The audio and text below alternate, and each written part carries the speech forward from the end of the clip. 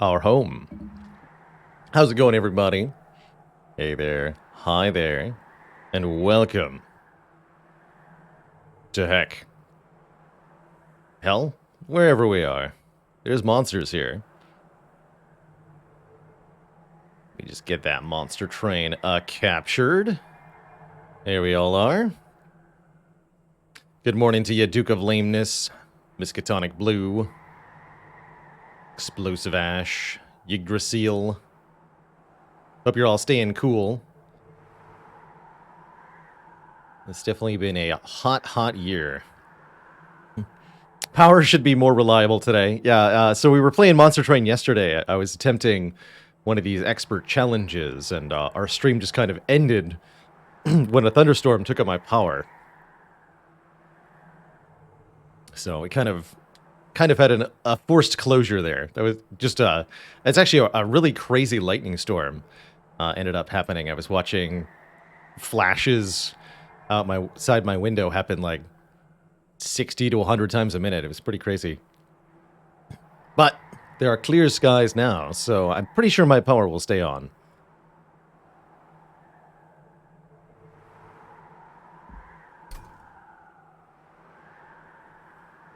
We're able, if we want to actually resume the run that got interrupted yesterday. I decided to not try to continue playing. But I'd rather have a continuous start-to-finish run. So we're going to make a new attempt at the same expert challenge that we were playing previously. I'll pick the same clans, since it seemed like it was actually going quite well. This is challenge number 11 on the expert challenge list of this game. And it has randomly targeted spells and random repositioning of units after combat. The Candle Children. Hey there, Steve with a B, popping in to say hi. I've got a Pathfinder game starting in 40 minutes. May the dice be on your side. Good luck, and have fun. Good to see you, First Dane. We got Votavary again, although no stealth tomb to use with the Votavary. 2 flash freezes, an unmastered card. That is not good for this challenge, and same with Purifying Cleanse, not particularly good. Definitely a worse start than what we had last time, but that's okay.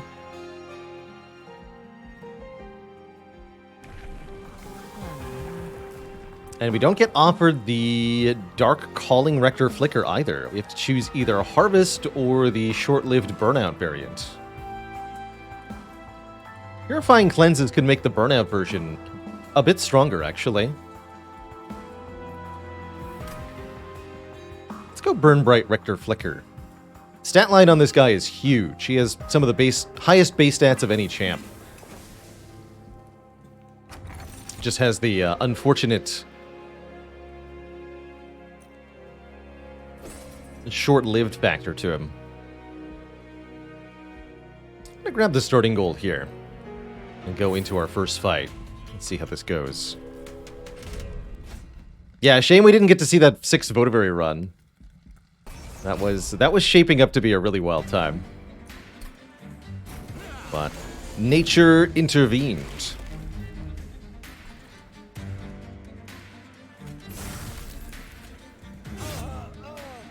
You get wrecked, sir. Rectored.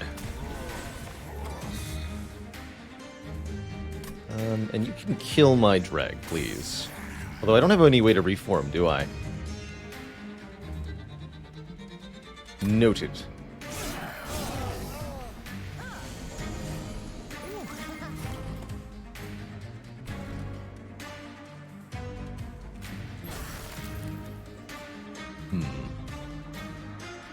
Again. But why? Why are you like this? Alright, you chump block, you kill the collector. 6-4, thanks for the Prime sub. Welcome to the Cozy Sub Club. Okay. There we go. Chump blockers, go!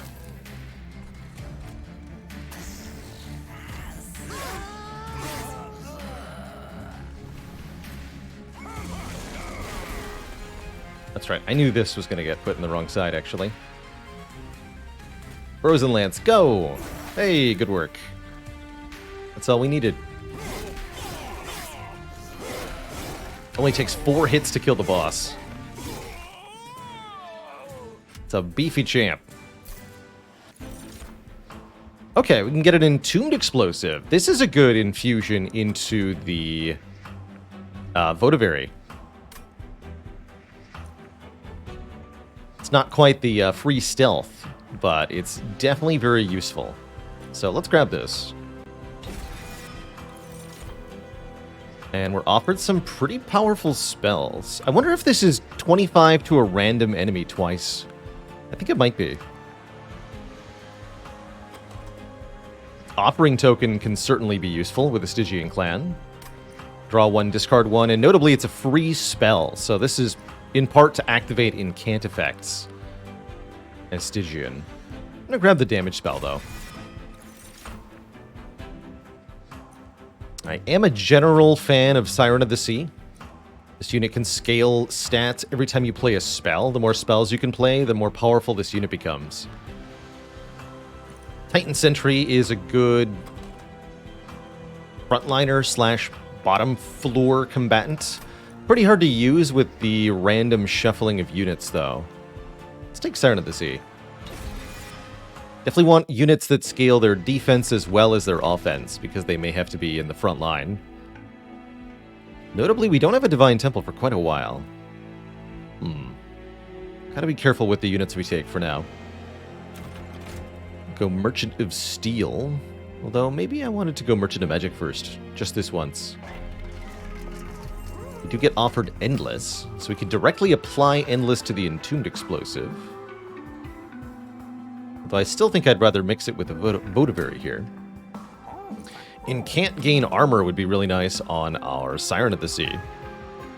I feel like this game needs better visual clarity. It's definitely one of the, I guess you could call it downsides of Monster Train's design, is that the popping visual style of the backgrounds and enemies makes it difficult to also clearly communicate all of the different gameplay effects that are going on.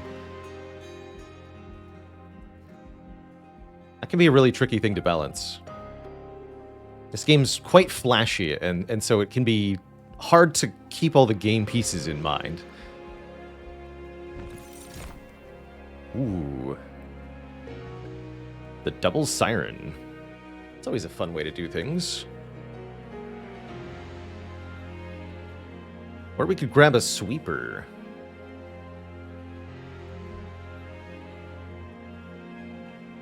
Apply Endless directly to the forehead.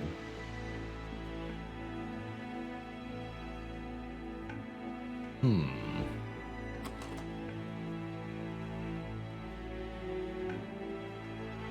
wondering if you want to grab either of these units as a unit to mix with our Siren to create a superpowered unit, or even a superpowered unit that we then go on to duplicate.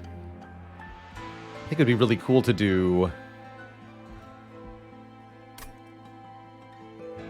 Yeah, paired Sirens with Rage stacking would be quite good. Let's see, when's our first Hell Vent? Here. So yes, we could fuse them together, get upgrades, and do the thing.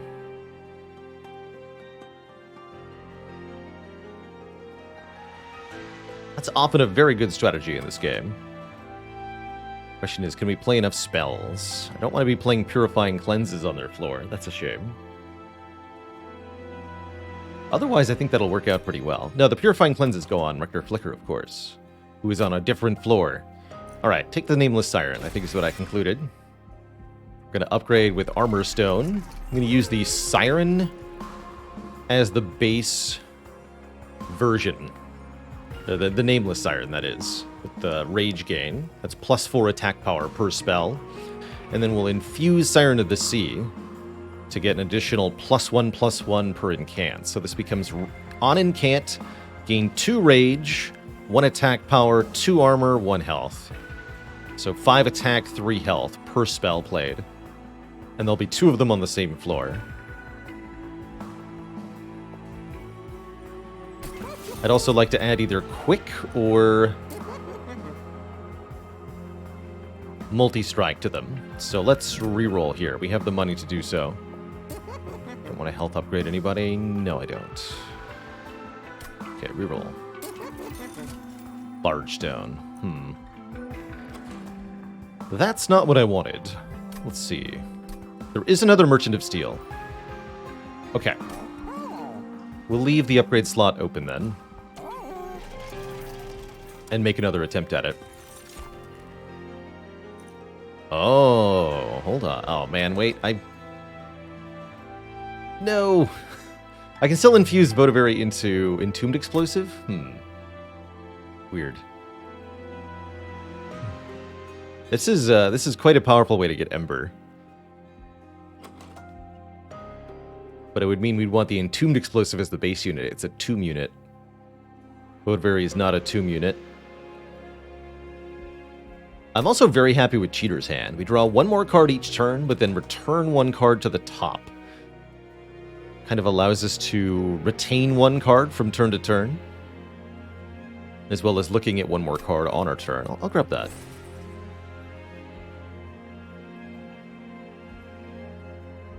Okay, so we're not spending any more money. Hopefully we can defeat this next fight. I think with Rector Flicker we'll have no problem here.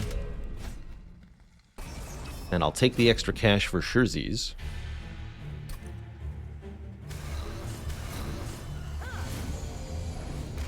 Would Hallowed Halls and a couple Siren Dupes be a win con? Or does Hallowed Halls kill them before they incant?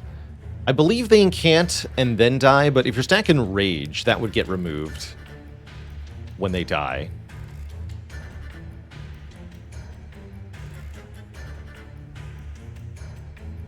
So this particular Siren doesn't want to do that. But if you just had Siren of the Sea, maybe even self-infused, that would work perfectly with Hallowed Halls spam. That'd be pretty sweet, actually. Alright, you're going to go on the bottom and start killing the beefy guys? Question mark. Yeah, you should do that. Rector Flicker wants to be on the bottom because of that short burnout timer. Whereas the Nameless Siren, I believe, wants to be on top of the train here. Ha ha ha ha.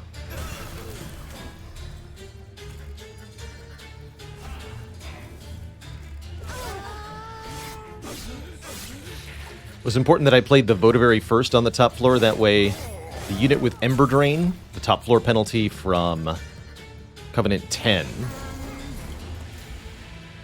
is the one that dies. So we don't take the Ember Drain energy penalty on this turn. I'll just put this over here. Good talk. And once again, we're going to put Votivary in front here, and I think I need to play a Frozen Lance on this floor. You seem like you're doing fine. Have some burnout. That is a big Disciple. And I'd like to be able to kill this stuff, too. Siren of the Sea plus Dreg could do that.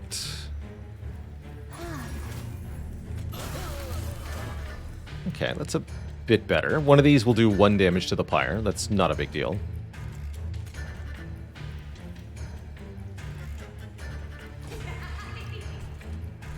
Got 4 attack power. Actually, then you should go in front this turn. Those both die. I can get this Train Steward to die this turn if I wish, or do 5 damage to the Forged Disciple. Sure, do 5 damage to the Forged Disciple, I suppose. Why not? Not too worried about this unit. We can kill them with Helical Crystallis, I'm hoping.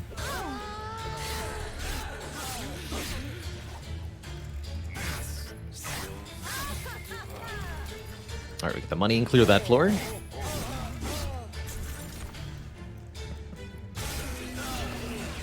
Lots of burdens here, though. Our burdens are piling up. Have that for later. Our Nameless Siren is not doing all that well. We still have a boss to deal with. Fortunately, Rector Flicker will be able to deal some damage to them.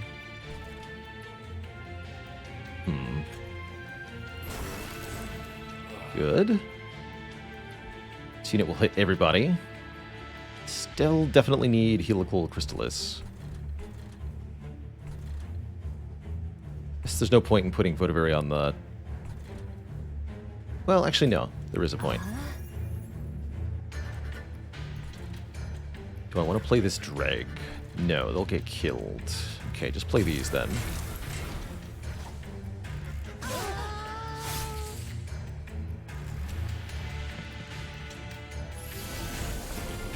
Boss has sweep anyway. Good talk. Alright, here's Helical Crystallis. Although notably, if we can kill the boss during this round of combat, it won't matter what happens on the top floor. This unit will never get to go to the pyre. As soon as the boss is dead, the fight is over. So for example, if we put Entombed Explosive... This doesn't matter where they go. That'll do 50 more damage to the boss. So all I have to do is find a way to deal 10 more damage to the boss. You'd think Helical Crystallis would be it, but it's, I don't think, actually guaranteed to work that way. Which does make me somewhat want to just play it up top. Purifying Cleanse, I guess, does help, even if it whiffs. Easy every time. Alright, good talk, we win. Easy every time. That was awesome.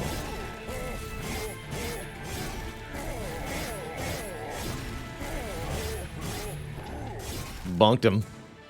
RNG, never heard of it.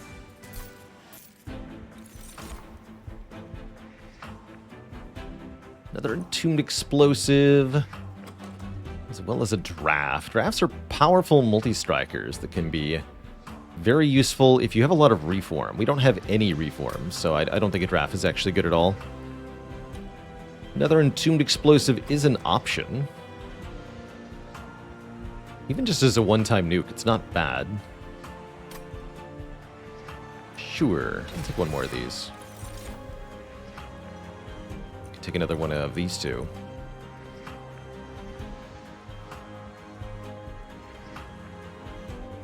I'll take an Ice Tornado. I like the powerful spells of Stygian. I think they're quite useful. Okay, another Merchant of Steel. Again, we're hoping for quick or multi-strike. That's the dream here. Here's quick. Quick will do. That means we attack before the enemies do, and I like that for rage stacking units. Means we only get 2 attacks, which is a little questionable, but our defensive presence is significantly higher. Yeah, that's good.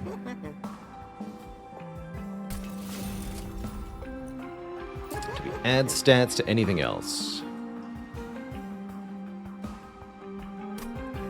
Don't think so. I could reroll for one of the burnout upgrades to put on Votavary, maybe. But I don't think it's that important. I think I'd rather just keep the money.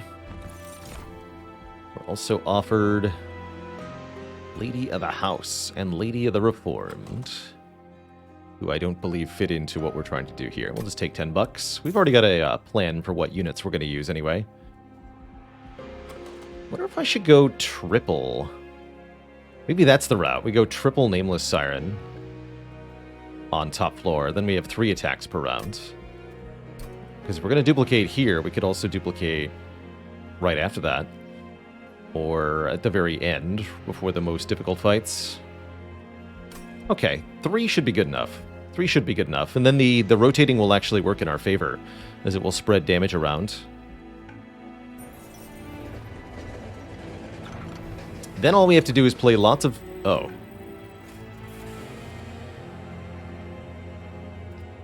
Lots of spells, I was going to say. Am I ready to duplicate anything here? Votavary again. I don't actually think we want to duplicate 5 times.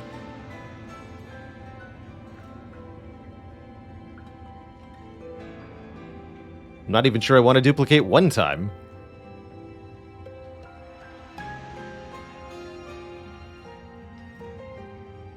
It's actually kind of rude to be offered this event before the first Divine Temple of the run.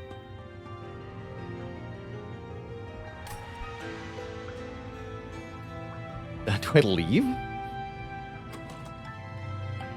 I don't want more sirens. I'm gonna fuse Siren of the Sea into the Nameless Siren, and then I guess we could fuse Nameless Siren into Nameless Siren, so that we get more offense, less defense. With Quick, that's kind of a good thing. Is this Seraph the cleansing though? It totally is. So yeah, we want the Siren of the Sea infusion instead.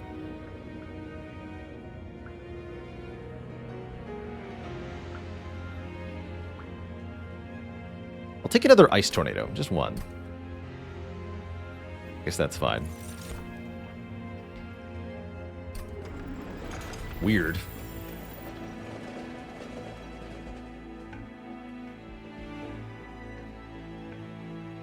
Only we hit upgrades on those.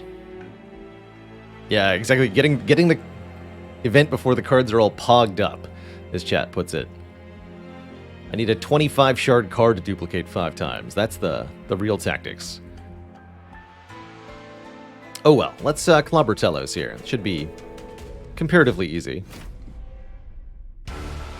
I hope.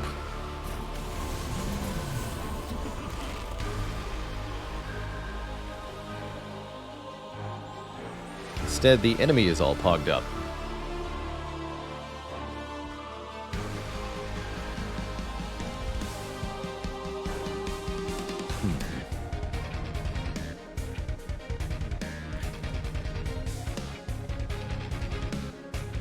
Why are we playing the spells on the Siren's floor?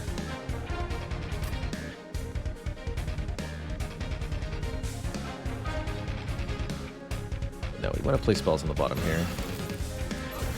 Good. Okay, that's much better.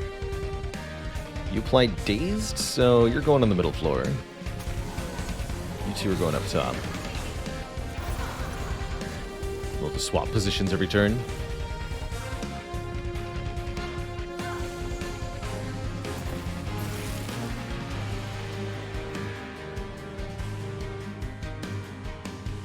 We can throw a drag down as a sacrifice.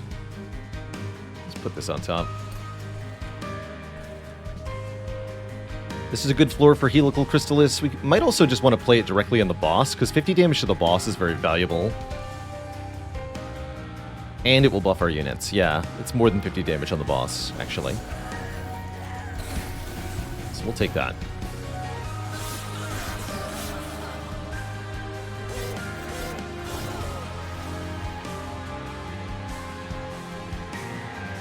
We don't draw one of our Purifying Cleanses here. This could be bad. Yeah, we're going to lose Rector Flicker. And then both of these are worthless. That's going to make this fight a lot tougher. Unfortunately.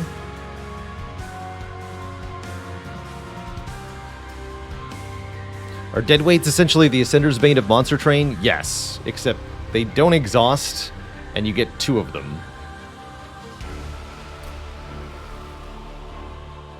Because the game is rude.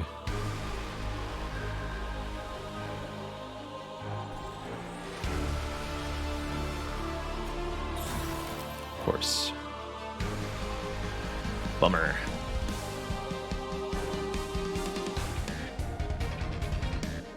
Alright, play this on a random target. Boss is a valid hit for that, I guess. It's good damage, if nothing else. But I really wanted to clear out these units. Let's use an Entombed Explosive down here, because I want to kill something that has 50 health. With the bomb.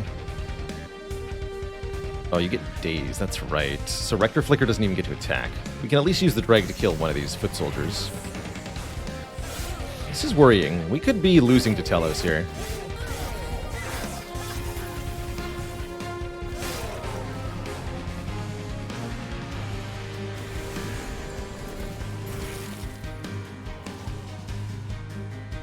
Let's not be hasty now.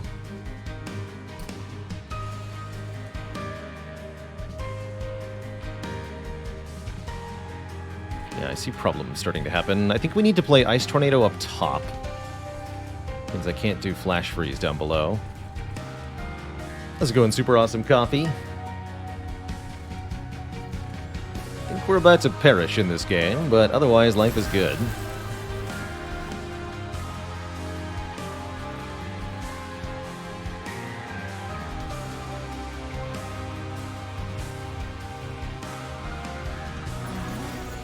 Put the Entombed Explosive on top. This is quite bad.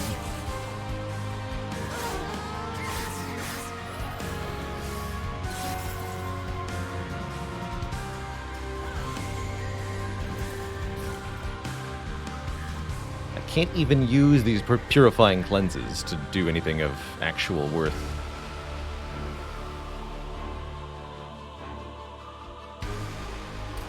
Because they'll apply burnout to my own units, and I don't want that.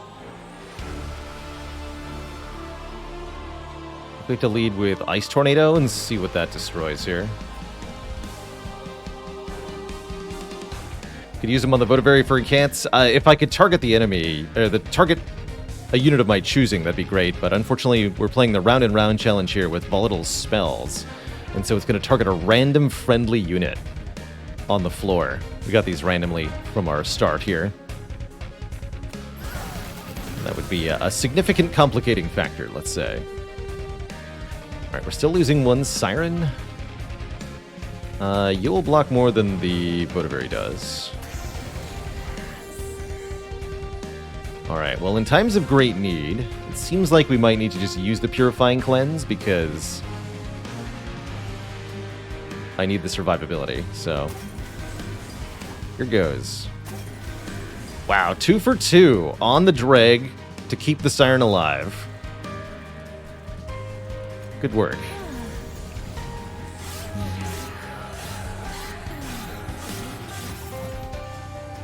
I think we're still dead to the boss, though.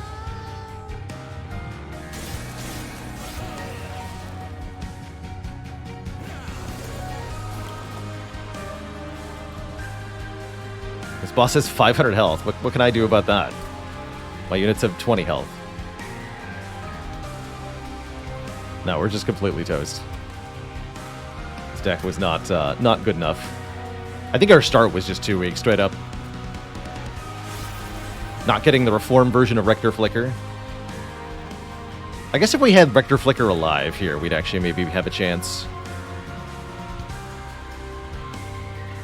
But we did not do that successfully.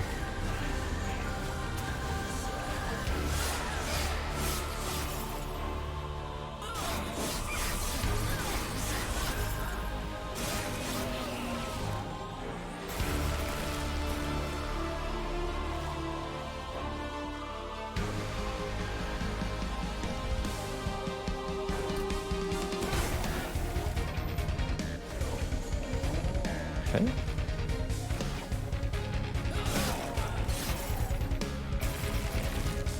Yeah, we're gonna do a whole 93 damage. Good for us. With spells, we actually make it to 200. So yes, Rector Flicker would have made the difference here. So we got hosed on the draw order, but again, more importantly, I think we got hosed on the starting cards.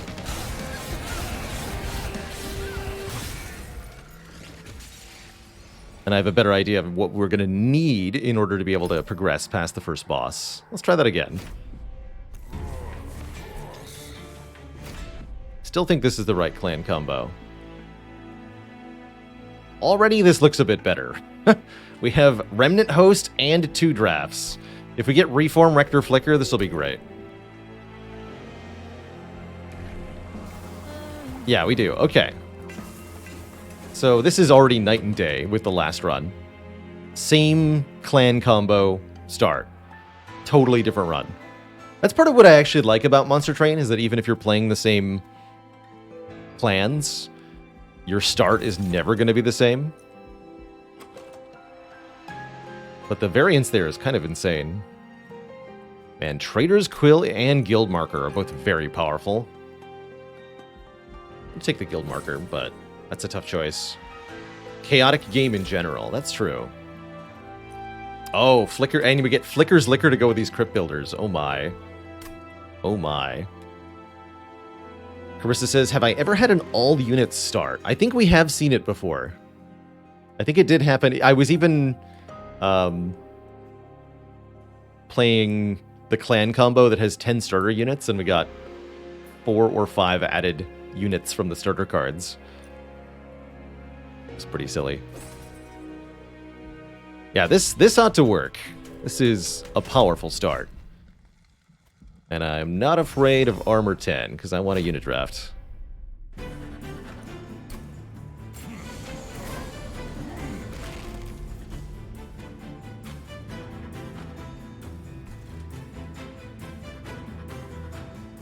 Kind of a bad matchup here, though.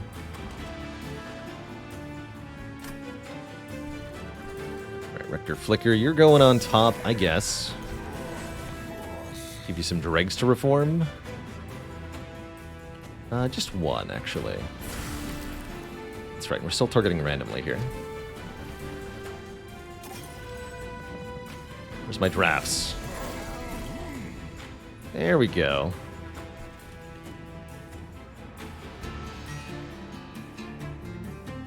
So every time we play a unit, it'll make a random card free. I guess that can hit other units too, huh? Absurd. Yes, it can.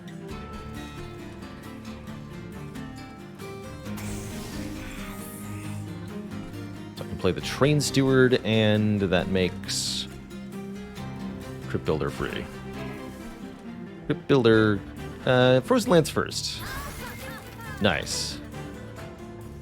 In that case, I play Crypt Builder down here, I think. Incorrect target.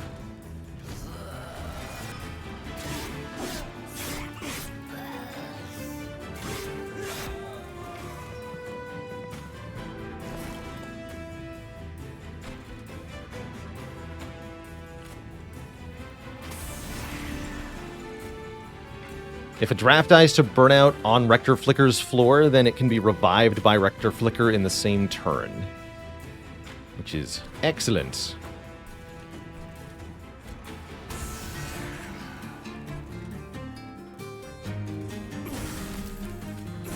Have some spikes to the face.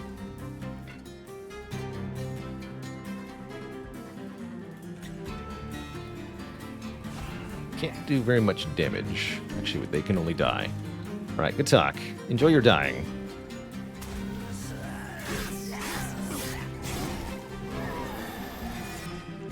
The power.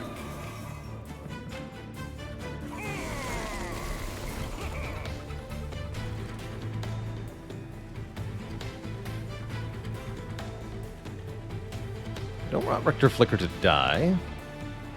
That's illegal.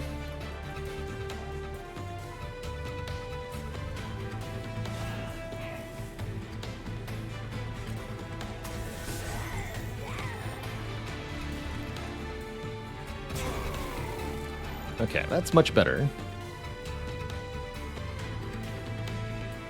Here. Get killed immediately. Please and thank you. Let's see, you've got Burnout 2. You should be another chump blocker if possible. Perfect.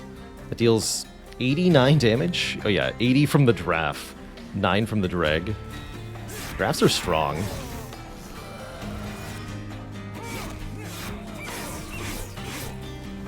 Have I played Bastion? Yes. Bastion was the first Supergiant game that I played, and I very much enjoyed it.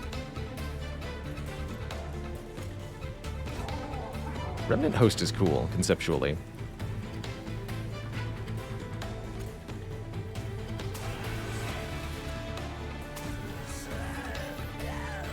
I think that's... I don't know if that's the right positioning or not. Only one way to find out.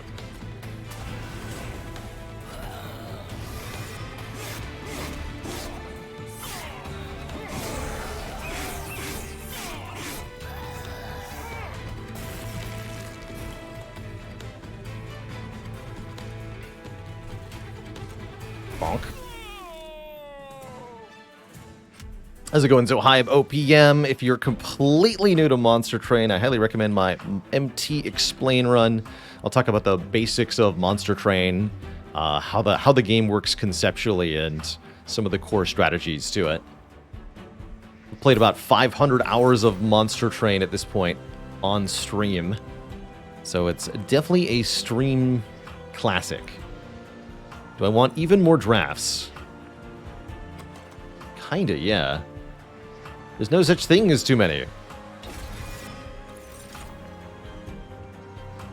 And Ice Storm is a certified powerful card, especially since it's not penalized by the random targeting effect. Be a good recipient for some spell power boosts. I'll take that too. Conversely, in Slay the Spire, I'm sitting at about 7,000 hours. So I've played 14 times more Spire than this. I've played a lot of this game. Doc Tan, thanks for the Prime sub of the 4 months.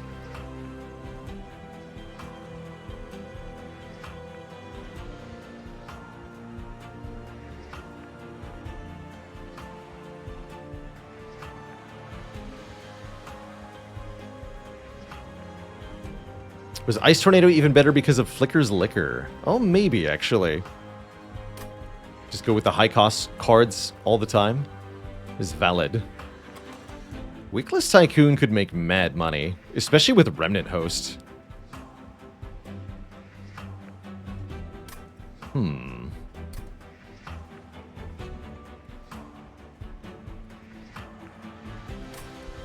me... Oh, yeah, and we have Guild Marker. Yeah, give me mad money. That money will go 25% further. And we have no Merchant of Steel ahead, so let's take the Merchant of Steel that's now. See what our options are. My advice, always look at the upgrade first, see what's available. I see Endless. We can make Endless Remnant Host, which is very strong. That is a way to mass farm money off of the Tycoon here. Basically, tower defense deck building game. Exactly. Exactly. One of the key concepts in Monster Train is that the enemy units will waltz past your own and head up to the pyre, no matter whether your units are alive or not. That means offense strategies kind of dominate Monster Train because keeping your units alive is not enough. The enemies will simply walk past you, tower defense style.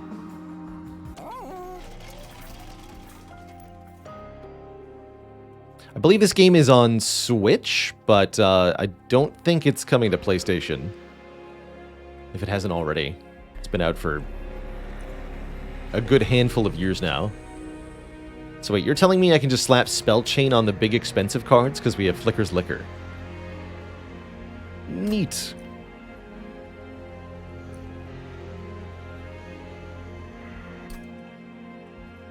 And what's the infusion of... It adds the Extinguished Summon 2 draft onto anything else. Interesting. I could even have a draft that summons more drafts. Very interesting. Alright, let's look at Remnant units now. Paraffin Thug gains money when they kill stuff, or Paraffin Enforcer applies rage to friendly burnout units. Yo, what if we did... What if we did Paraffin Enforcer / Wickless Tycoon? That seems kind of cool, actually. No idea if this is going to work, but I can't wait to see it. That would make them pretty good with Quick, notably. But I think mostly you just want to give them hit points at the moment.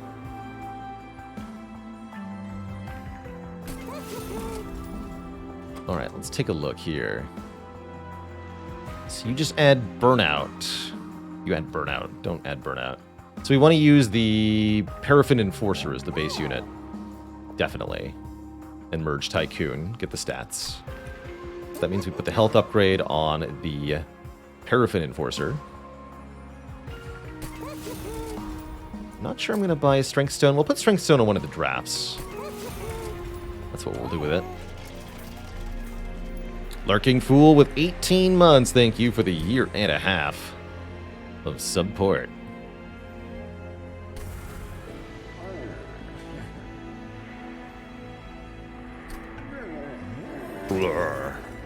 So one unit gets fused with another here. Do I Spell Chain the Crypt Builder? Is my only remaining question. I think that I do. That seems pretty good. Onwards.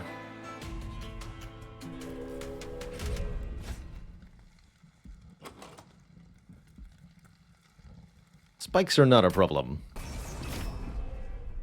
Not when you're Remnant.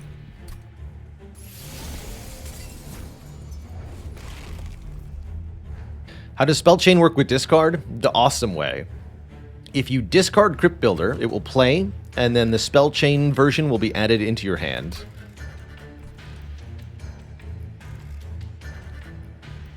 Pretty sweet. Oh, these guys are aggro, though.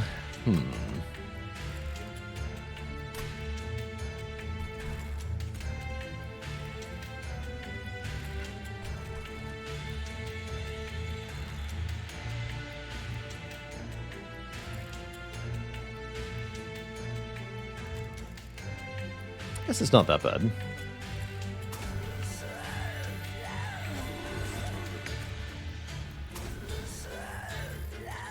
That's right, you healed 10. Okay, so we'll have to deal with this nasty wave with our spells or something. We'll get stuff to reform, fortunately. Not going to play the Steward.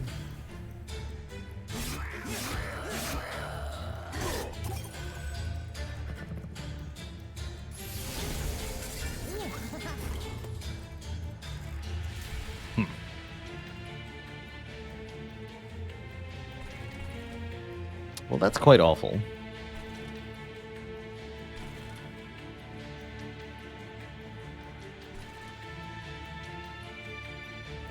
We can play both drafts and both Frozen Lances, which I'll play on this floor. Mint Pods only, thanks for the tier 1 sub. Welcome to the Cozy Sub Club. I think I want to put one draft on top, one on the bottom. No, maybe we should just put it all on the bottom. We can kill a lot of stuff here, yeah? And he'll still get the money from them dying. Yeah, we want to put these on the bottom.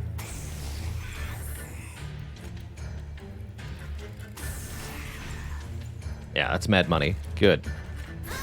That's also mad money. Oh, 2 for 2. Easy. This game is easy. Miasma Plasma, thanks for the 51 months. How the time flies.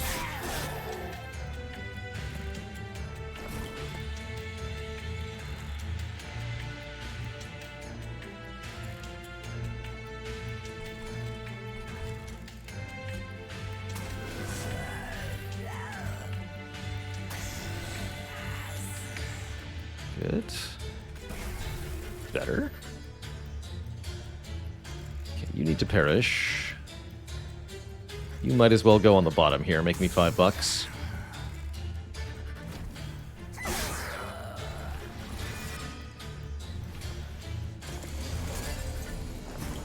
Are you extra tall today, sir? You seem big. Seem like a big boy.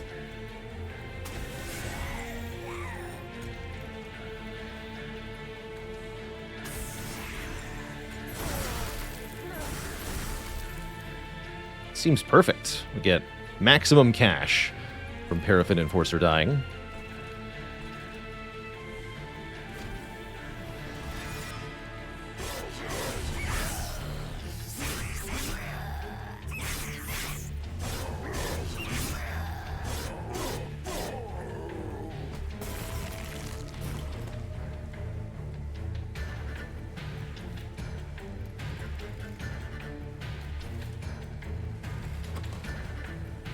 So there's a chance we can make a little bit more money with the Paraffin Enforcer here.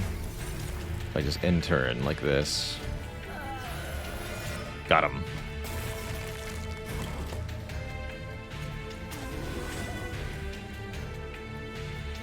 And then I don't think you actually die. No. We get 5 more bucks. $5 bucks. And then a lot more. We have 255 already, and what's that? Another draft? Get in here. Why do I play the game on normal speed instead of speeding it up? I think I'm on 2 out of 4 speed setting, and it's for watchability reasons. If the game is already very kind of visually noisy, and I think if you run at maximum speed, it really becomes watchable only to a very specific type of viewer. A lot of people would be very turned off by max speed Monster Train all the time.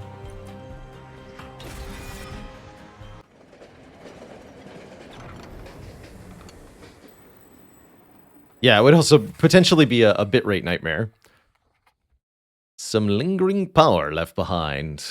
Having a lot of shards can give you access to events like this, where we get to choose a divine artifact, giving us a bonus to our units of some kind for one battle, the next battle.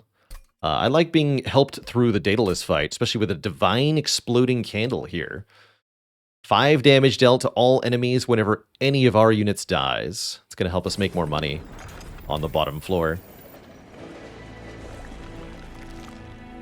Yeah, exactly, Carissa. I think max speed would only be watchable if you've played a decent amount of Monster Train yourself. Otherwise, it just looks like chaos. Not that chaos is necessarily a bad thing, mind you. So what are we planning on doing? I would love to dupe a superpowered draft or something. Although I can't do that unless I make a superpowered draft. Which I don't currently have. So, noted. We have our infused unit, the Paraffin Enforcer. We want another Merchant of Steel upgrade on him too. So we're definitely going to go Merchant of Steel over Hellvent Remove 2. That's a bit of a shame. Maybe I don't need to do that. We'll think about that a bit more. Definitely like this option, though. So, Merchant of Magic or look at a Herzl's Horde is the current question. I'm thinking go to the Merchant of Magic. We'd love to upgrade Ice Storm. We'd love holdover on Offering Token or something. Heal 20 ain't bad either. Double stack. Do I have anything with status effects? Apparently not. 10 magic power is pretty good, though. Cost reduction on something like Ice Storm would be welcomed. I don't need a cost reduction on the Crypt Builders because of the Flicker's Liquor, thankfully. Let's look at the artifact first. More max health on our champ. Daze enemies that hit the top floor is really helpful for this build. Or chance to remove buffs from enemies, spikes, shields, etc. I'll take Light's Gift.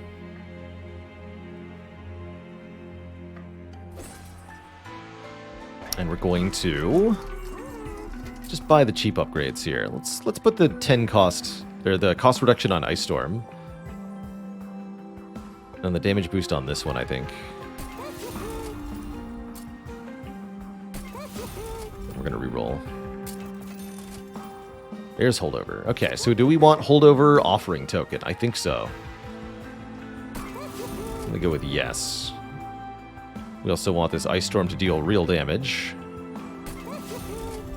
And I don't know if I care about Emberstone on a Frozen Lance.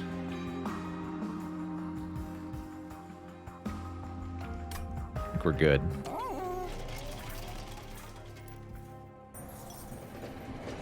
And indeed, things that are already 0 cost cannot be targeted by Flicker's Liquor. Do you want one of these? Automatic Rail Spikes or Spike Driver Colony? Interesting.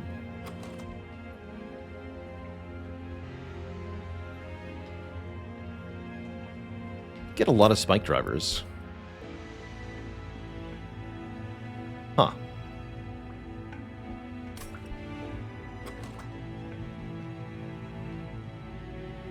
And there are 0 cost units. This is a pretty good use case for Spike Drivers, actually. Yeah, they're like more drafts that cost 0. I think that is a good thing. I think that's the thing I want to try to do. Give me these. Can I go infinite here with host? What, do you infuse the remnant host into Spike Driver Colony? And then each Spike Driver Colony summons drafts when they die? That's horrifying. That's kind of horrifying.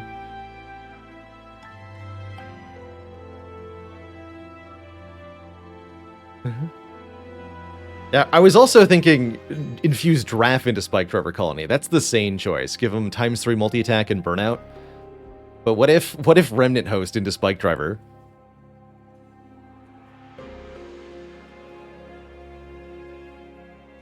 I played much Hearthstone? No, I've not played any Hearthstone.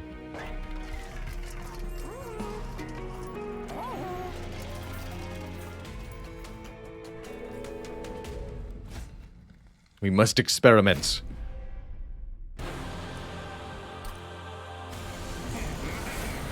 Mad science gone wrong. We've already got good stuff happening down here. All right, Paraffin Enforcer, show off your shenaniganry.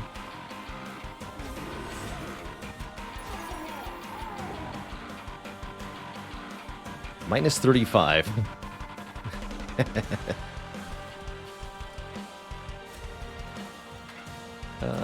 can be here, I guess. You can come down here.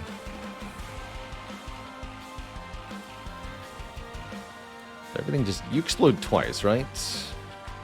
Yeah, so we want another thing that gets exploded on. I suppose, like this.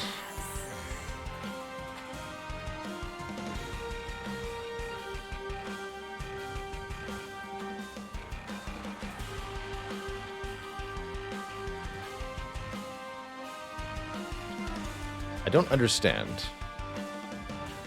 Oh, because these... Oh, I see what happens, I think. Double explosion hits you. As they die to the regular attack. Oh, because the timing of the spawning is weird, that's why. That's odd. But I'll take it. Divine Exploding Candle, making that even more chaotic than normal. I like it.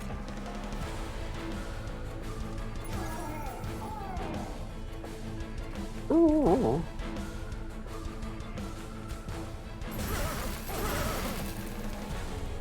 Many monies were had. This could make me money, but I wanted to hit Daedalus instead. You can make me money.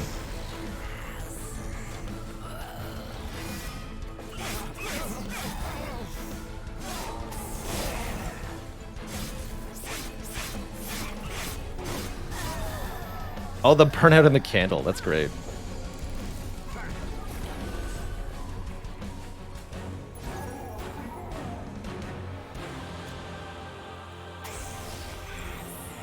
Get him.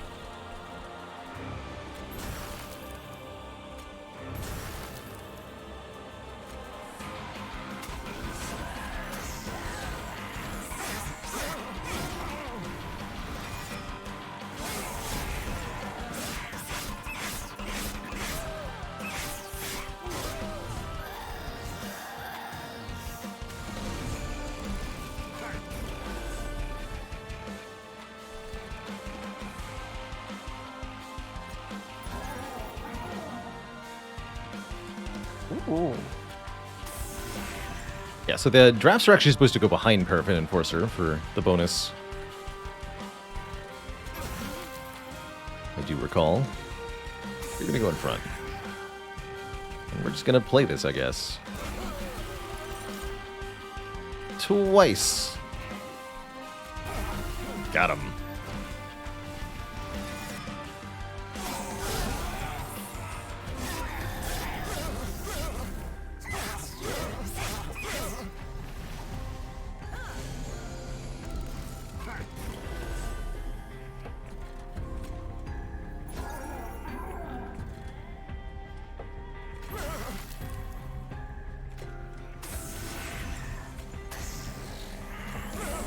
Bonk.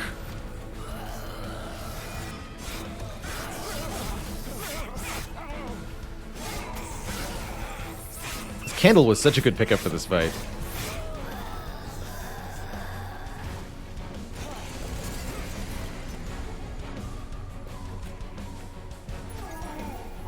Poor guy never stood a chance.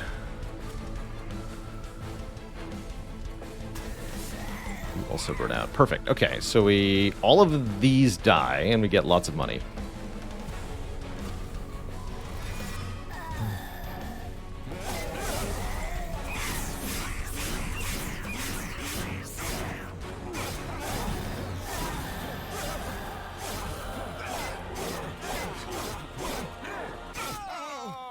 Good fight. All the way back up to 350 cash. We're offered hallowed halls. Kill all friendly units on a floor. Reform random units to the floor until it exceeds its capacity. It's very excellent with the type of stat scaling we're employing. It's going to be really ridiculous with the spike driver colonies. Actually, maybe that's a good reason not to infuse Remnant Host into them, actually, because this would be really bad with that. Could also take Wickless Recruitment. Indeed, see Hallowed Halls, take Hallowed Halls, even better with Flicker's Liquor and the 2 cost not being a problem.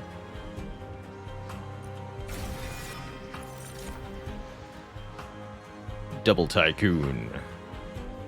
I think we're quite happy with what we have. We have our champ, we have our money-making unit, and then everything else is what actually makes the bulk of the utility we have. Let's just skip this. We're going to take Card Draw, first and foremost. Makes Flicker's Liquor extra strong. More capacity is something I could see us taking from the second boss. But we want the Card Draw first. How much money is too much money?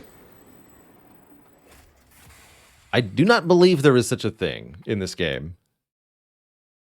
Oh my goodness, you offer me Broken Wheel? I don't think this deck can take Broken Wheel, as much as I would love a lot of free purges. I don't think we can take Broken Wheel and actually functionally do anything. That will just delete our entire deck. Last time we tried the Judgmental Fittings, we lost. This feels like a situation we might be able to handle it. But yeah, giving enemies damage shield was spooky.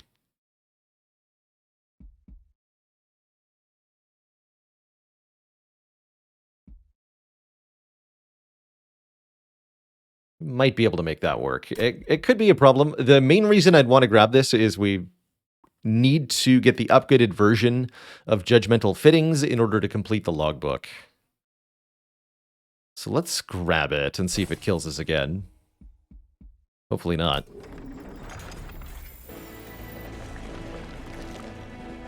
Cracked Helmet.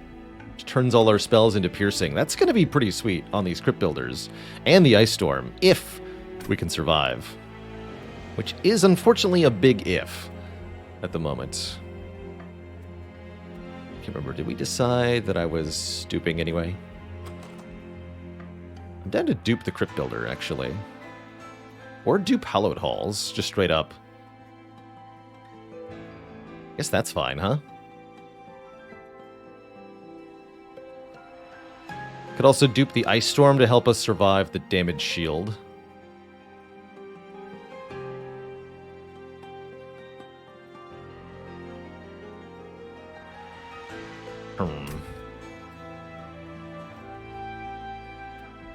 The Divine Temple is here. So we're going to get even more shards? Yikes. We might be in for a really bad couple of fights here. Definitely removing 2 stewards feels mandatory.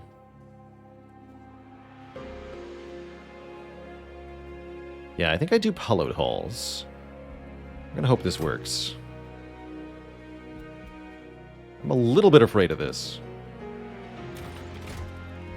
Just a bit. Okay, remove 2 stewards, first and foremost. That will help a lot. Look at this and skip it. Upgrade our champion to add more additional damage bonus. That's pretty powerful. Could make the champ have burnout. That doesn't seem like a good idea. We do have Light's Gift.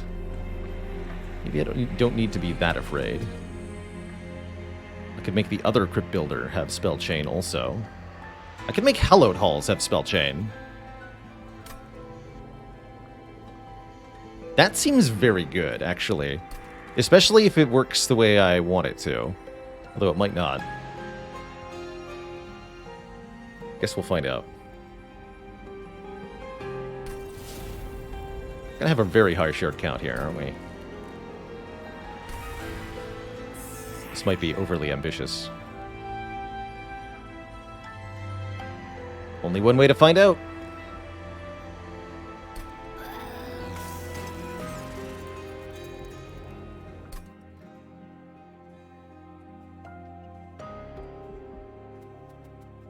To say when you play a unit. I do not know what exactly that means. How much replayability is in Monster Train compared to Spire? A ton, still. I wouldn't say it has more replayability than Spire. I don't think really any game does, but there is a beautifully detailed logbook with a whole lot of things for you to fill out and complete in this game. And just filling out this logbook completely is a several 100-hour endeavor. There's a lot to do. The Absolute Zero, thanks for the 6 months of support. I'm your favorite background everything. Why, thank you. Do I take additional layers of Spell Shield? It sounds really tricky. I don't think I can take the trial here. And I don't think I need to. Let's not. Let's not push it. We're already playing with extra damage shield.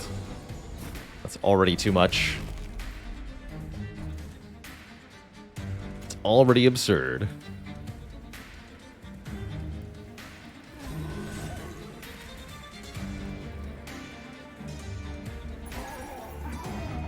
So they just kill the newly summoned units, I guess, huh? I see.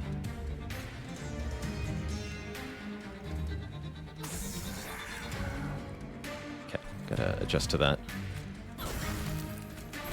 You had 2 damage shield. Thanks.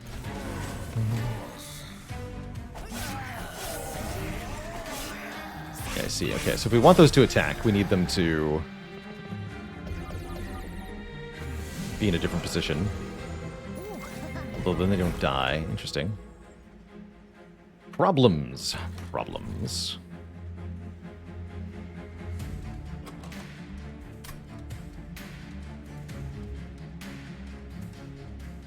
Do I start Hullet-Halsing Rector Flicker himself? Don't know that I want to do that. Tricky, tricky.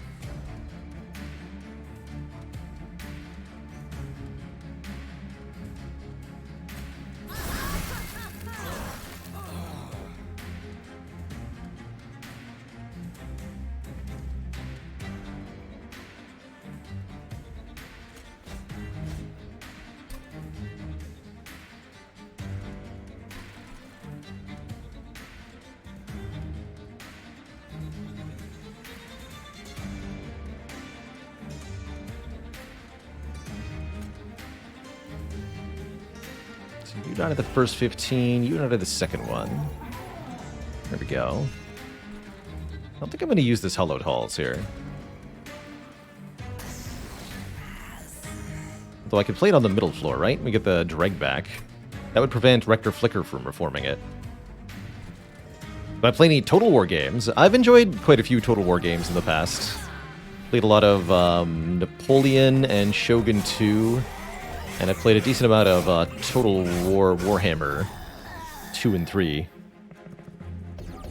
Enjoyed those a fair bit.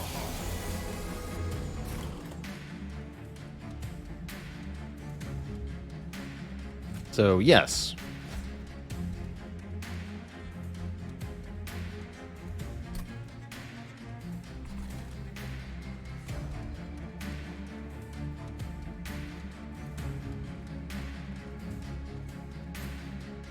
Interesting.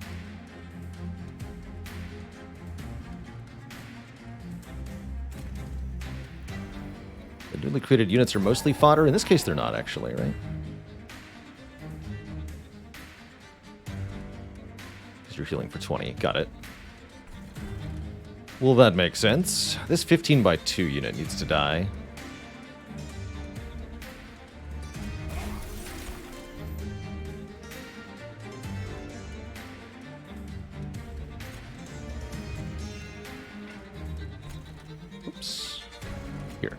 Back.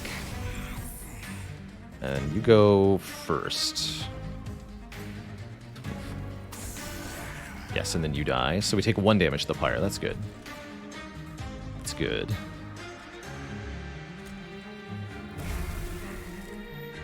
Valid. Let's go behind the rage generator. Do some damage.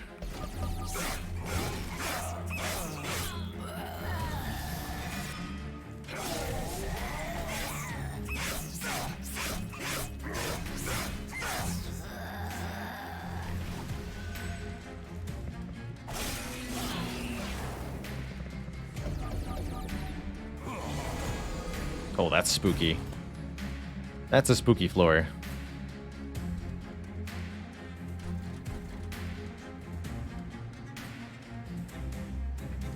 These two have damage shields.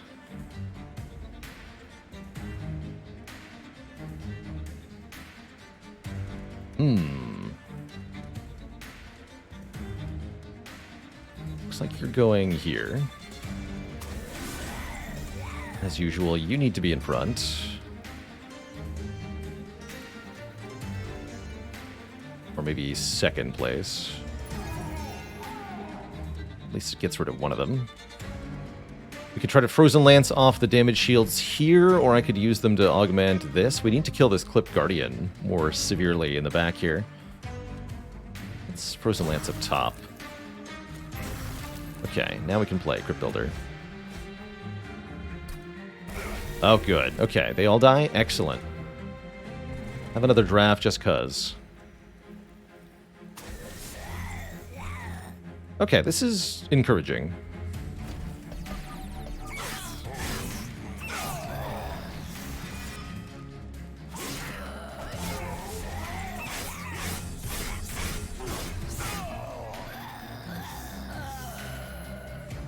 Bleh.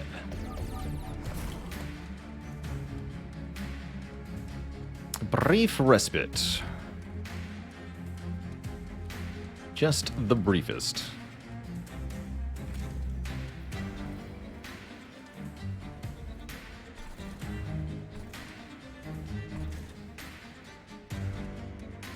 I think it might be time to use Hallowed Halls on the bottom here.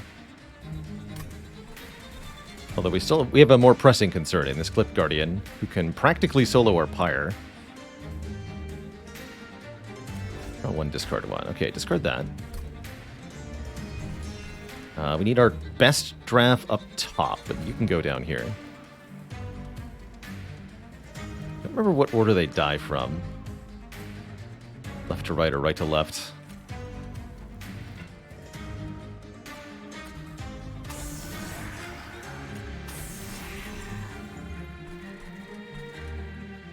Right to left. Allegedly.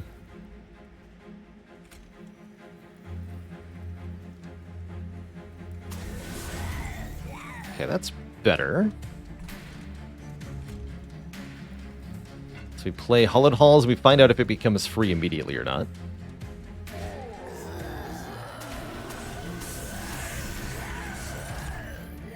No, turns into 3 costs, so we have a unit saved. Play it again, we can play Hallowed Halls again.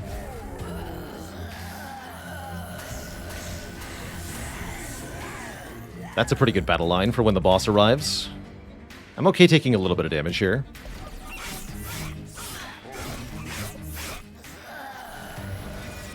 Front to back.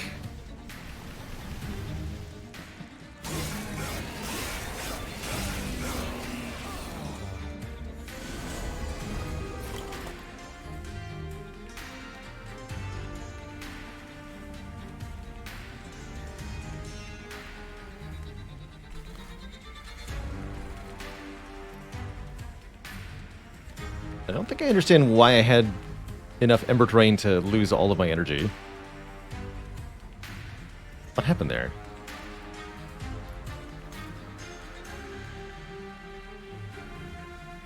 And why does the boss have Ember Drain?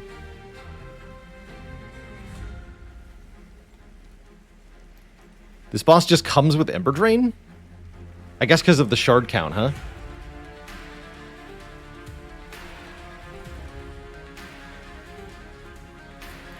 Odd.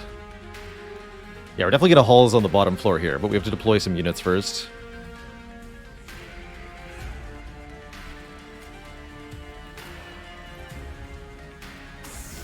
Can be 3 Ember Drain at very high shards. Terrifying. So the boss had 2 Ember Drain. And then we had 1 on the top floor. Okay, that's why I had no energy. Interesting. Interesting. Here, you play and get killed. Although, yeah, I can play another card. Good. So yes, front to back.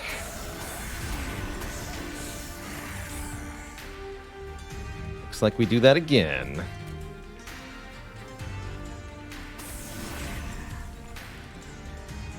Hopefully it's better. I assume it will be, because the stats all go up. Play this also.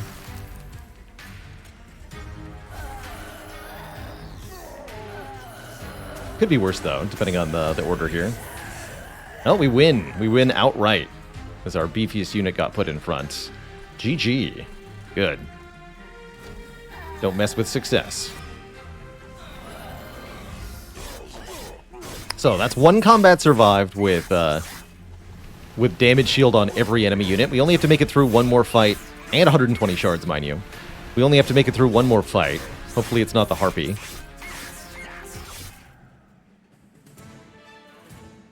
Or the Sweeper boss. I guess we don't have great odds. Stealth boss, please. And take resin removal, just in case it is the stealth boss. Easy. Urchin Spines. Not bad, not bad. Although it won't really help in the world where they all have damage shield, which is next combat, which is what we mostly need help with. I could take another Ice Storm just to remove damage shield from things, but then it would be kind of bad afterwards. Still good with piercing, yeah? I guess it is. Okay, let's grab it. Let's grab it. And let's grab some upgrades at the Merchant of Steel. A couple important ones we could find.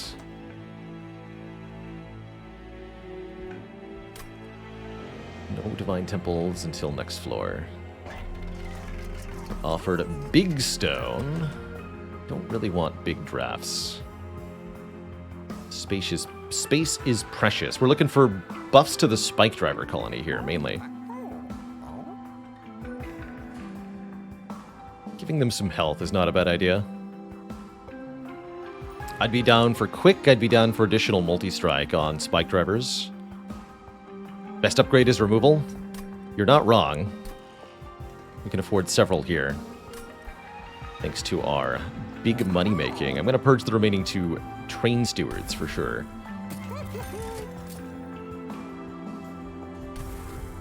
I think we're going to ignore Large Stone. What we're going to do is apply health to Spike Driver Colony.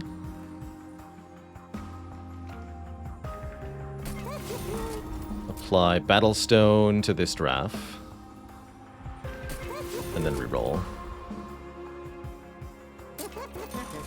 Endless. Unfortunate. Do I want anything else to be endless? Not really.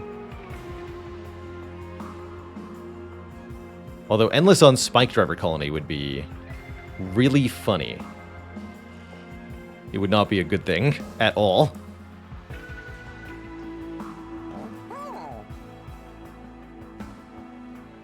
But it would be really funny. Alright, so I think we just give them a Strength Stone. It's not much, but it's fine. Burnout 1 on Remnant Host would be excellent. We'd love to be able to do that. Not an option, sadly. Let's give more health. And maybe one more Purge. We're going to go to the Merchant of Trinkets next floor. Let's do one more Purge. Use one of these useless Frozen Lances. Arguably, the Dregs are equally useless. We'll keep them for the moment. And check out our artifact here. Gain a random unit card. That's 1 pip.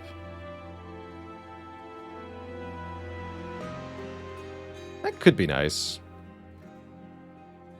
I think we'll have other stuff to play. Let's just give enemies a slight penalty. That'll be a big deal if we're facing the self-made Harpy, actually. And we can give 10 additional health and Heartless to all of our units. Although, do I actually want that?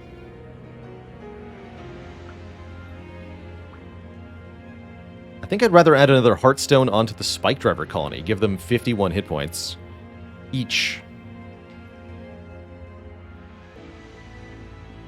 Mostly because I don't want to add 10 health on the Remnant Host here. Although I guess it's not bad to give the drafts more health.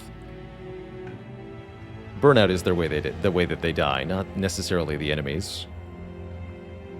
So I could see either the Heartstone or the Petrified Heart being the right pick here. We're also finally ready to start duplicating our Spike Driver colony. Will it apply to the drafts from the Remnant host? Yes. And no, I'm not considering the Blood for Blood artifact. I don't think this one's as good as buffing our units. I don't think the Pyre will be killing much. Hopefully not, anyway.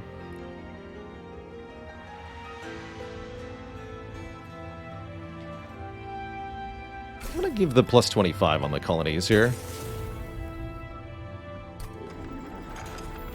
I like that a lot. Okay, if we can survive this battle, things will get easier. This is where we might get broken, though. It is the sweeping boss. That's a problem. That is definitely a problem.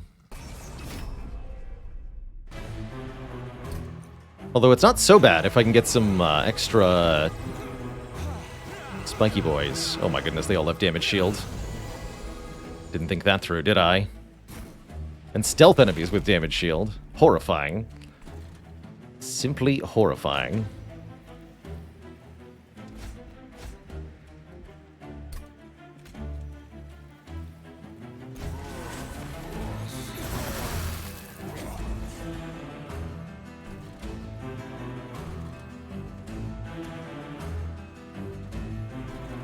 They're all so strong. Why do you have 24 attack power?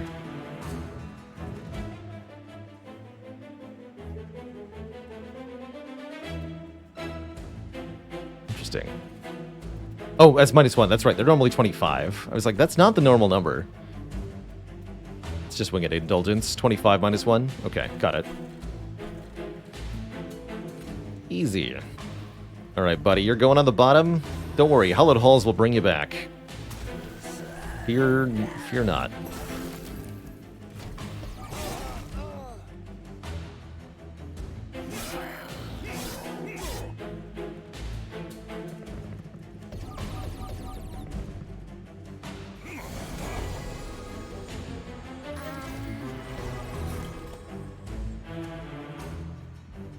Oh, right. Resin removal also removes, guess what? Damage shields. Easy. Forgot about that part. Here's Hallowed Halls.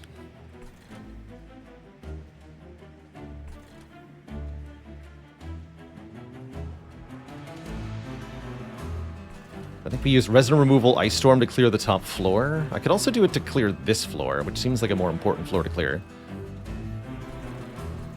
Nah.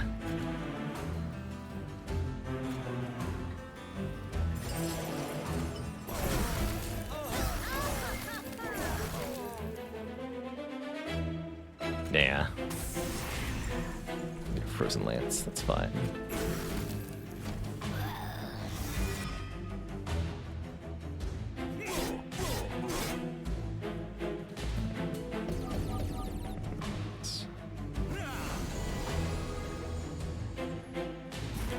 Three waves, got it. Alright, you're here to help right now, buddy.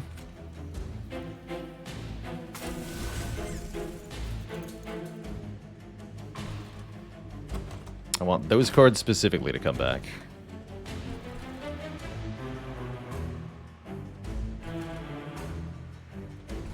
Can't even see anything here.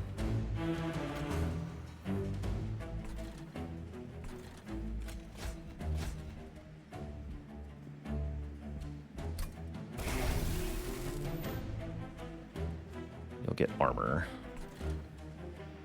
I used the wrong units. What a shame.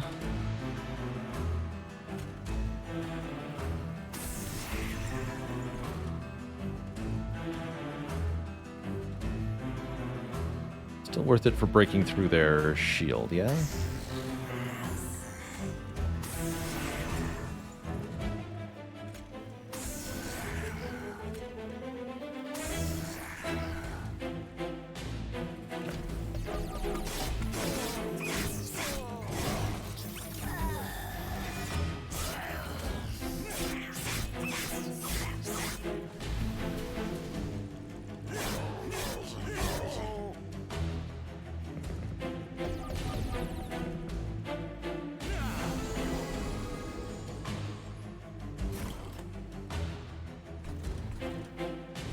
good in hollowed halls this year.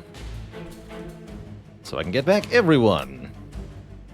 In fact, that maybe means I want to hollowed halls the spike driver colony. What do I do about this floor, though? You crypt builder, silly.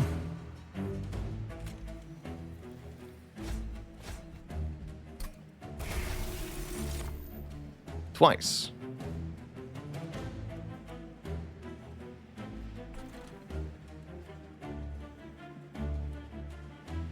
I see.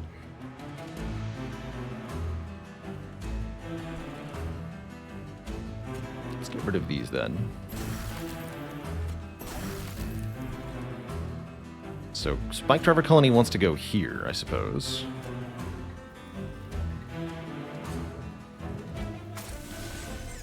Then we can play Hollowed Halls.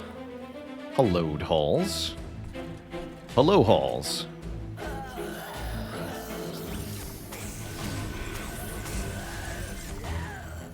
And we get another Hollowed Halls, which we can use to kill another thing.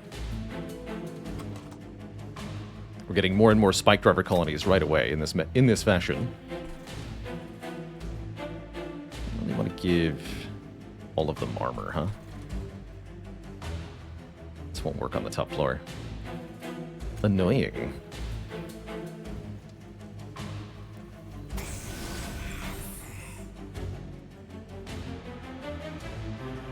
I understand. It's not going to be too much damage, right? No, we'll be okay.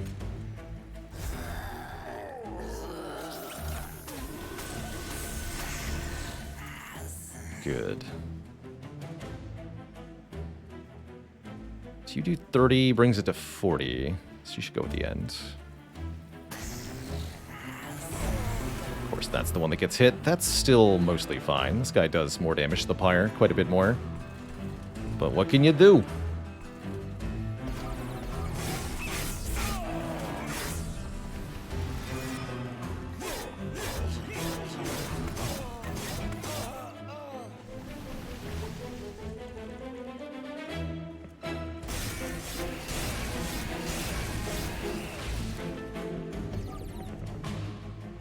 As long as that's the last of it, we'll be okay here.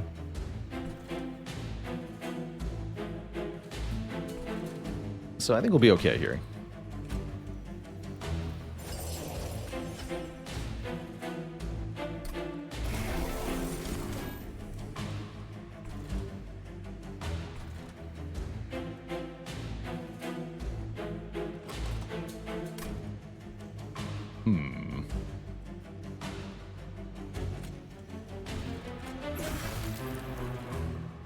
I really love playing powerful units on the bottom, but...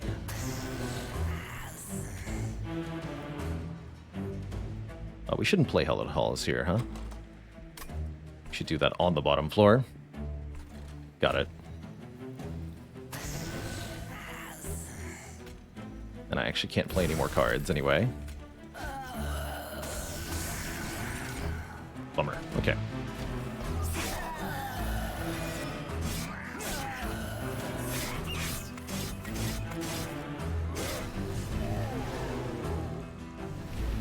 Sweeping Boss arrives to great fanfare. It's 22 stacks of lifesteal to further complicate issues. But I have some Spike Driver colonies that I can use.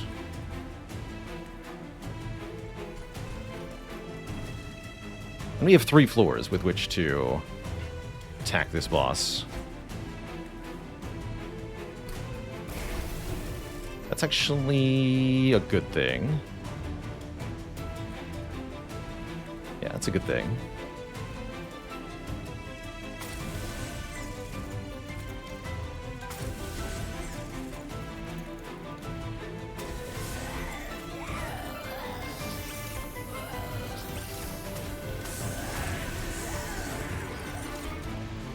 That already does 300 damage. Let's play that again.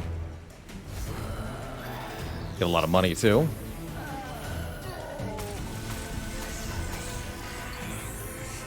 Does about the same. Different set of units, though. And now they're more powerful when we reform them. And I don't want any of this. Currently, I only have 1 unit coming back. Yeah, that's fine.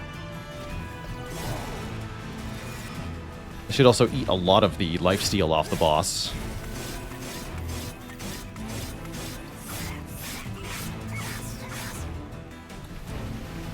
Each target they hit with a multi-hit with a sweep attack will count as 1 lifesteal. Okay, so 8 lifesteal, 600 health left. Where's my units, though? Hello? Here we go. Not a huge fan of that.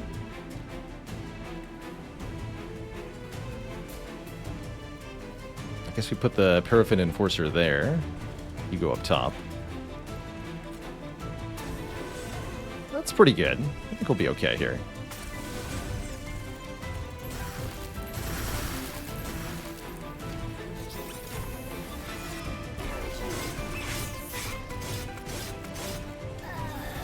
Close, though. Definitely close. You can see we needed to be basically exactly as strong as we are to get through with the Judgmental Fittings. You are super strong. Good. Gonna remove the boss's lifesteal here. We're already winning. Okay, cool. GG.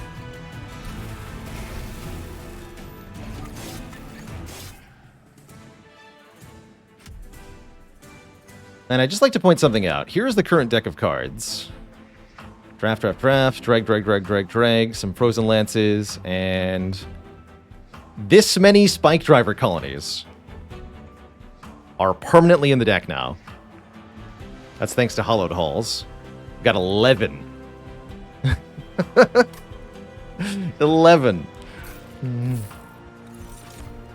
And they're all about to get very strong. Are we going to be okay? Oh, yeah. Are the enemies going to be okay? No way. No, they're going to have a bad time. This colony goes to 11.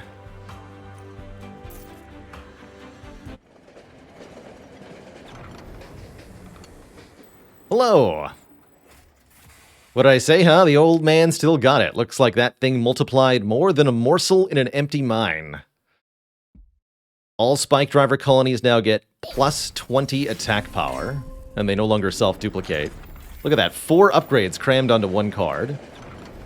And Malika is also here saying, you win your prize, get the Cracked Helmet. All damage spells now get piercing. And I think this is unlocked in the logbook, even if we lose the run. We don't have to do this ever again. Because it should be... It's not the correct time to click the logbook button, apparently. Should be here. Yeah, filled out now. Damage spells get piercing.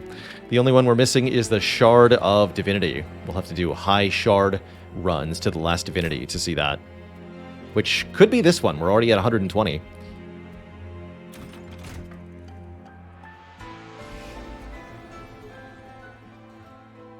That's a lot of Spike Driver colonies. Okay, dregs can definitely go.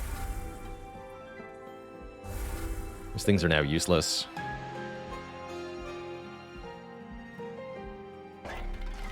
Are we winning? Add Burnout to the Remnant host with Melting Spout, although it too seems like a unnecessary unit at this point.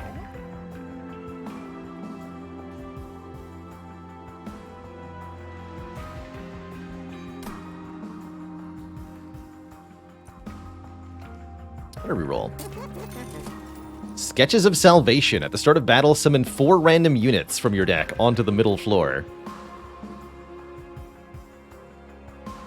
Okay. Sure. Bottom floor days could be helpful too.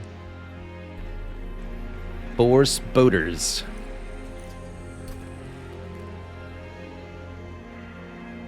Could add Spell Chain onto Crypt Builder with Piercing. That's probably worth it, actually.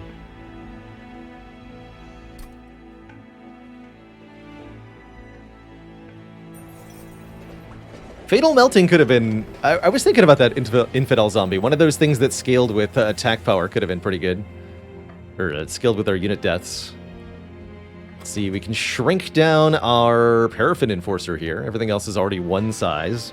Or we could make a gigantic Spooter. I guess we just shrink down our Enforcer. Capacity is already quite limited. We don't want to change that. Yeah, could have had 5 on 1. That would have been pretty cool. The Giga Spooter. Everyone is small. Here, you become powerful. Spell chain. And I guess I don't care about any of this. We can keep our shard count low-ish. But I will pay 10 shards for a purge. That sounds grand. Alright, fell. Oh, I was supposed to purge at the shop, actually, with this money. That's alright. Got a little bit ahead of myself. I don't think it's going to make a difference for this fight. We just got so much stronger in one combat. Like, way stronger.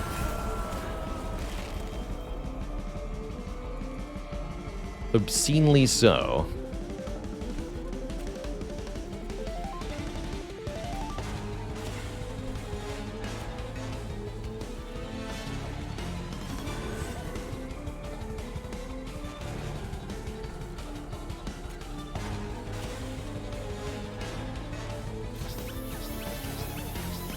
That's an adorable sound. I like that quite a lot. 5 spell shield, you say? Oh yeah, it's piercing. No spell shield, you say?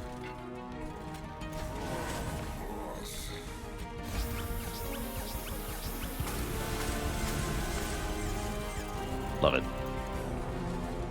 Simply love it.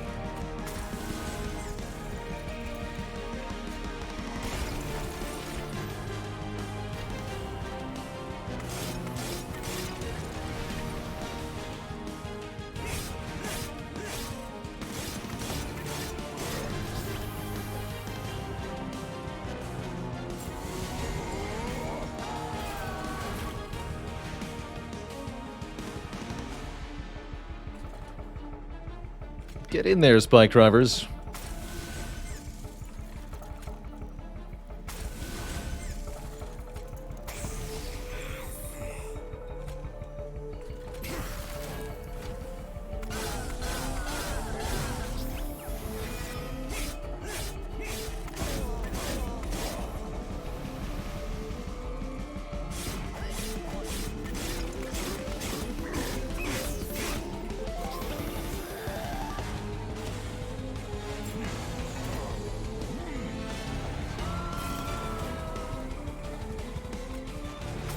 I like putting the ones that have Burnout 1 on the top floor with Rector Flickers so they can get reformed immediately. And then everything else is going to go on the bottom floor. Give me some cash, why don't you?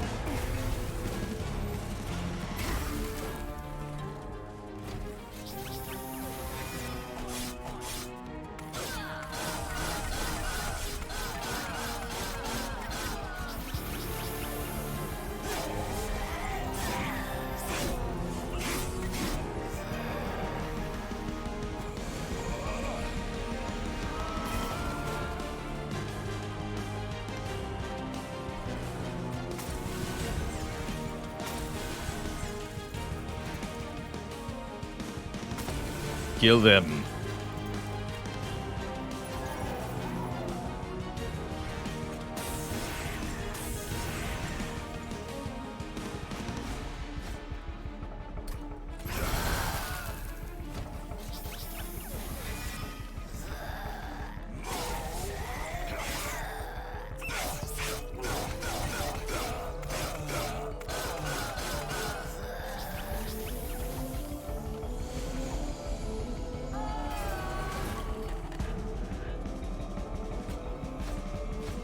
There's Hollow Halls.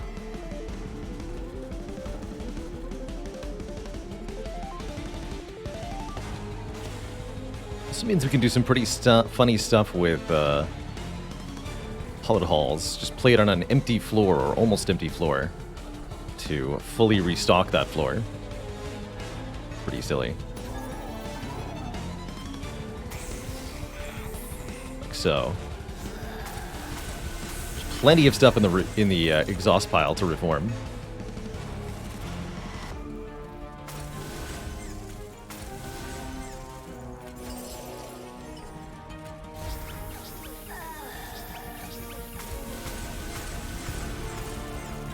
The power.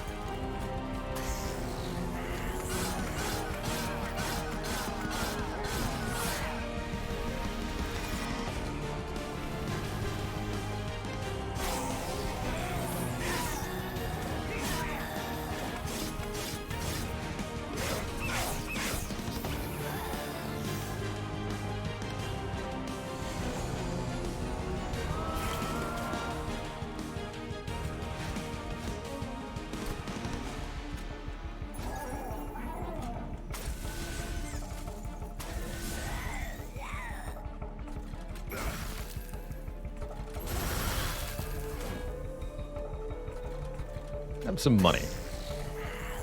Another 500 damage to fell this turn? Absurd.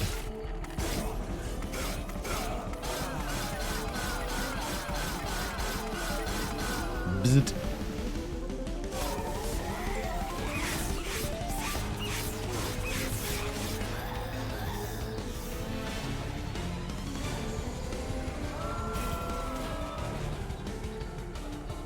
Alright, all hollowed halls on the bottom then.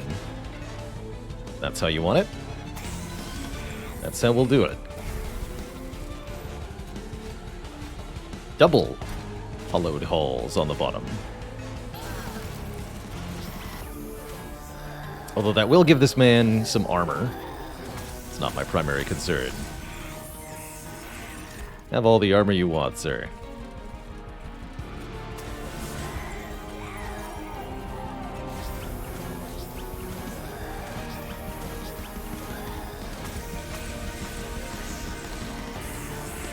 Where's the money man?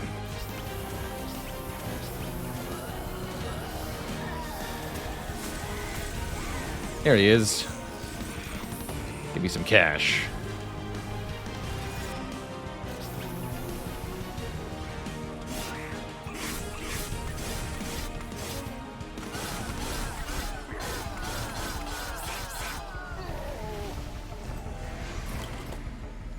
Then he died. Fair enough. One more time, then.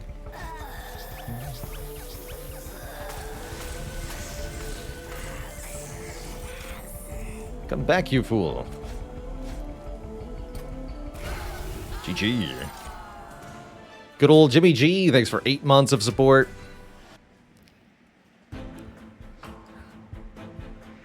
A coworker and I have been trading dad jokes back and forth. This week's highlight: the only thing flat earthers have to fear is fear itself. That's great. Where do we all go from here? Thanks for the 100 bits. You've watched every single video on my YouTube channels. So now you're quote-unquote forced to watch the live stream. Well, that's quite the accomplishment. Congrats on the all achievements speedrun of my YouTube channel. And welcome.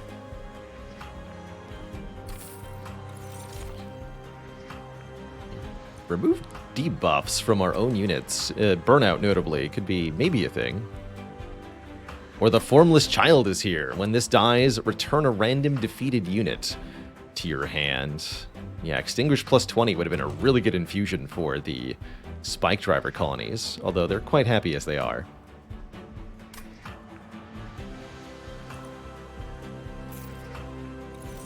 Let's skip.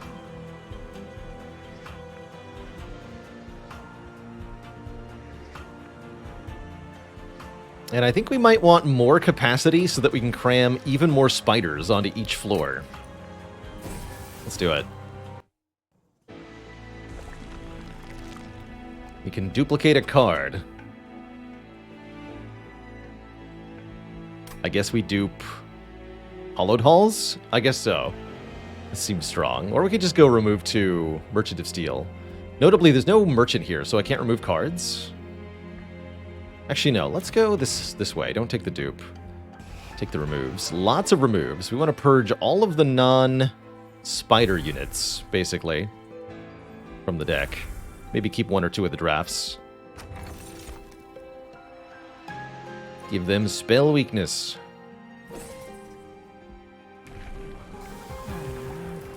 And we give them plus 15 when they're reformed. It's going to be extra powerful.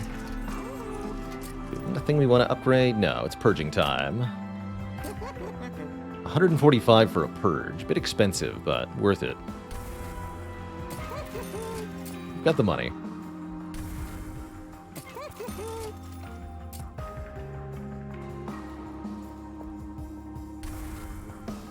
Fun fact, there's actually a cap on the remove price in the shop. Normally 300. With guild marker, it's 240 is the maximum price for remove. So beyond this point, every 240 gold is another card removed.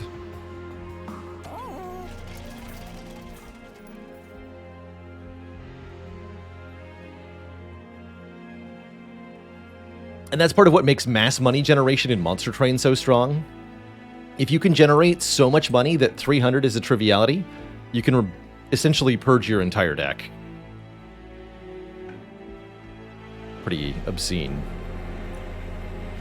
Oh, and we can put 30 magic power on the script builder. Let's do that. There we go. Now we're well over 150 shards. Could put the draft into the host. It's kind of funny. I don't think we're going to keep the remnant host for too much longer. I might just remove it. I don't care how strong the enemies are. They're never going to reach anything.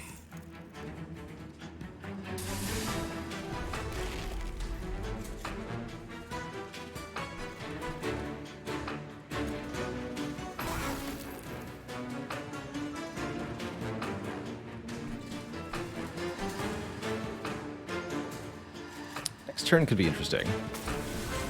Let's get these reformed with bonus power.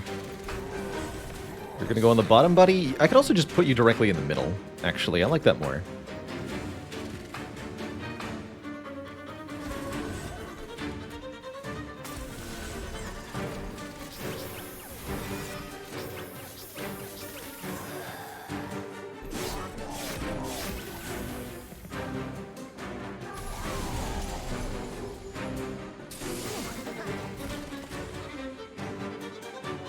Excellent.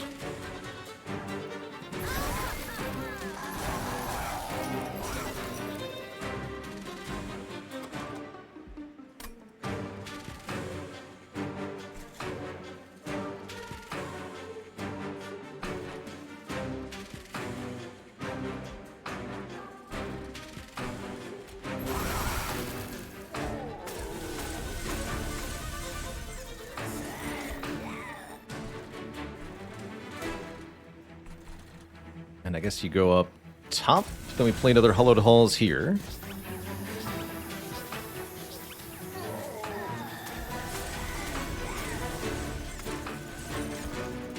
Then you go up top, we play another Hollowed Halls. Keep scaling our units. Each time they're resurrected, they get +5/+5. That's why we want to do that over and over and over again.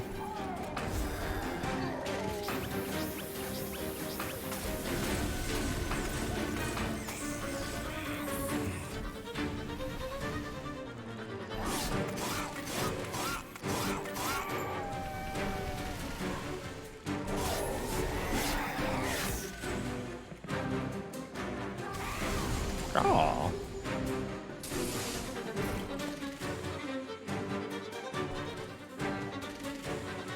More spooters.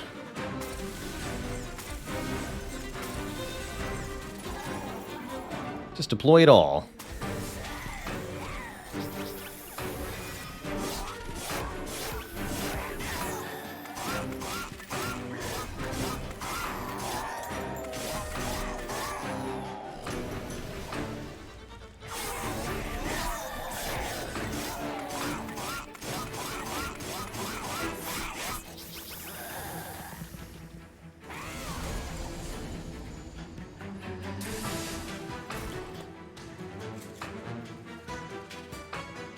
Well now.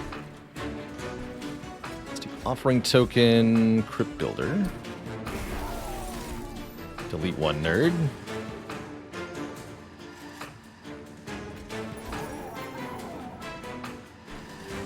So we're taking care of more spooters down below then.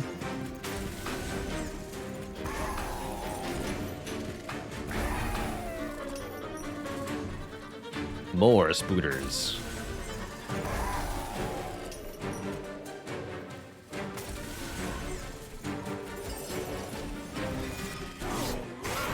This is working almost too well.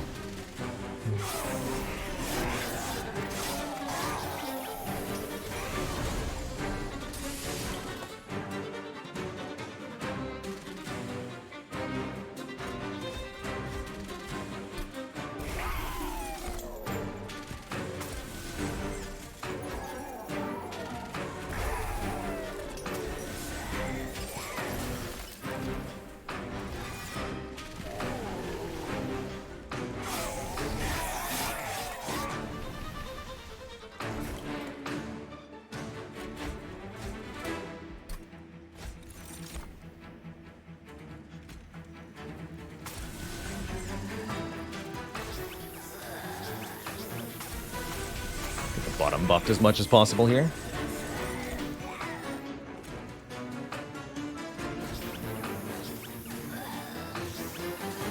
More money. Oh, perfect order again. Good job, sir.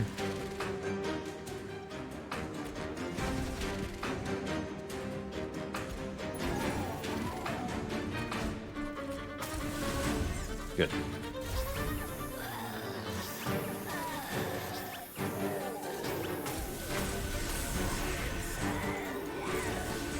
Excellent.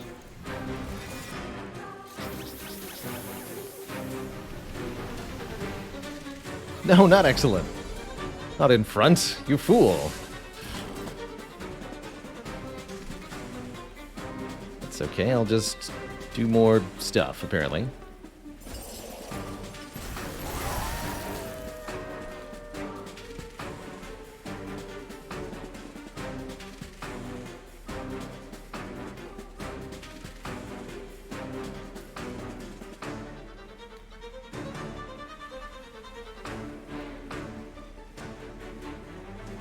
How's it going, Mangetsu Vivid? Thanks for 9 months of support. And O-Blocks with 37. What kind of bee can't make up its own mind? A maybe.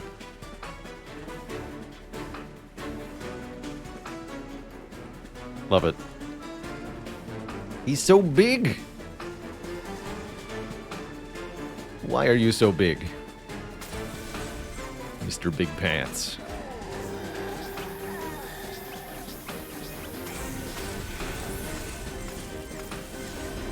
There we go. That's gonna make us some money. Extra cash.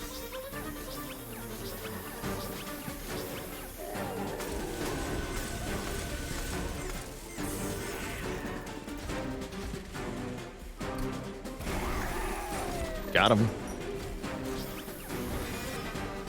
Alright, good luck versus the multi-strike horde. Plus rage generation.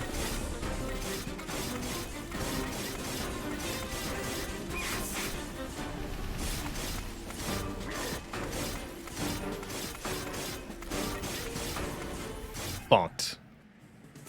That's a lot of damage. And a lot of money. Form 2 random units. Could be useful. Seems like we often have something in the reform pool. Hope Seraph isn't afraid of spiders. We shouldn't need any of this.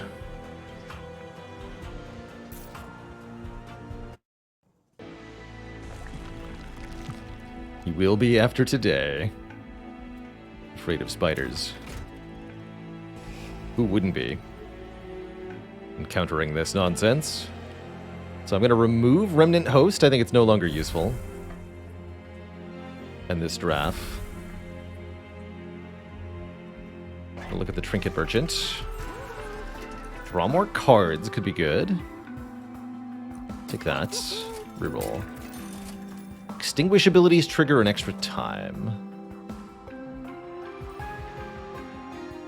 Don't actually have extinguish abilities anymore. And of course, Memorial Fund now. It would have been so good a long time ago. This could also be a huge amount of money. Okay, we don't need any of that, which means we could buy at least 2 more purges. Could put holdover on one of these hallowed halls. I'm going to do that. I don't mind discounting the other one.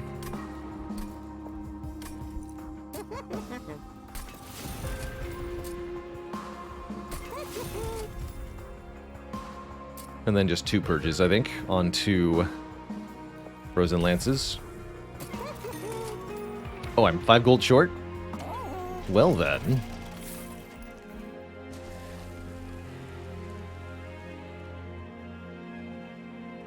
What am I duplicating here?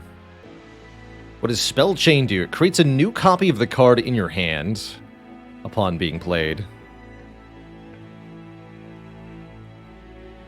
It's quite powerful. Take another Ice Storm. Just a one-time use. Purge this. And reroll.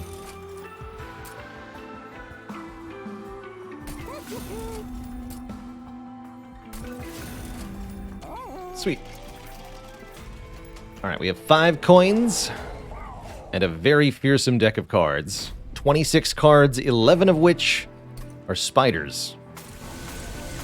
Goopy spiders.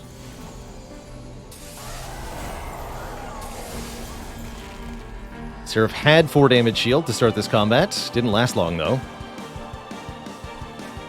No, it did not.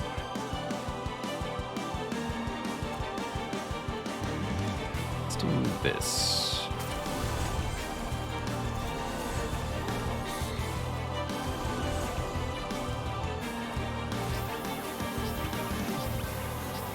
So I don't actually need the money.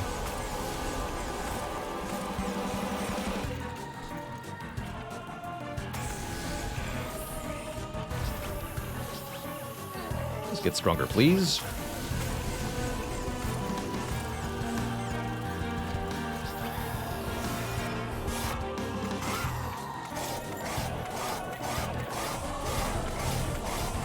I think we can probably get a flying kill on Seraph with this build.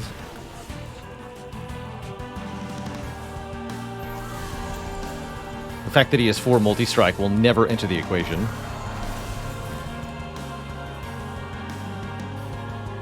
At least it ought not to.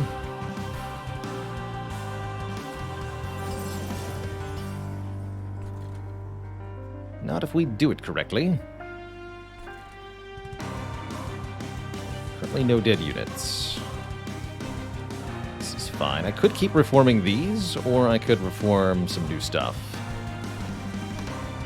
Guess I'll keep reforming those, because I have things to do. These burnout ones need to get reformed immediately with bonus damage.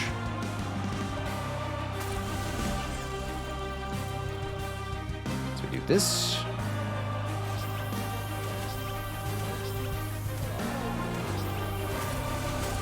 I get a bunch of armor, but I don't really care. Maybe you don't want to do that 2 times, huh?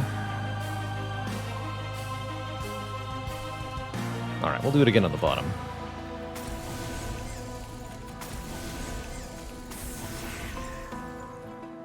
Oh, and this was Spell Chain, so I was meant to do that earlier. Oh well. We'll draw the single cast version of the card later, which is still fine.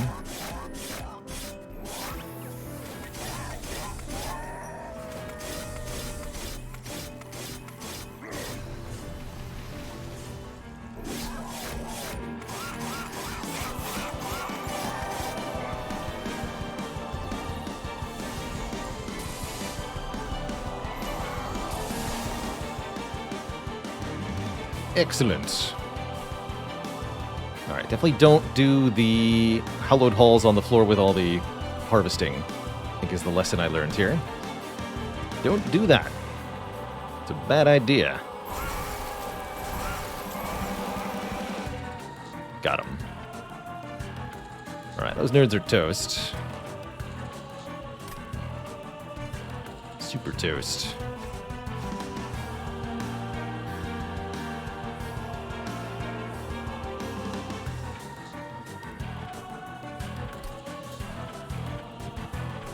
So do it here. C.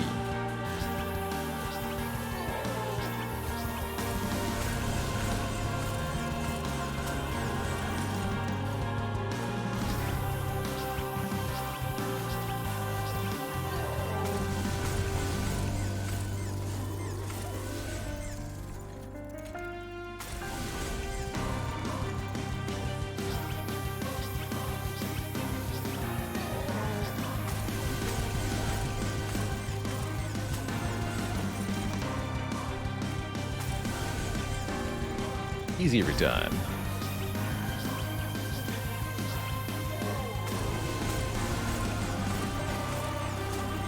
Alright, spooters are empowered.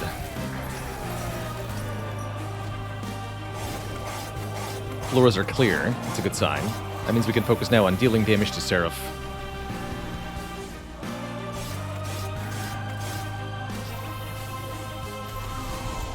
We successfully scaled our units hard enough. But I wish he would stop visiting the bottom floor. It's rude, don't you know?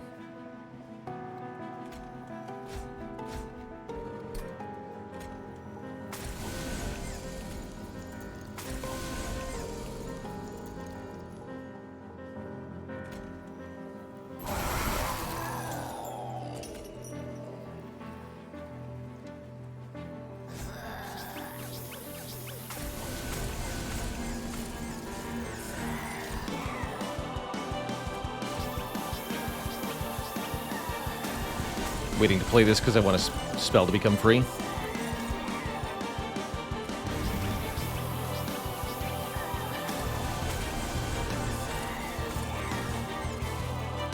There we go. Easy.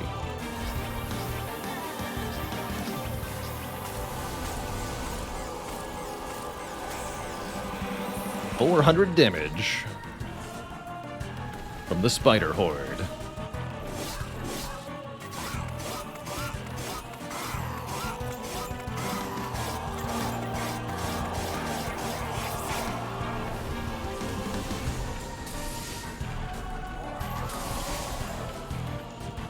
Excellent.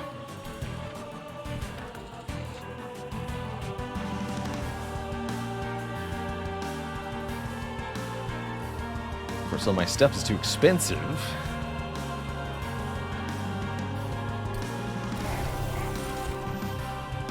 No enemies, no units in the reform pool, sadly.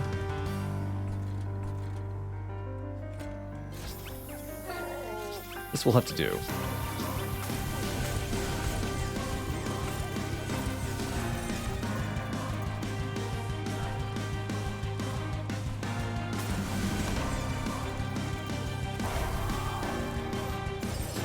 Minus 1,100.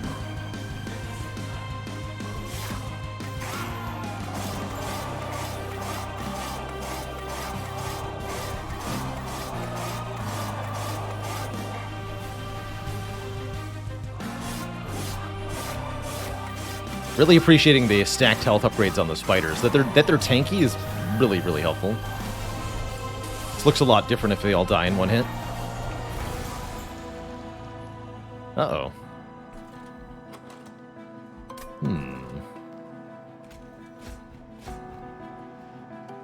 All spells, no units. I guess because all my units are deployed, huh? Oh, interesting. I need to have stuff die so that I can reform it so that I can make stuff free. Otherwise, nothing, apparently.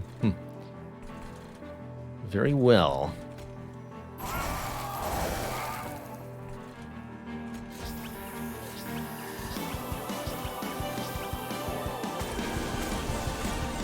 Purge too many units, seemingly.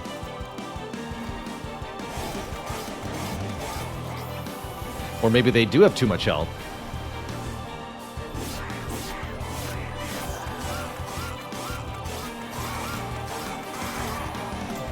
Yeah, somehow I think we'll be fine.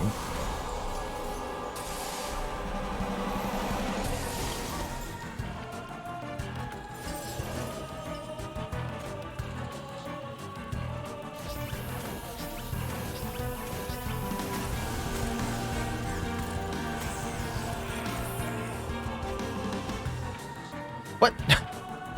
It's all crypt builders? Always has been.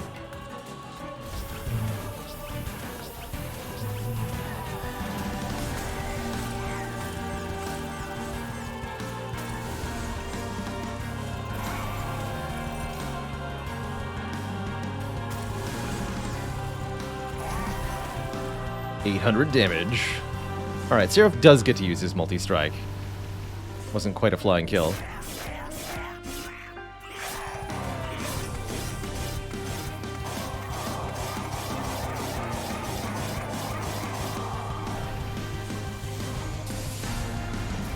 $12 times 5 is dead. GG.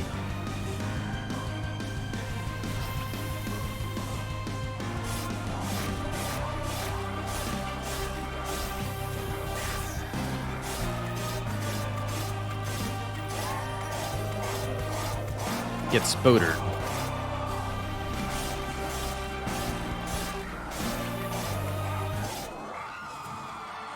Got 180 gold in that fight. It'll count for points. And the last divinity, we did not get the event that offers us the shard, though.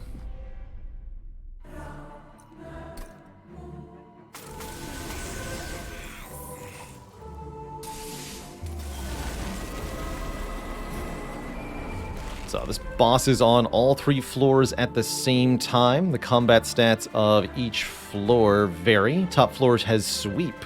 Middle floor has multi-strike. Bottom floor has trample.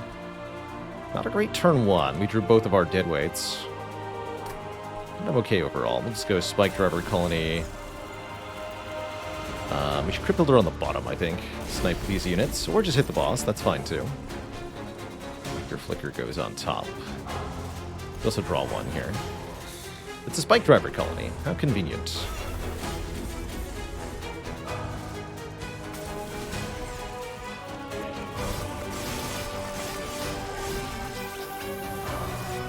Rector Flicker won't last long up there. But he can be reformed with Hollowed Halls. Like, he'll come back, whether we want to or not.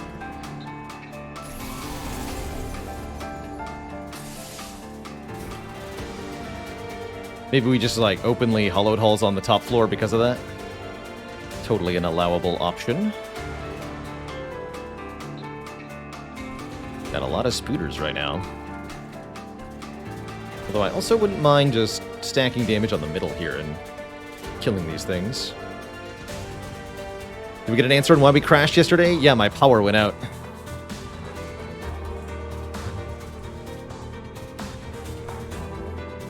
And thus, there was no computing anymore. Kind Demon Dark, thanks for the 500 bits. Appreciate it.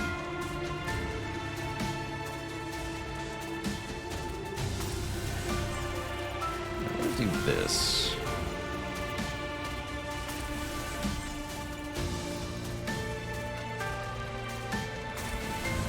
Yeah, we want to kill all the units on this floor. Purge this garbage.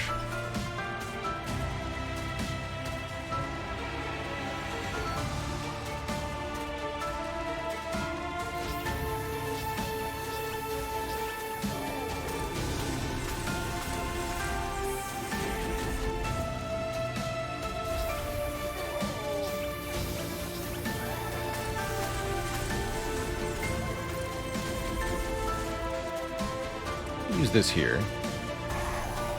Bonk that nerd. You get played up top. Put this down here again. Kill that nerd. I guess I should have Ice Stormed first. Eh, whatever.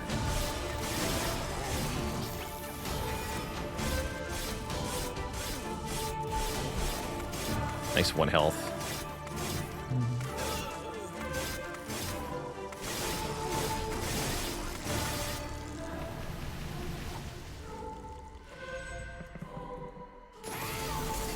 Mr. O to the P, thanks for the Prime sub. Welcome to the Cozy Sub Club. Here's the rest of our spiders. Gotta love spiders. Well, maybe you don't have to.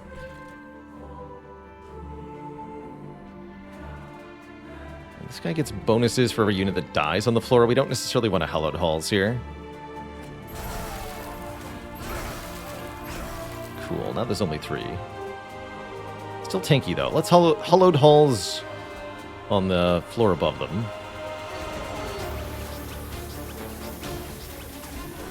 Just dropped in to say that you love the cozy streams and vids. Appreciate the content. Heck yeah. Always happy to hear that. Thank you for dropping by, saying hello.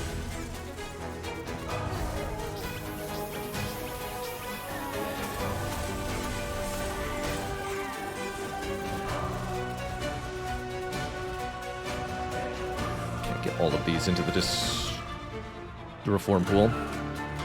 Get them.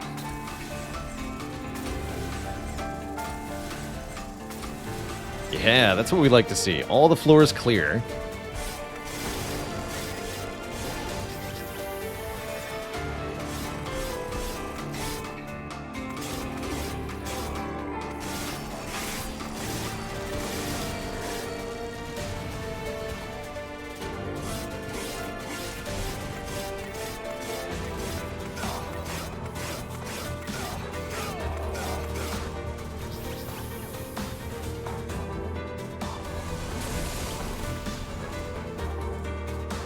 Okay.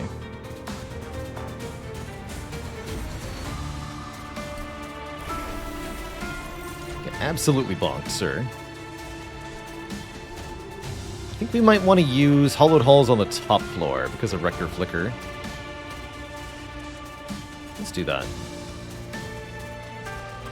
Are 3 spiders that will be returned. Okay, we can play these first then.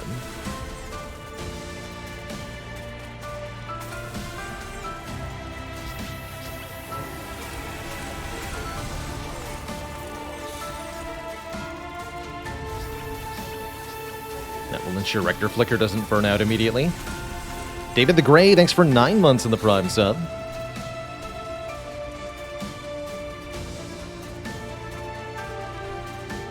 I guess we'll fling down the ice storms down here. Try to kill without dealing with the armor. That's good.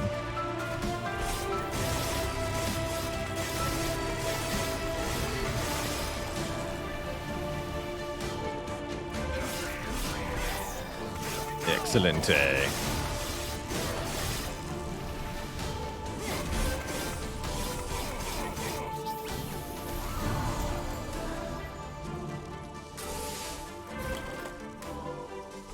Yeah, is this divinity going to make it to the Relentless phase? I don't think so. I think we're going to win pretty quick here.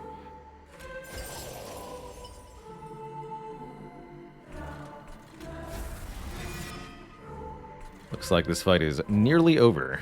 I'll keep performing up top. Again, we don't want Rector Flicker to burn out.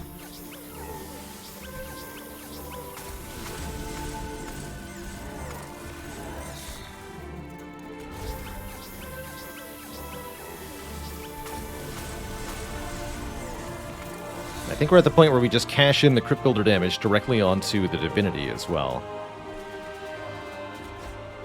Bonk him. Boom.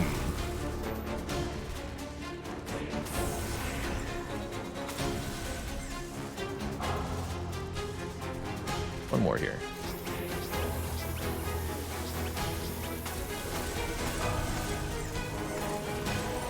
$80 more damage.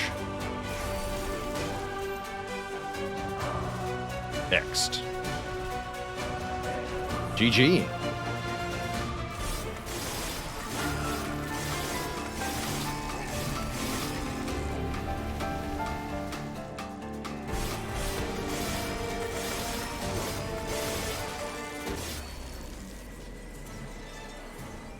Now that's how you put some spiders to work. GG, everybody.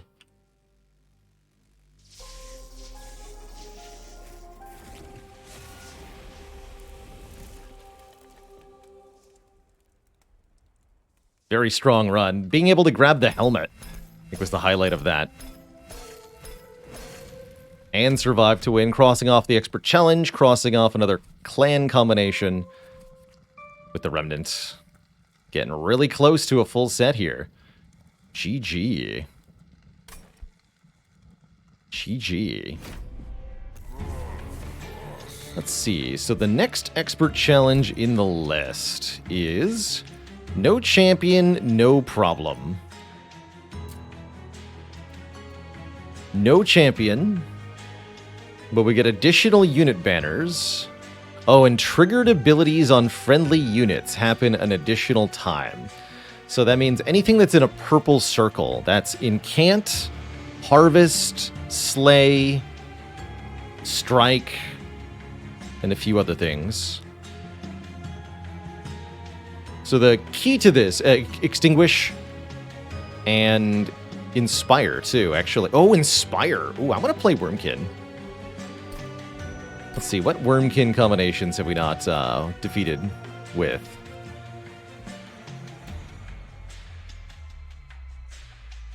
We've gotten most of them done, actually. Guess we could do Shardtail Queen. Oh, yeah. Let's do a Shardtail Queen run without Shardtail Queen. Okay. Easy. Absolutely, this is the perfect time to do Shardtail Queen run.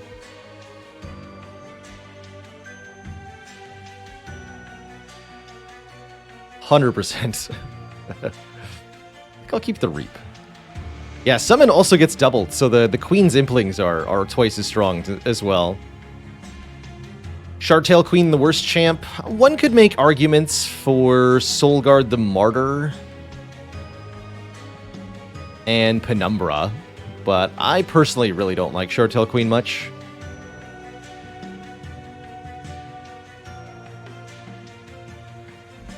Oh wait, it's Hornbreaker that needs the win. Let me double check that.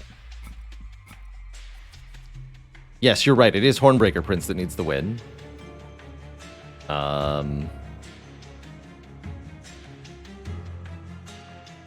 We need Shardtail Queen / Remnant. Maybe that's the play. And Shardtail Queen / Awoken. I think let's try Shardtail Queen / Remnant instead of / Wormkin then. And let's take random reform with double damage imps. Actually, I like that quite a bit. Let's try this.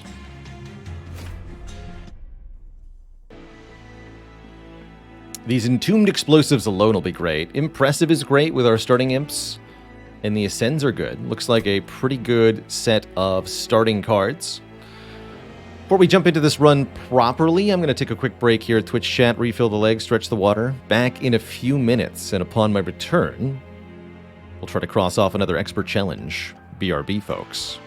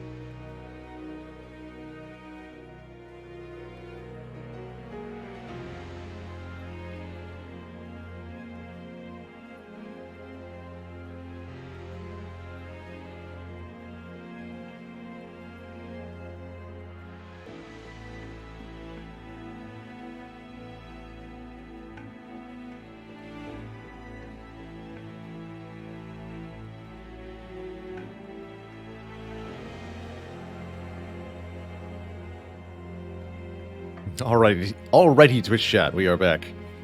How's it going, Schmammerin? Good afternoon to you, also. So, we have no champion on this run, but we get extra unit banners. There's even one on the first... There's two on the first combat. And triggered abilities on friendly units. Anything with a keyword activation, essentially, does happen a second time. And yes, if you get the artifact that makes those a particular type happen a third time, like the ashes, it does stack for 3 times, I believe. Or maybe 4 times, but probably only 3.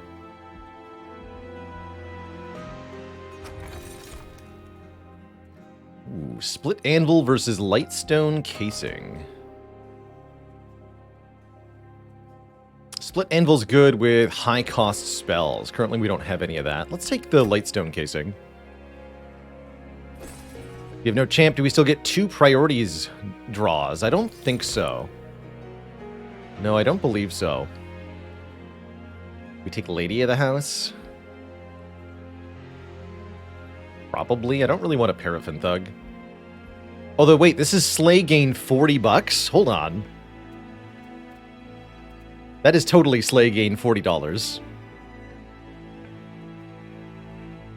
Alright, you know what? Let's do it. And you? Resolve apply armor 10 to friendly units. Or strike get plus 10... strike get plus 10 attack power. I'll take the Steelworker quite happily.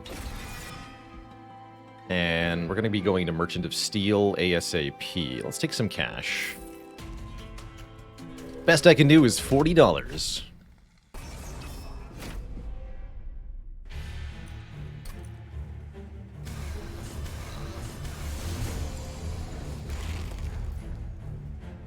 Now, we only get 1 priority draw. It is fated.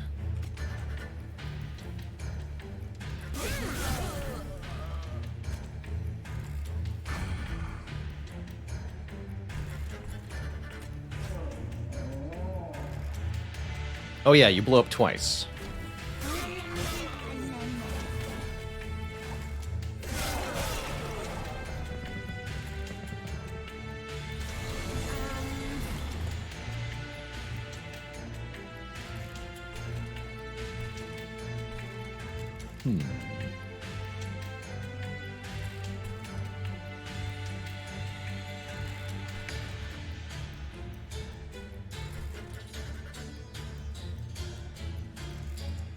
I have an idea.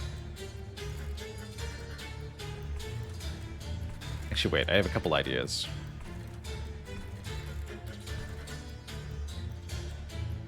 Now, we should do this one. Oh, yeah, this also directly attacks, yeah?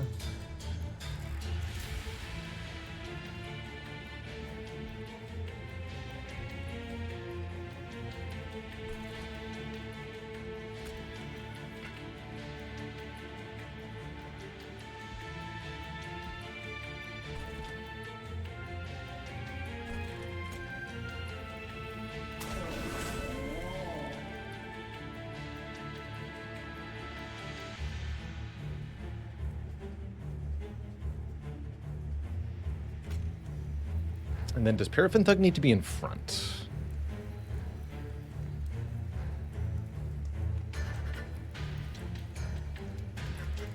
I think so.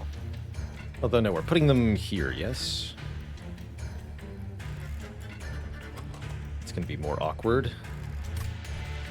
It's the only way to get the collector now, though. So, yeah, we're doing it. Actually, is it the only way? Yes. Okay. Let's do that. Take 1 damage to the pyre.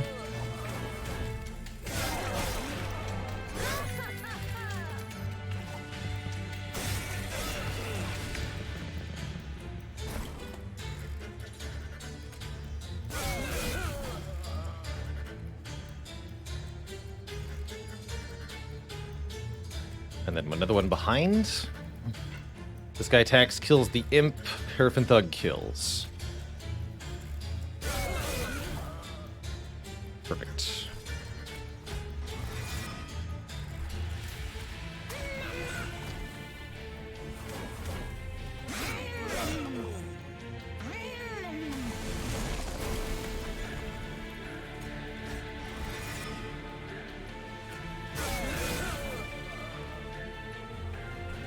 And then I want the Paraffin Thug to kill this clergyman.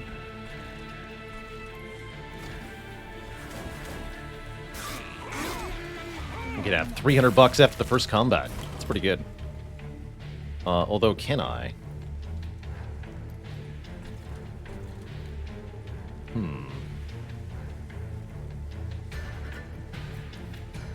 I might need to just try to kill the boss here.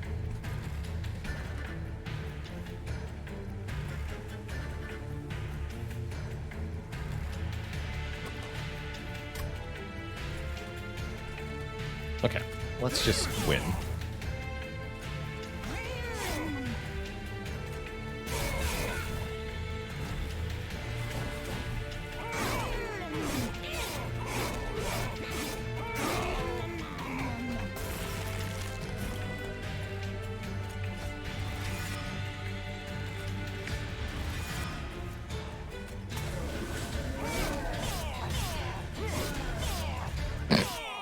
Wait, that's not how that was supposed to go. We have $400 already. We can apply Rage 10 or Armor 40 with these. Rage 10's kind of cool. Was there a way to ascend the Thug and maybe get it to kill the boss? There was that option, Dreamy Pants. Yeah, we might have been able to get $40 more. I'm not going to worry too hard about it. I'm very happy with how much we've made already. Scrapoo's one-clicked into old coin. Amazing. Those ecto starts really hurt sometimes. This is tough.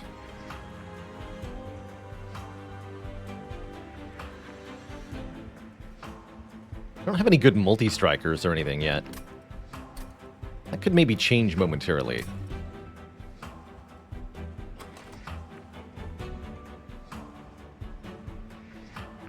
I'm gonna grab the Rage Imp.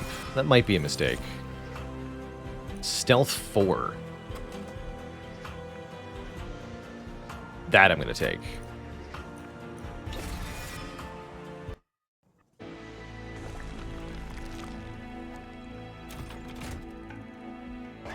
What do we got here? Endless. Okay, so we can make an endless super stealth unit. That's always a good game breaker. Kind of negates the need for armor, but whatevs. And we can go Baron. Or we can double down on Paraffin Thug. Make so much money. Baron seems obscenely strong, though, right? Harvest also gets doubled. So it's a good infusion. We can infuse Baron into Paraffin Thug and create a Slay Gain 40 that has Harvest +4/+4. That's kind of cool.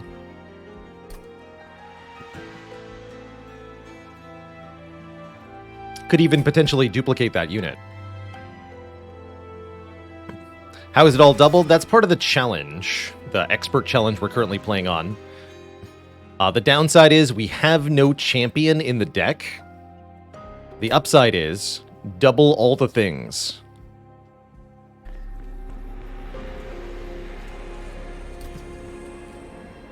And note, Harvest is on any unit death, friendly or enemy.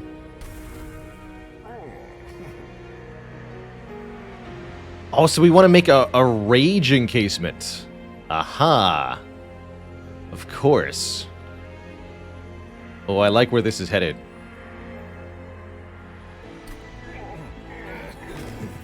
Yeah, the upside is we don't have Shartail Queen. 200 damage? Do enemies also get extra triggers? Nope, just me. It says on friendly units. So it's just us. Thankfully. The imp is... Let's see. Let me just double check the essences here. Yeah, it's just Rage 5. Stealth 2. Okay, so... Let's make the... Molten Encasement Endless first, I guess, because they're currently separate units. Cool.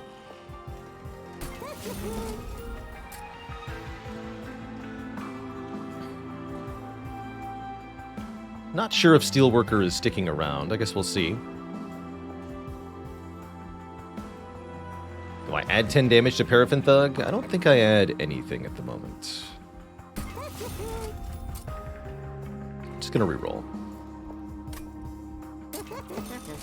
Quick and Rage. Unfortunate. Did not find multi-strike. I guess Quick is okay.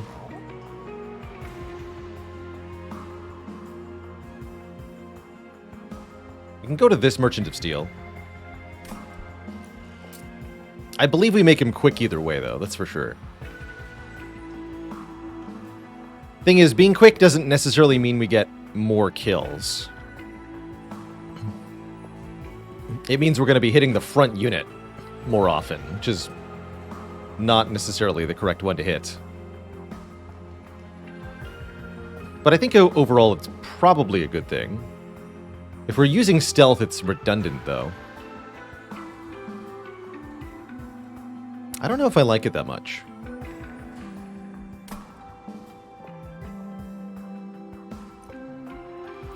Oh yeah, I might also keep the encasement from dying. Let's go Rage instead.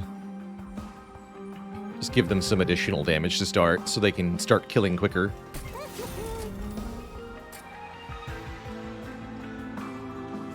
And you can be extra beefy.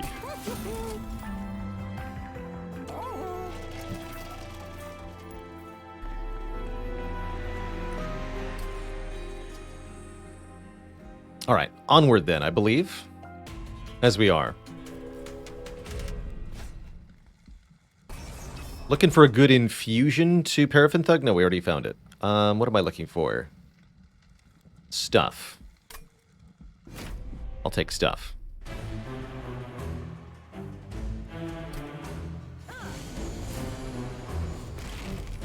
For the glory of Seraph.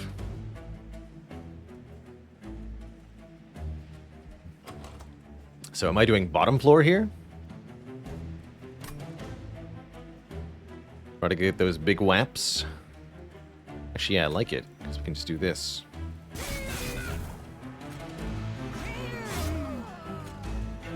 And then we can reform, although that would kill. Interesting.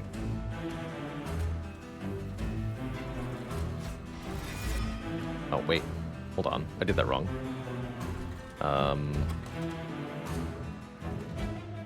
I'll restart the combat for that.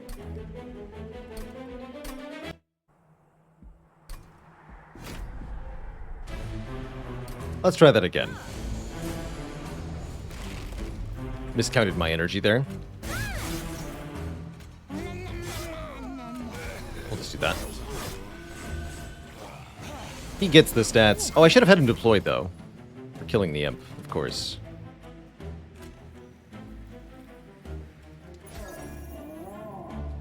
My bad.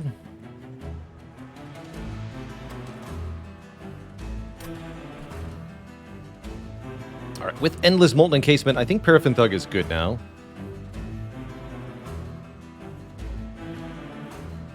Although I can only realistically get one kill here.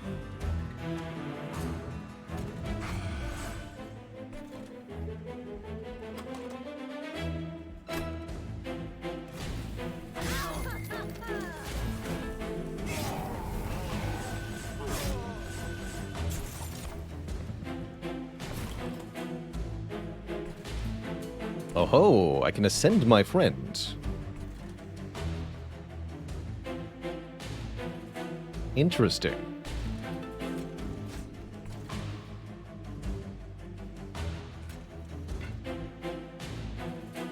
And then we also ascend you? And then we put this here.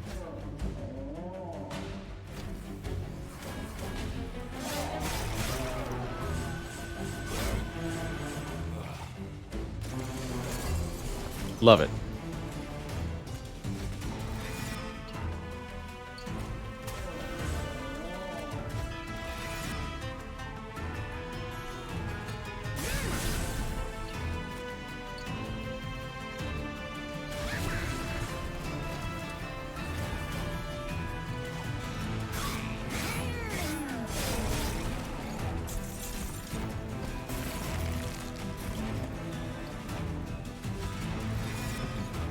GG.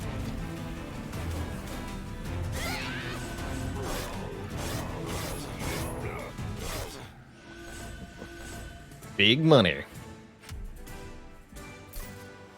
Still as confused, oh no, Psycho Hobo. Oh no. It's definitely a game with a lot of layers, which can befuddle and confuse. And sometimes the choices one makes are kind of dependent on other factors, such that it's not clear why I'm skipping cards, for example. That's definitely what I'm going to do here, skip these cards. No cards. Snapson, thanks for the Prime sub. Welcome to the Cozy Sub Club. Could take a molded here. Targeted reform, definitely helpful. Especially if we lose our thug.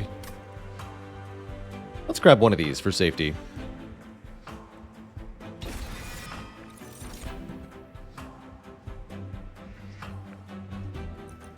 Applies melee weakness 2. That's kind of interesting.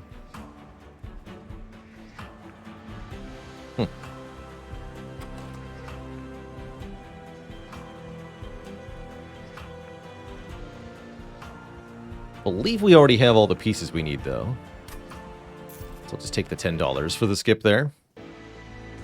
Monster Train is like an onion. Exactly. It has 3 vertical layers. Just like an onion. And like a train.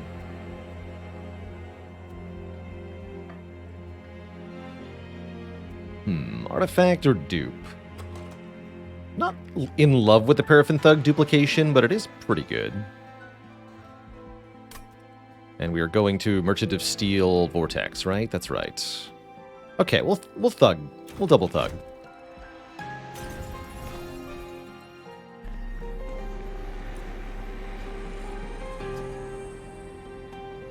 I think I've had a triple-decker onion at Applebee's. That sounds right, Stoufy.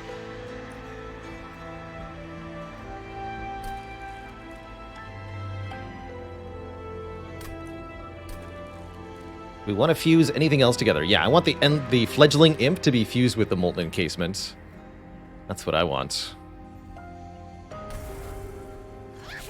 Have I played Colt Express before? Can't say I have.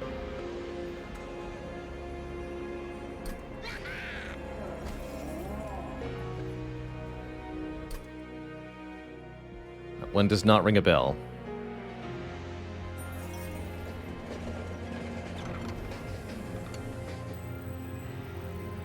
What's this? Wow, you can find this on Ring 3. We're offered the Railforger's Hammer, the History of the World, and the Frozen Nostalgia. Railforger's Hammer would give 1 capacity on every floor. The manual would give 3 on a random floor each combat, which should be a bit odd, but quite powerful. Or we can shrink our floors to get magic power. That's definitely not what we're taking here, but it's definitely either hammer or manual. I'm completely okay with hammer. That means we can do double Paraffin Thug plus Steelworker. Although I could do double Paraffin Thug and Steelworker and Endless Molten Encasement with the Rage if we take the manual. I'll take the manual.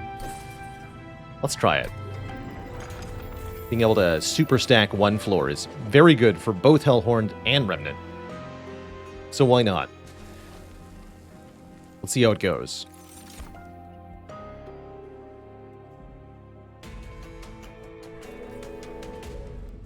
Just casually jamming an imp in a block of ice like that. How rude. The impsicle. Worth it, though. Alright, bottom floor is where it's at, apparently.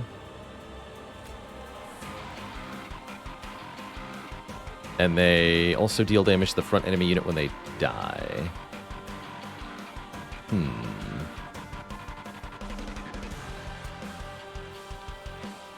It's fine, though? May or may not be fine, though. It's not fine. It's not fine at all.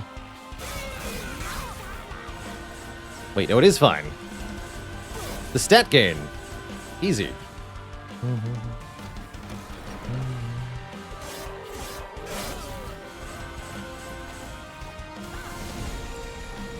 The stat gain.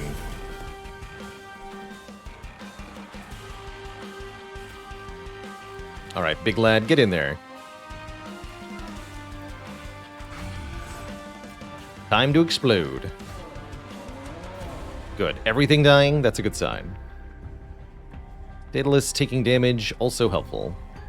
I'm not going to play this Queen's Impling, though. I'm worried it might steal my money. It's my money. Let's see, so you explode twice, so this dies.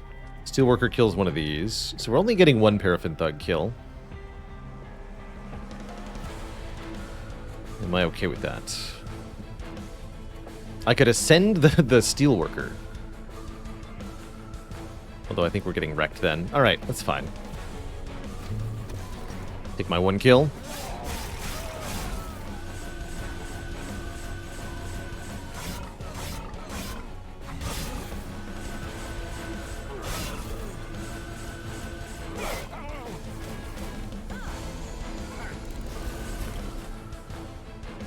Perfect.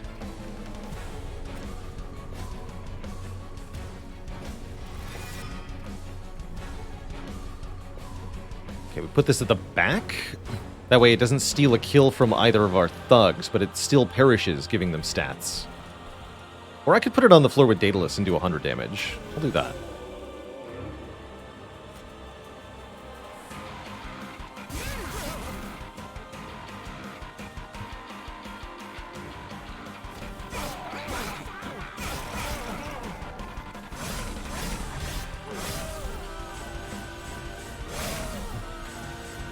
$600.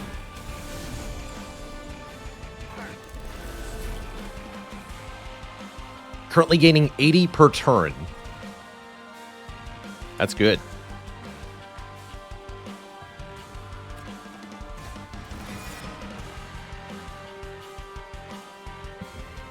So the path is just go to every store. Pretty much.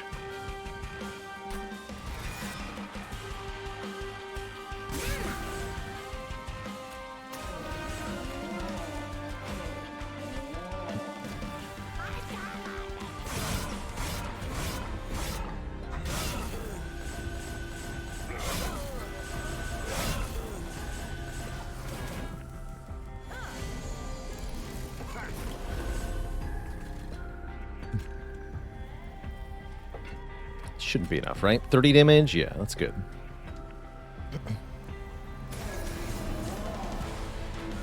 Good.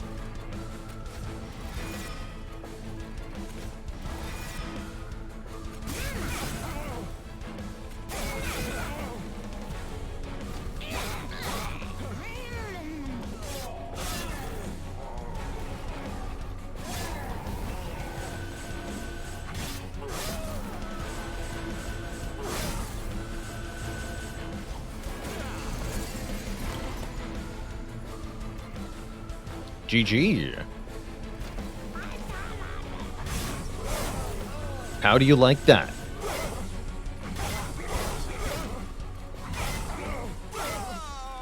$840 gold. That's a lot of money. Actually make it 915 gold. Intent on Death. Trigger a unit's extinguishability without killing it. Or the Transcendimp can repeat all summon effects. Note we have an endless summon effect. And I think it'll repeat all the doubled summon effects. Give me that.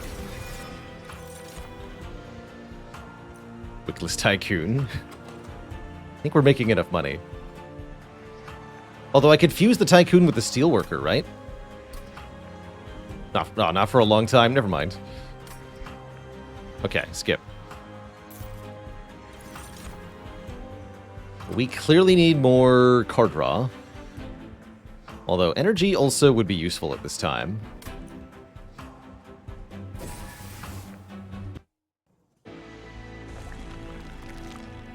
Take 900 gold into this Merchant of Steel.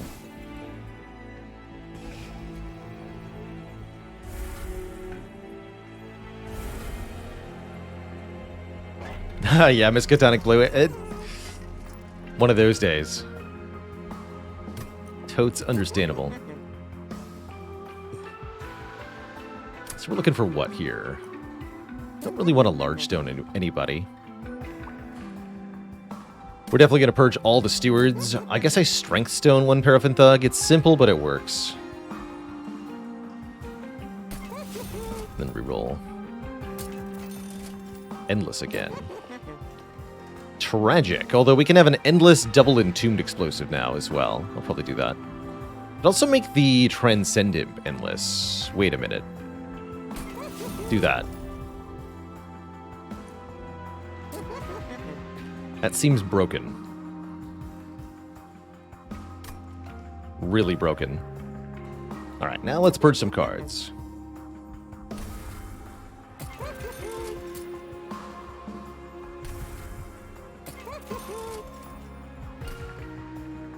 There is a Trinket Merchant next floor, although I think, given what just happened, we're going to go Merchant of Steel again. Remove 2 more cards. Let's just purge a bit more. Do I get rid of... Oh, yeah, we double the Queen's Impling effect, too. And note that they have an essence that's deal 40. So we can make that... Oh, man. We could do some really stupid things, is the short of it here. We could even put that onto the Transcendent. Oh, my lord. I think the Transcendent alone can win the whole run now. Terrifying.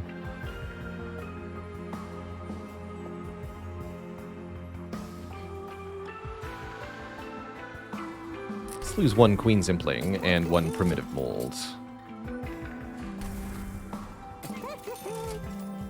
Yeah, lunatic scaling. Exactly. Lunatic scaling awaits us here. More units, more money. Mark of Invasion's always essentially free trial. Even if you completely ignore this, you only take 14 pyre damage, I think. Yeah, 14. Once again, the big floor on the bottom. Bottoms up.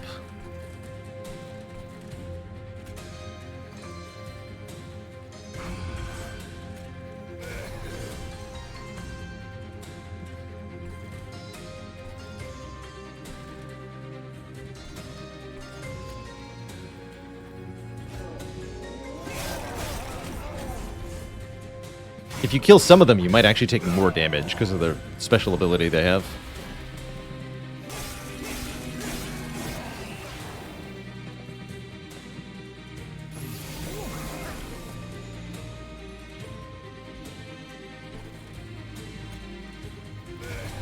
Get him.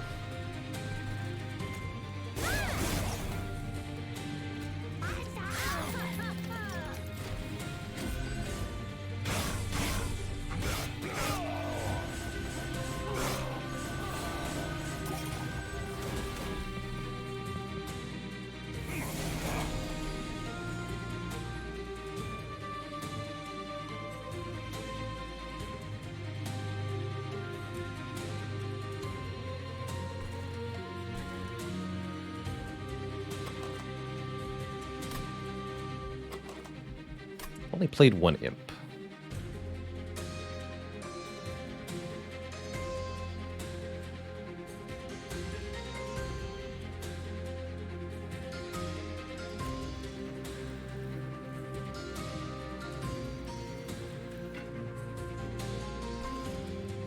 I think I may need to play Queen's Impling Transcend Imp on the top floor, which means I can't play the Molten Encasement.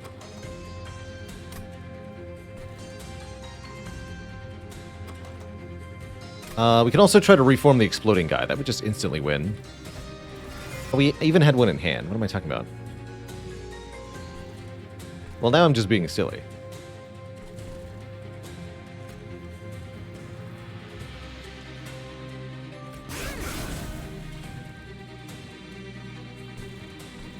Okay, in that case, plop this guy here. Plop this down here.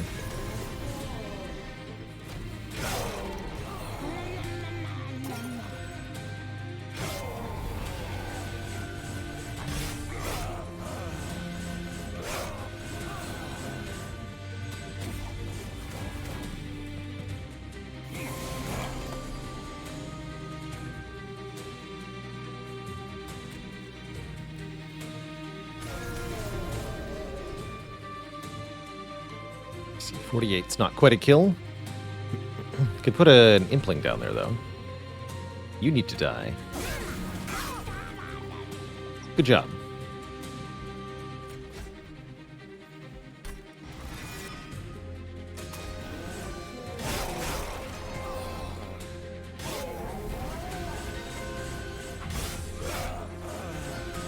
Somehow I have 600 money again. Seems unfair.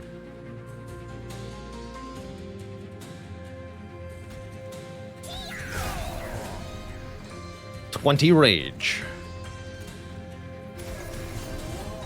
Could have made it 30, actually.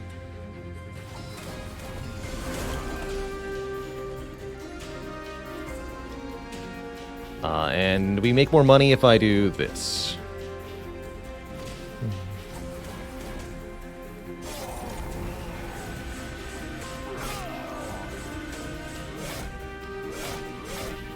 Bonk, bonk. Well, that seems unfair. We're obscenely rich again. Can add random imps to my hand? I love it. Extinguish. Summon 4 draft units. That's too much. Oh, Subsuming Blade gets double scaling on this challenge. Hold on. That's kind of cool. Are we going to a Merchant of Magic anytime soon?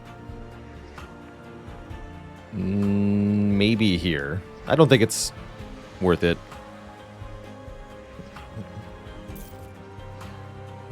Also conflicts with the thugs, although mostly we'd be using it to kill our own units, to be clear. Mostly. 1,000 bucks. There's multi-strike. Gain multi-strike. Good work. Who else wants an upgrade? No one.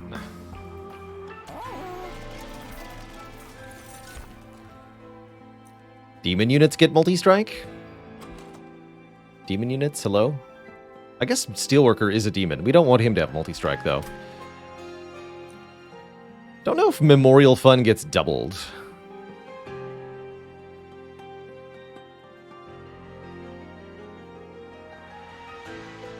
They were definitely trying to tell me this was base 3 during the other challenge. Liars.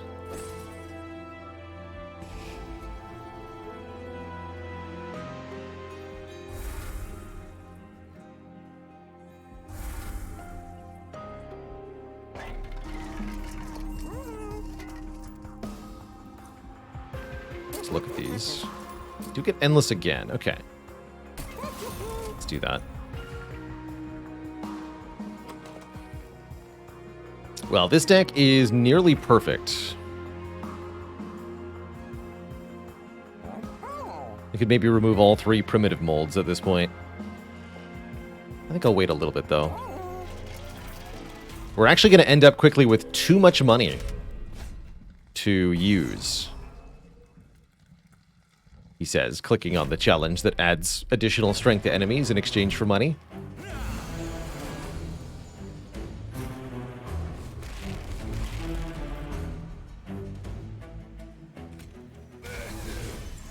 If we deploy middle floor, the stealth 2 enemies won't be able to be killed. Guess we can put this guy on top to counter that. Seems fine. Hopefully we draw something good next turn. Might have put myself in a bad spot here. Let's kill one of these.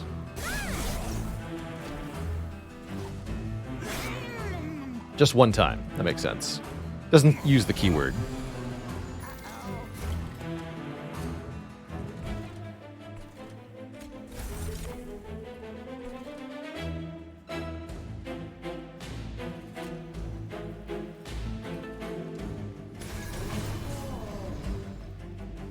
Fine.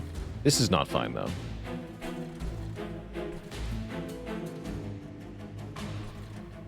Guess you can go up top. Let's use the Rage Imp.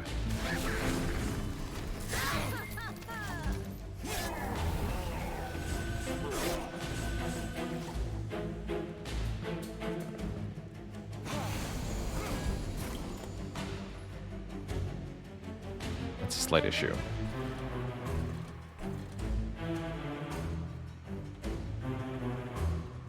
Should not have done that. Take 25 damage or have other problems. Unclear what the solution is here.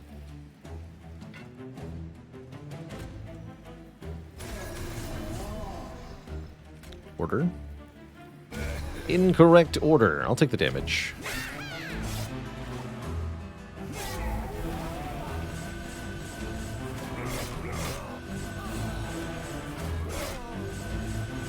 There we go. Those two are set up.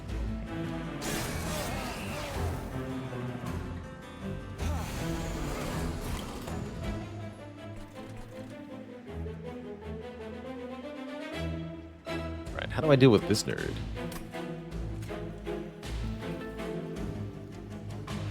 This buffs the Molten Encasement to 76 damage.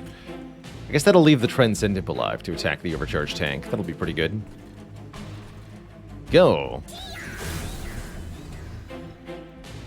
Still not quite dead. So we do what here? I can ascend my Paraffin Thug. Maybe that's the play. I think that is the play.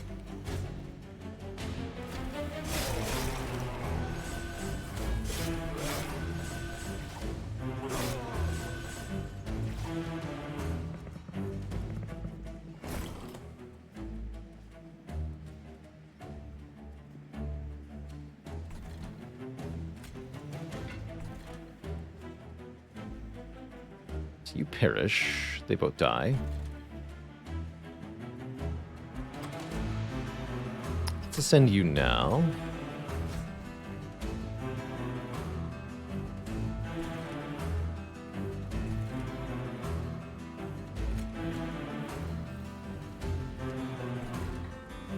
This is fine.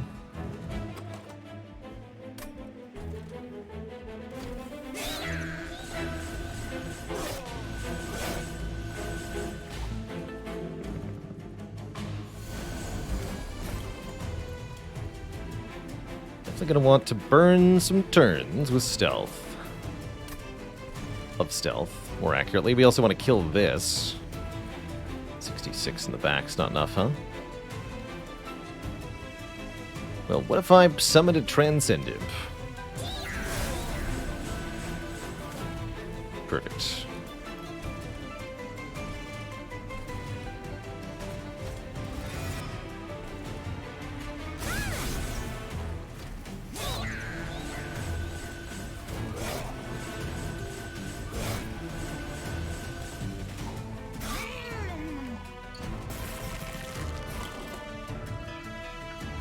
Okay, there's our stealth guy. That's quite important. And we got an interesting play here. I'm going to ascend one of the minions so that it can kill my stealth too. Apply 4 stealth to everybody, and then I get it back with Endless. Kill me. And then you hurt the boss.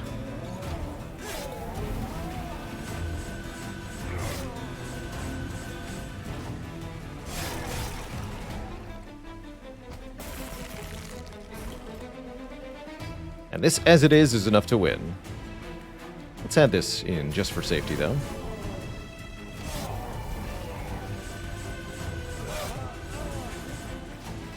And then we wait. Patient waiting on both sides. Get wrecked. They're gone. We now have $1,500. That's too much.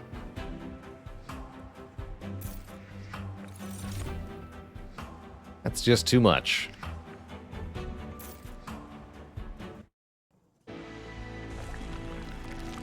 I guess I'm going Merchant of Magic now. Is there even anything to upgrade? I'd love hidden passages for free, I guess. I don't need to dupe anything at the moment. Time to purge all the remaining cards in the deck. $1,600. Nothing. Oh yeah, I have 3 upgrade slots on my spells even. I forgot about that. What the heck do I do with that? Deeply unclear.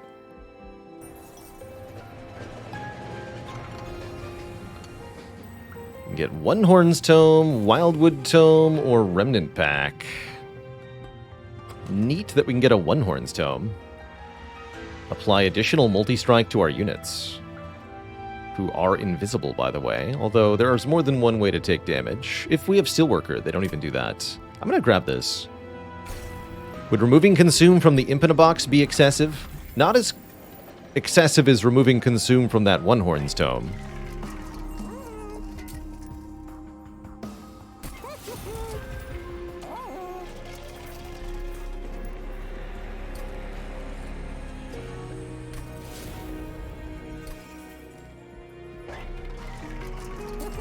This is excessive.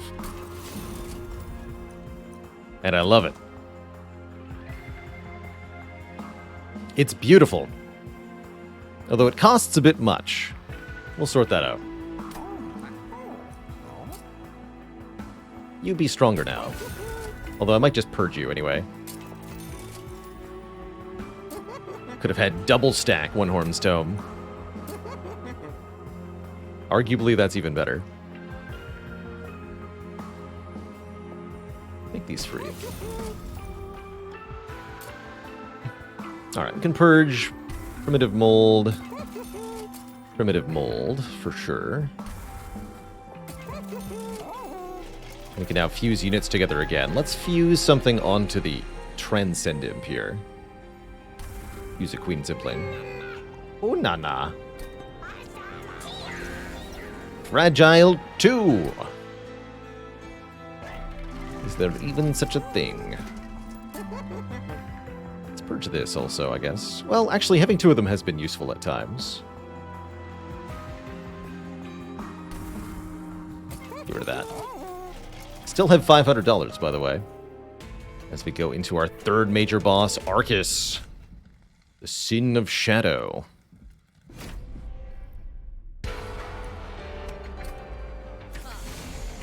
This is the version of Arcus that summons stinky minions that remove stuff. Don't like it.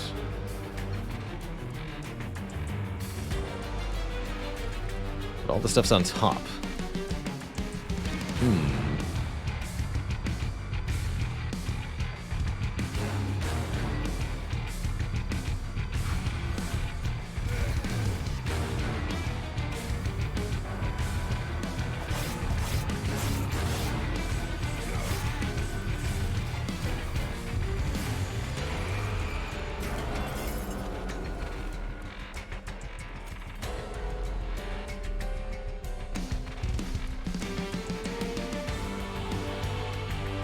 You're out.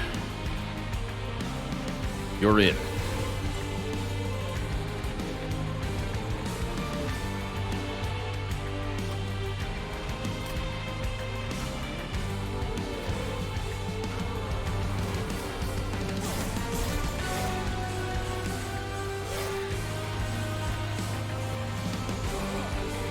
These normal chumps. Where are your buffs, friends? Got 130 pack shards. You can't just spawn like everything's normal. Ah, shoot. Can't play the Molten Encasement on this floor without dazing everybody. That's not good.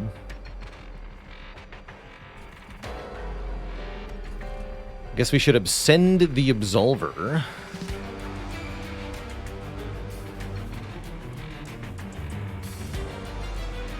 Do something else. Let's see what this makes first. Can I ascend the Dark Shard? I cannot. Dark Shards can't be targeted, but I can ascend their other units.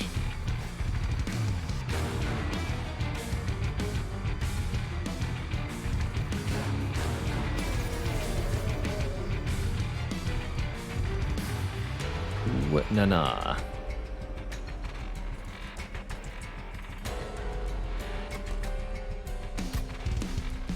Don't want to play anything on the top floor. Okay, leave all this unplayed then.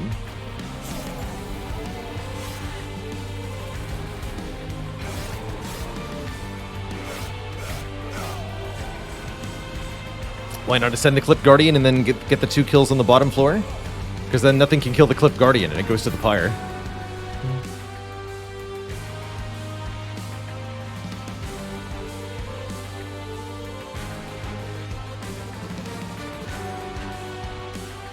This is already going to be an issue, this guy.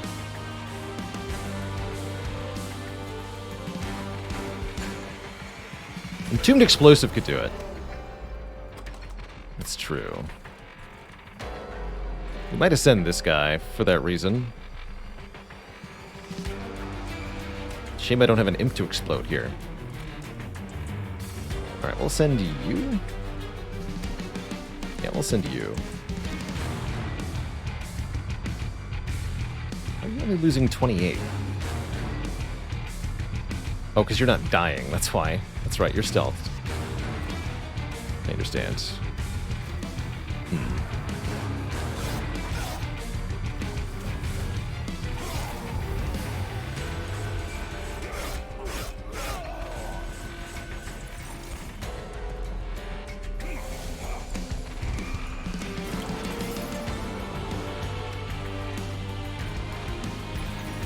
Our last line of defense.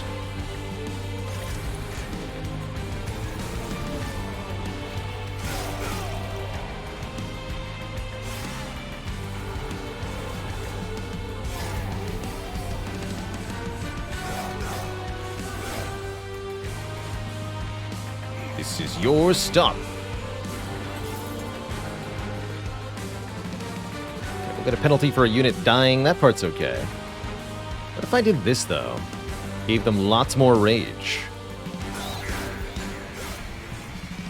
Yeah. Now we're talking.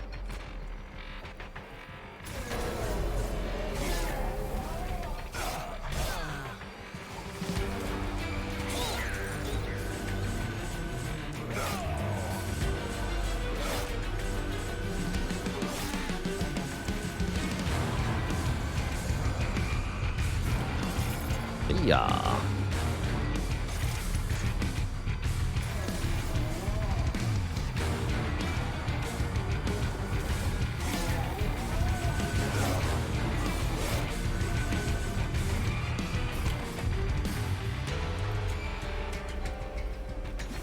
Multi-strike.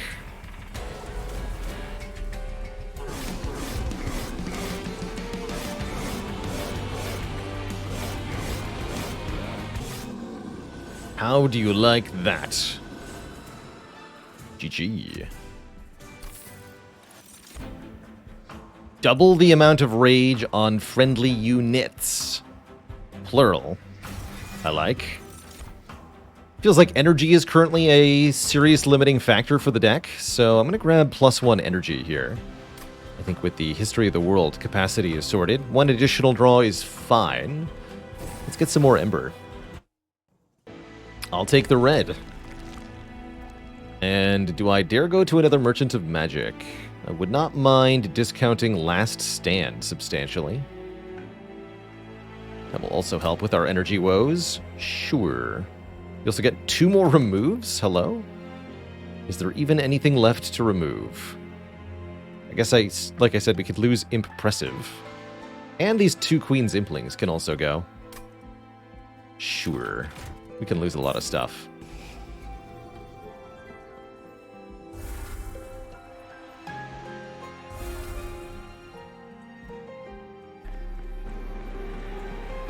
There's also -2 cost there.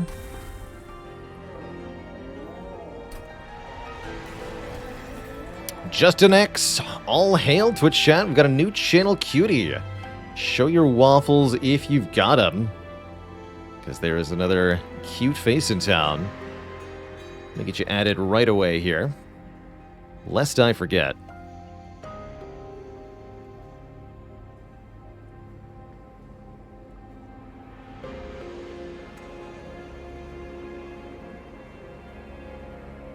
That's not the right one.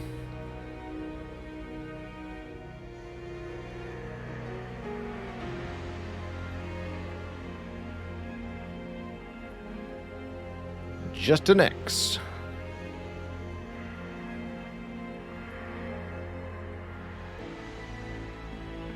You got it.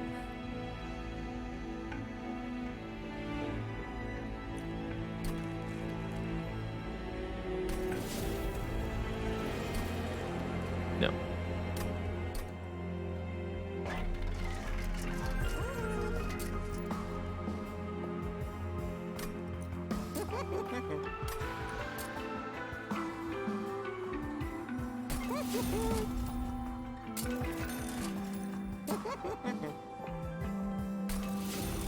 I don't think that card needs to consume, do you?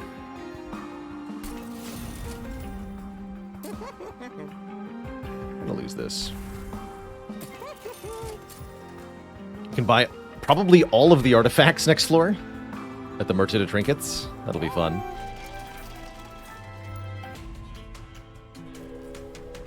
There is a big list, and your name indeed ought to be on it. 5 spikes is kind of a big deal, actually. As long as we use Steelworker, this will be fine. Not that I even need the money. 8 spikes. Wait a minute. Alright, so that means we're not going to use the One Horn's Tome. Plain and simple. Don't be a fool. We might actually get destroyed here. Let's see.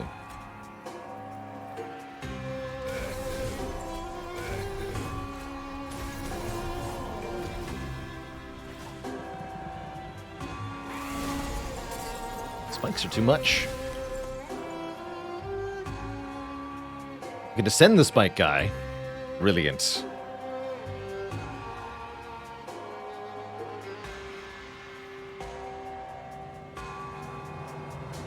Currently, you're perishing to the spikes.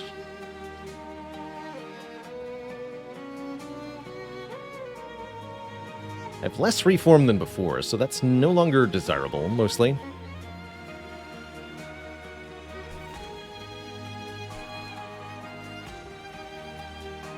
So I think we ascend the Steel Wings.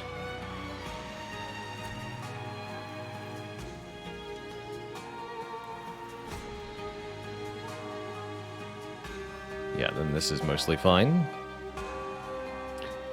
Does that then mean we want to play the Transcendent, which will give us a lot of rage, and then I can double that rage immediately? That's kind of a big deal.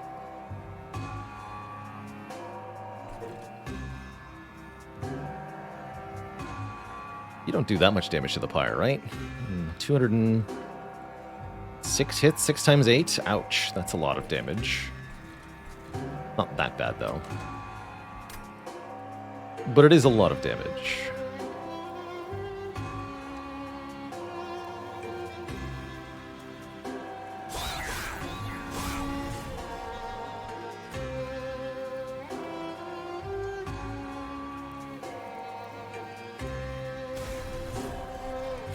You go up top, but you don't actually die. So, doesn't do anything to this guy. The next enemy that gets up there will get killed by it.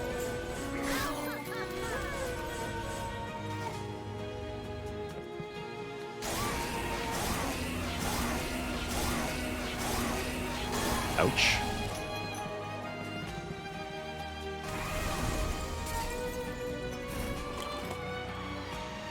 Now, the encasements have no basic attack power of their own. Unfortunately.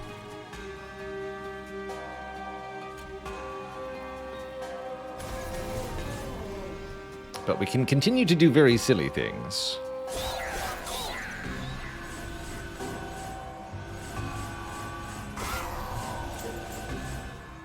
Sorry, that was how much damage?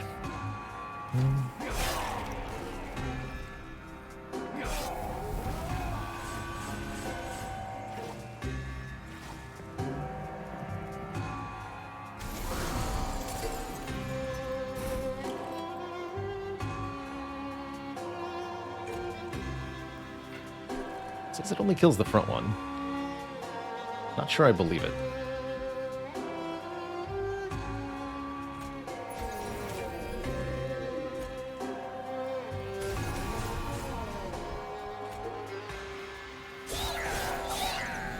And 2.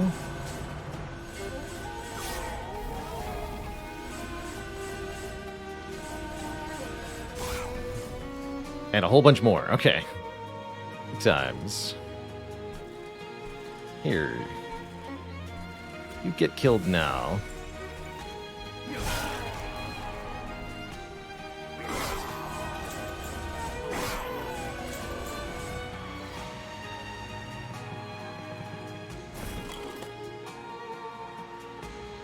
It's beautiful, is it not? I like that we have exactly enough Ember now to play both Endless Tombs and the Transcendent each turn. Seems quite good. Though I don't actually have to play Transcendent if I don't want to. 129 more Rage. Seems good.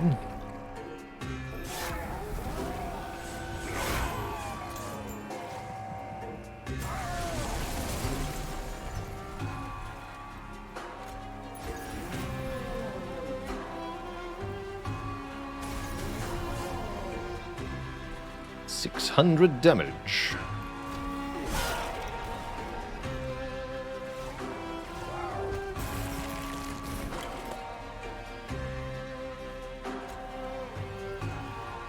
Wait. Look like this.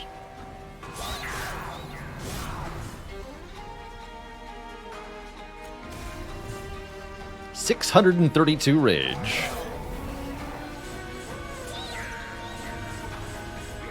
Bonk.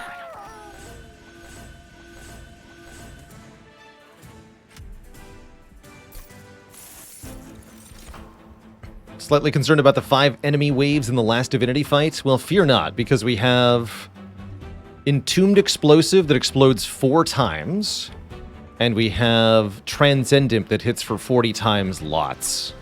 So those can chunk through pretty easily.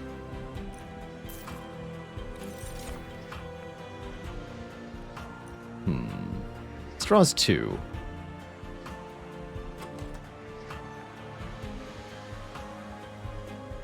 I think that's helpful. Can also activate Harvests. Yeah, grab this. The strongest mugger you've ever seen. And the richest Baylor. I'll take this. Take this. Take this. And reroll. Take this and wait. These don't do anything. Neither of these do anything. Okay, good talk. I don't have a champion. We got the awesome combo that is Railhammer Pyrewall, by the way. The Pyre starts with 19 armor. It's kind of cool.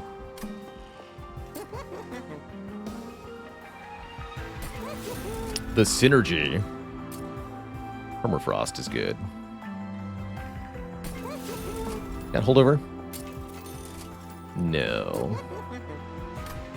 I could remove Consume from Imp in a box. You know what? Why not? More options. I'd love to be able to get the Ember Imp. That would change everything with the Transcend Imp. Oh, Steelworker's Armor 9. I guess we keep all of this. I do not need to remove any more cards.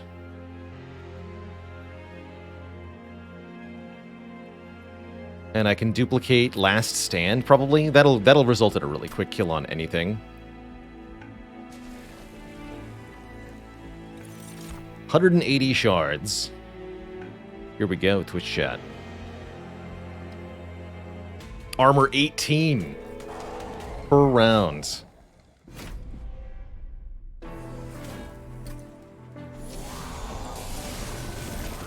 What is this dinky first wave? Hello?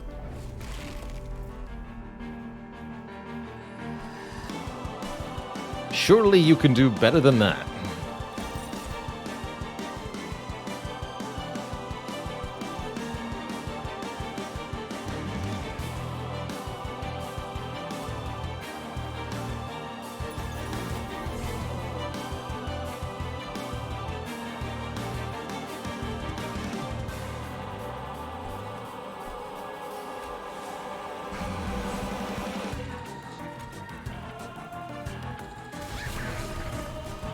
Go rage mode here.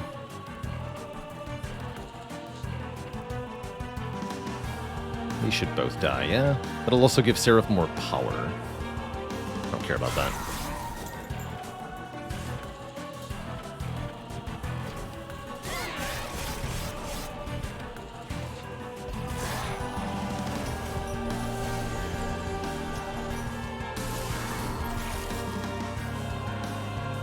Seraph thinks he can just kill me. He's got some unfortunate realities ahead of him.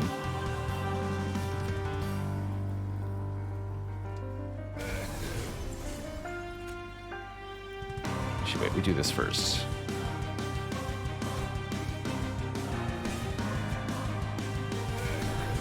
You go up there, buddy.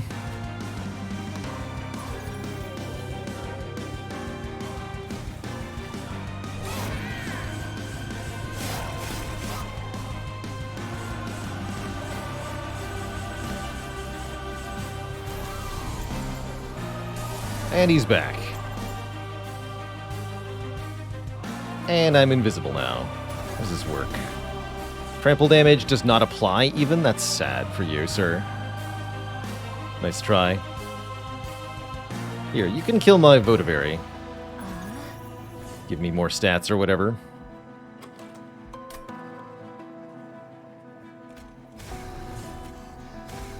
Good luck.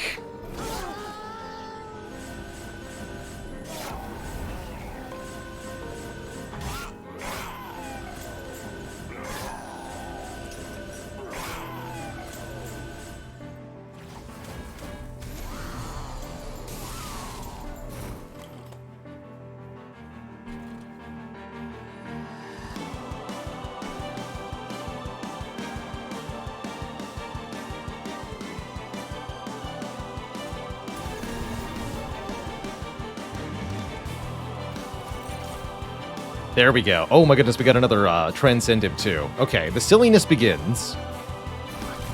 So that gives us 8 Ember. Now, every time we play any Transcendent, we gain a crapload of Ember. And we repeat all the summon effects that have happened so far.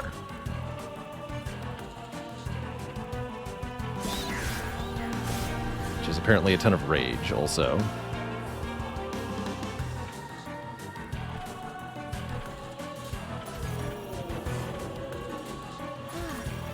You can just kill them all. Good luck, friend. Play this a million times now? Excellent. You're only making me rich.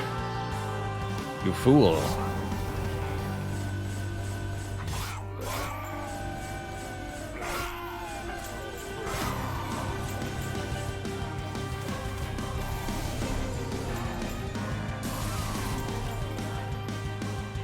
Commence the nonsense.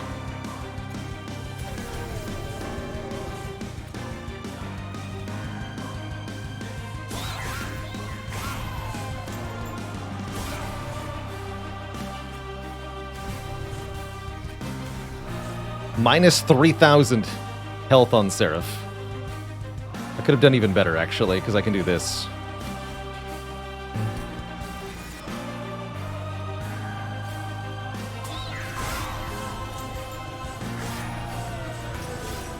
Got him.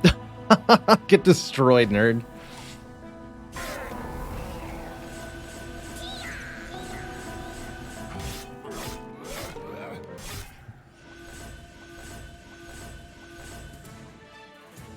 So that's what's going to happen to Last Divinity, too. Yeah, unbelievably broken deck. It turns out if you have unlimited money,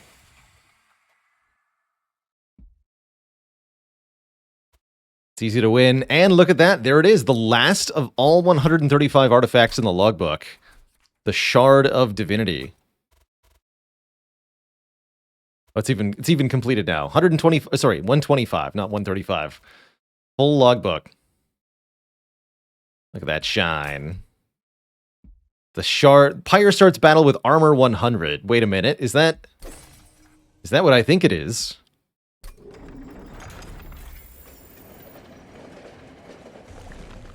Could this be? The legendary 123 armor Pyre.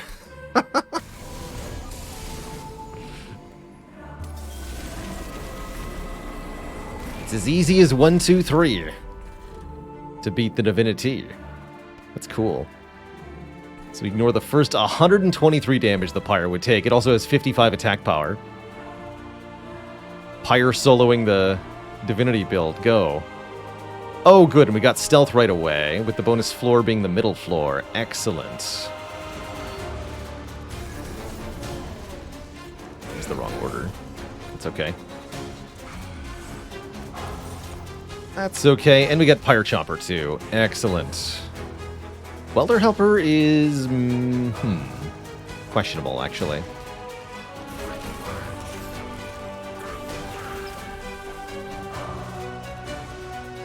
And I guess that means we just One-Horns Tome you right now? Hopefully we won't have that backfire too hard.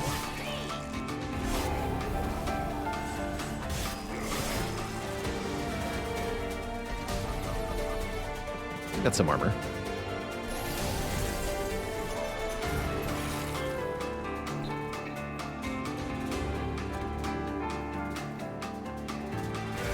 Yeah, turn 1 Pyre Chopper is ridiculous here. Truly absurd. Okay, that wipes out everything except 1 Clergyman. Clergyman.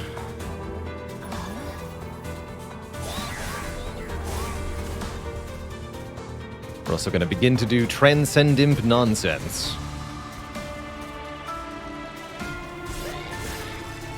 Deal 1.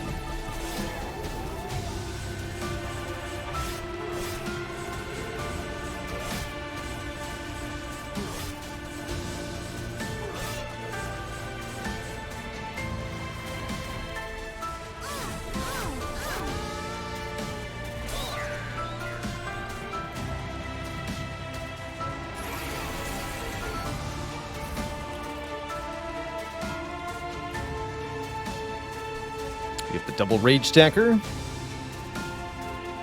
Could ascend the Steelworker. Really just start to lean into things. I don't want to remove my resistance to spikes yet, though. I guess we can put the Transcend Imp. Or we could even ascend our Molten Encasement, actually. Get the best of both worlds? Get the best of both worlds. Let's do it like this. Molten Encasement goes here. Ascend unit. Transcend Imp goes here.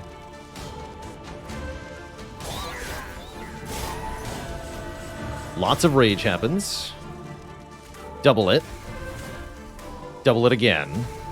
We deal 1,000 damage to the Divinity. As you do.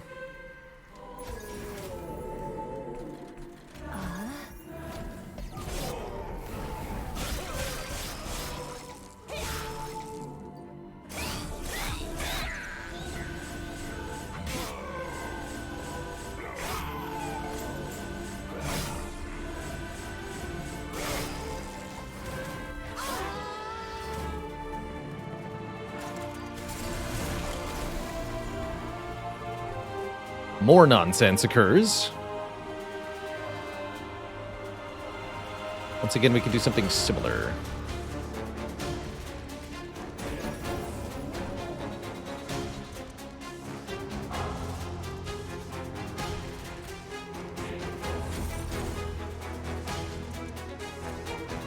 More of the same. You know what? Why not?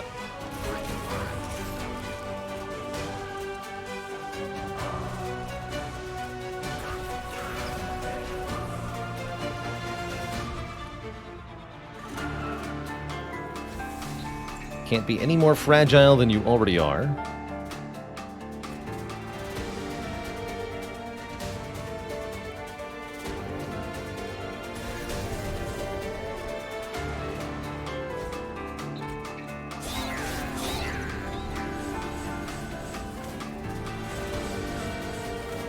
So that actually gives the armor to the Steelworker. That's kind of interesting. Another 1,000 damage to Divinity. Make that 2,000 damage to Divinity. Still only one thing to reform.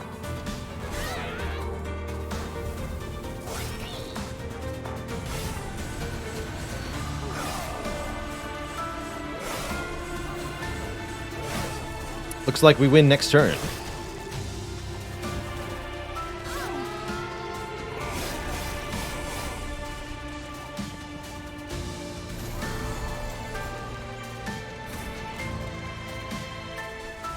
Alright, Transcend Imp, show them your power.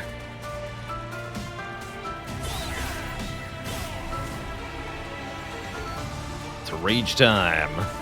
1,000 rage. They do 2,000 with each attack. GG.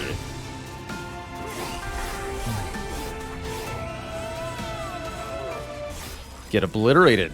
Giant Crystal Man. GG. Shardtail Queen makes it easy.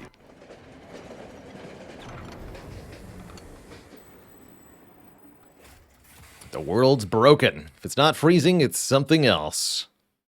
Give him hell. Yeah, and 1,000 gold at the end, too. For points.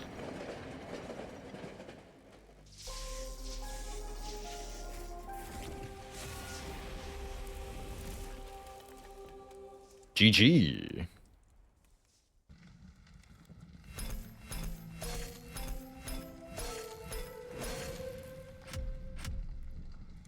Nice.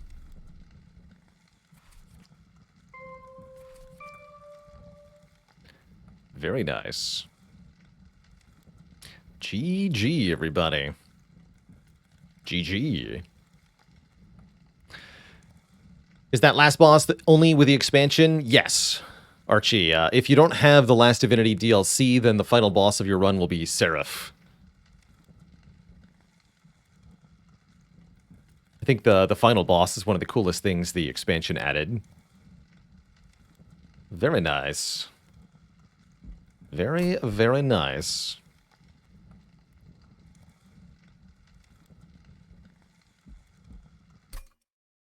Well, I'm quite happy with that. We cleared 2 more expert challenges.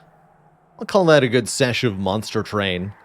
What I'd like to do for the second half of our Saturday variety stream here is play some Brotato. Continue the Brotation that we started out previously. Seeing how many wins and losses we can get playing through each of the characters one time.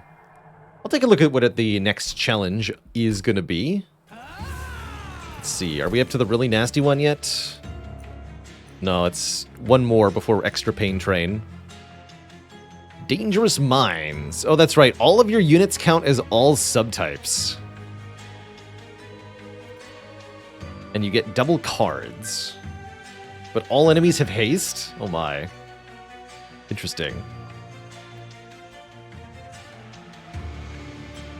All units counting as all subtypes is definitely interesting.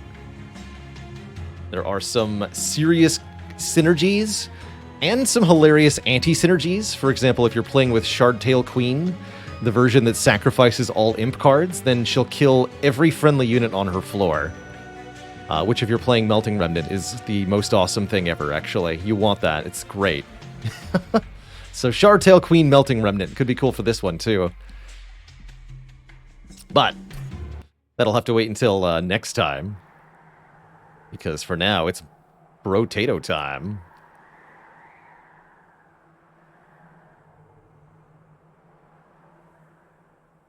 I believe we were at 5 wins, 3 losses in Brotato. Hard to believe we're just one stream away now from celebrating 5 years live on Twitch, by the way. We're going to be doing that on Tuesday of next week. Got an extra special stream planned, some Throwback Spire to celebrate 5 years on Twitch, as well as playing Superliminal for the first time, because I can take a hint. Should be a fun time. It's pronounced Brotato, not Brotato. You're right, it is.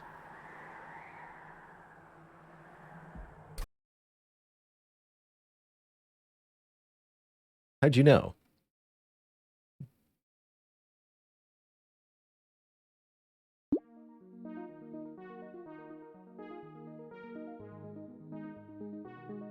I am also going to take a quick break here as we transition games. Twitch chat, refill the legs, stretch the water. Yes, that's why I banned Superliminal from the game vote, because I was going to play it anyway. So please vote for something else, and you can have both. But yes, it's all part of my master plan to play Superliminal on Tuesday. That's the goal. Brotato with you on Bird Law, any day of the week on Bird Law. Heck yeah. Yeah, I'm really looking forward to that. But for now, Brotato. And before that, a quick break. Let me take a quick couple of minutes, maybe 5 or so, Twitch chat, refill the legs, stretch the water. Back in a moment, and we'll play some Spudtacular action. BRB.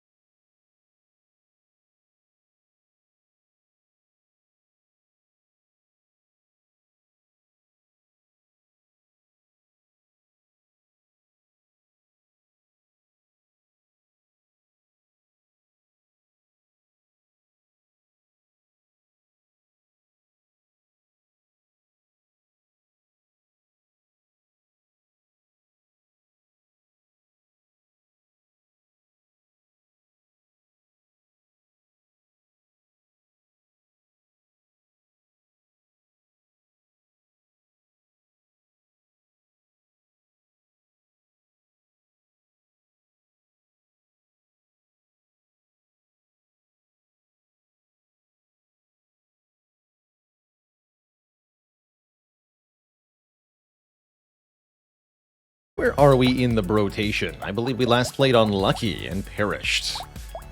So it goes sometimes. That means it's time for Mutant.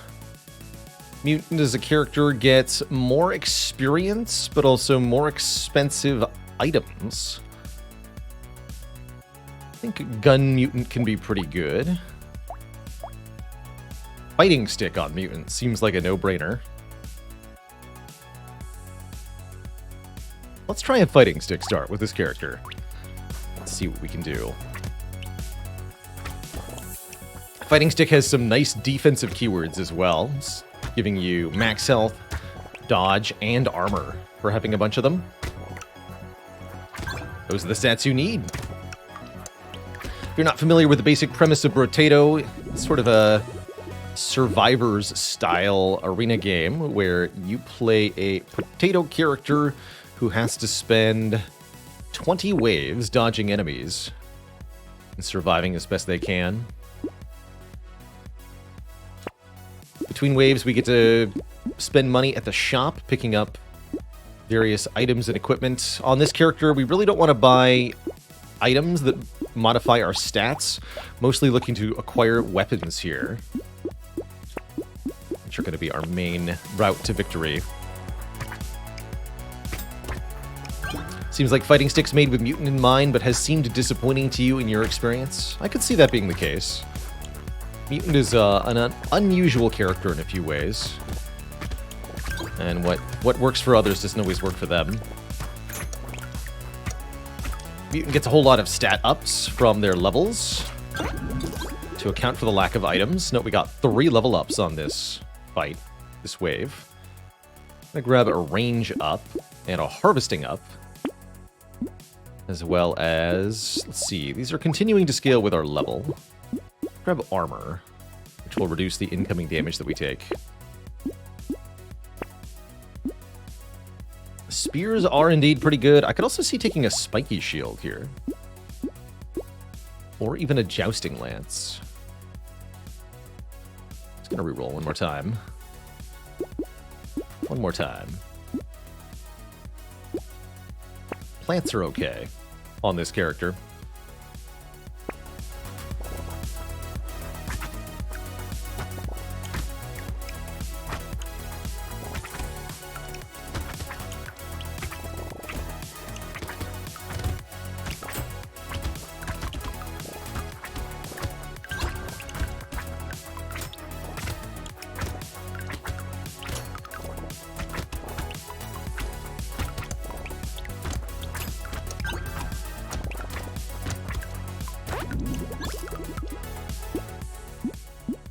Continue to opportunistically take blue perks that appear, or even purple ones. 12% damage? You know what? Let's go with yes. Just grabbing sort of efficient level ups that we do want. Tree is tempting. I'm not going to take it, though. Rolling for weapons still. Don't think Ghost Flint is it. Weapons, please.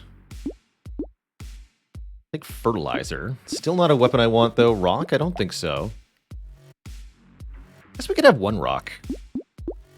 Okay, we'll have 1 rock.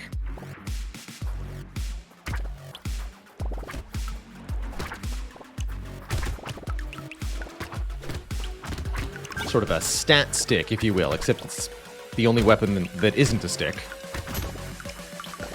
Higher levels of rock provide passive armor and do pretty good damage.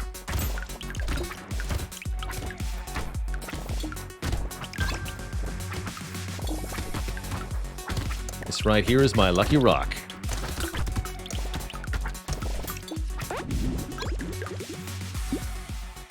Another 12% damage. I'll take that too. 2 armor. Rock 2.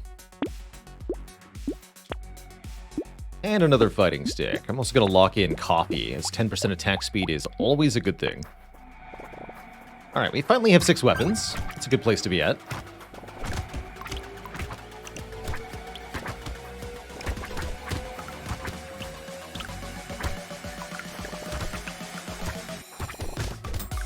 We also have a semi-decent harvesting stat, which will provide constant income for the whole game.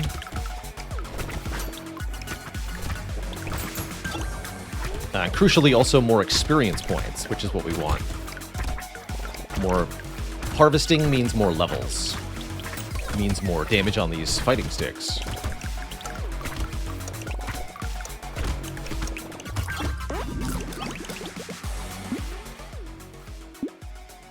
From here, we want to continue to invest in the stats max HP, regeneration, attack speed, armor, dodge.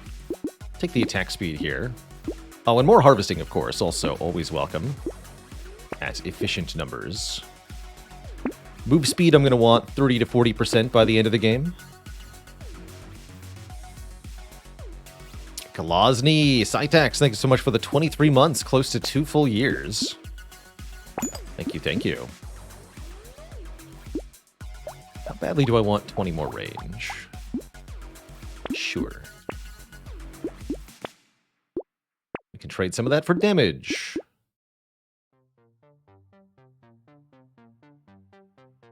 Yeah.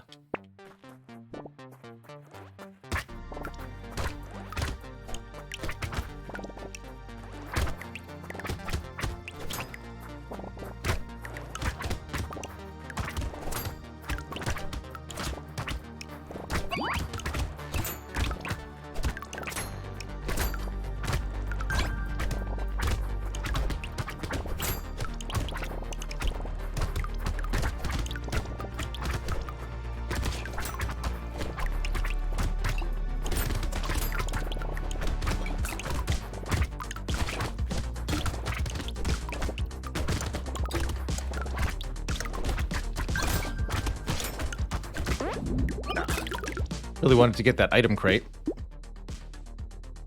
Oh, I guess I did get one. Sure, I'll take a bag. And 45 more range. Melee weapons only benefit from half of the range value, so this is 22.5 range units added to our melee attacks. But trust me when I say it's still very good.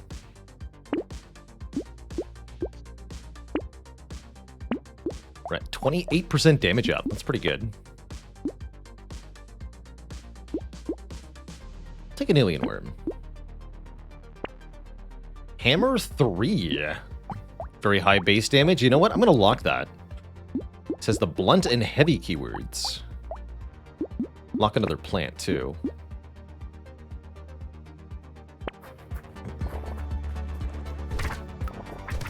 Having more range on your melee attacks does slow down their cooldown a little bit because of animation time to the target.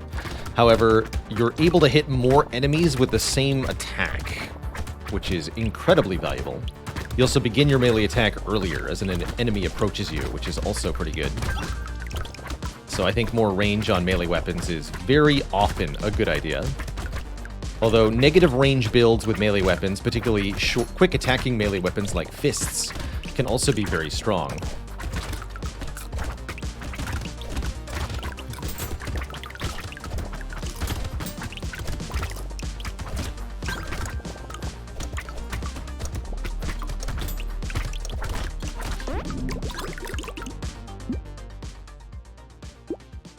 I will continue to take attack speed at basically every opportunity.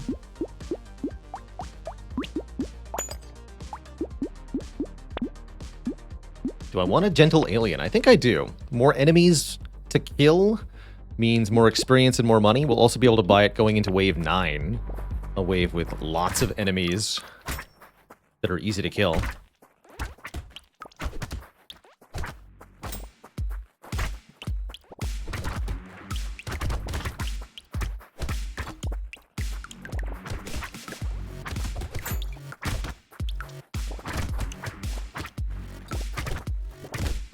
Then they were bunked.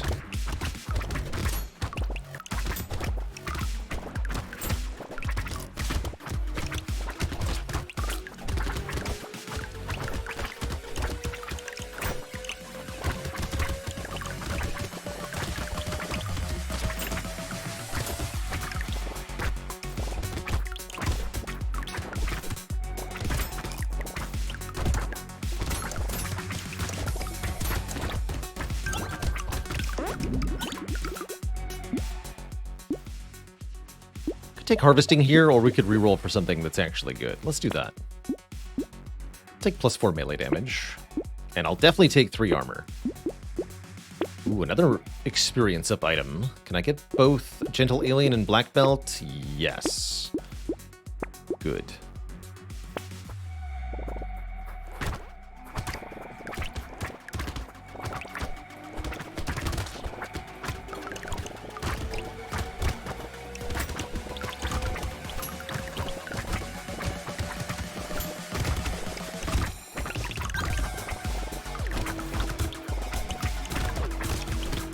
Extra good.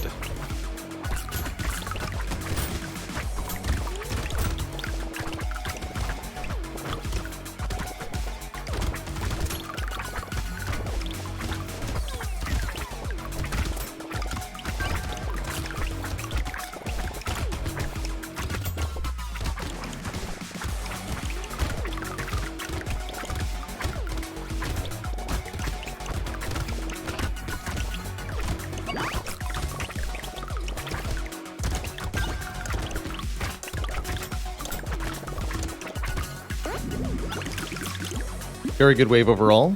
We get 6 free melee damage out of this crate. Perfect. I'm down for a 6 max health, but I would also like a purple perk in something that's relevant. Let's reroll. Speed. And we could start grabbing dodge for surviving. Or we could take 9 more max health. Let's take the max health. And another attack speed up. I'll happily take Bean Teacher here, another 40% experience gain multiplier. One could argue diminishing returns as you stack XP gain ups, but I think we're still early enough that this is still quite helpful. Bait is good. Ugly Tooth will make it easier to kill elites. Let's grab that now.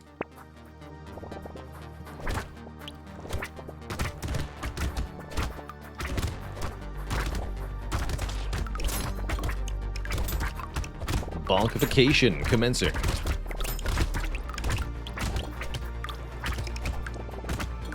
This character is called the Mutant Semibaron, and they gain tons of experience.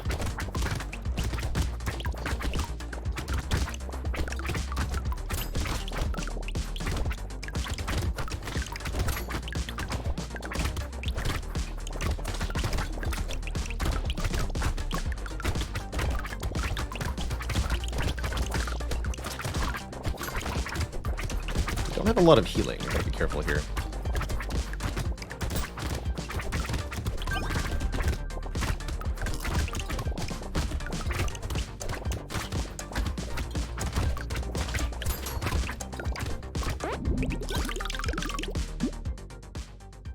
Metal's a lot of stats that help. Don't care much about crit on this build. Do we take another range up? Wouldn't mind dodge or more armor. Let's start getting dodge. Ooh, 20 attack speed. Yes, please.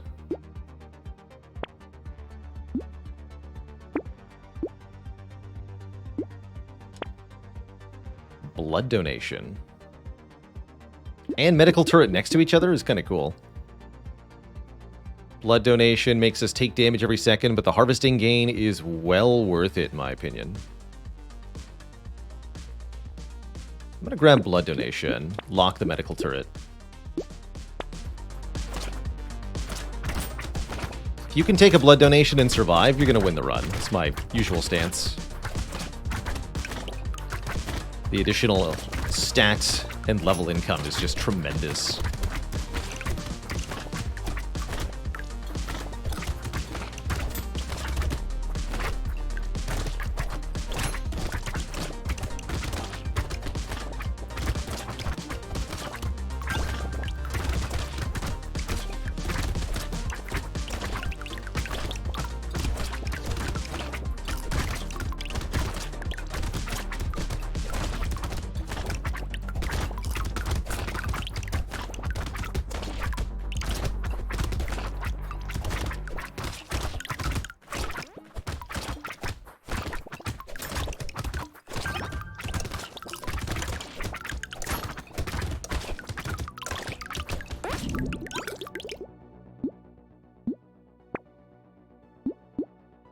take the dodge. And here I would like either regeneration or more dodge or what? Or attack speed, of course. Was there really any doubt? We have an elite coming up on this wave. Surely everything will be fine.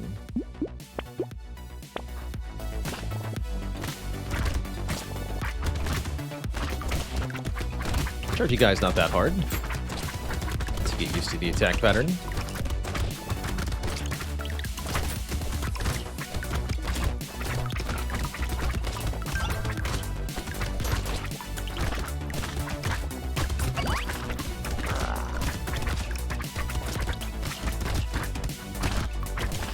Wait, we gotta be careful now. Just wander into every attack, please. Alright, I'll give up my dreams of killing this elite, but stay alive here.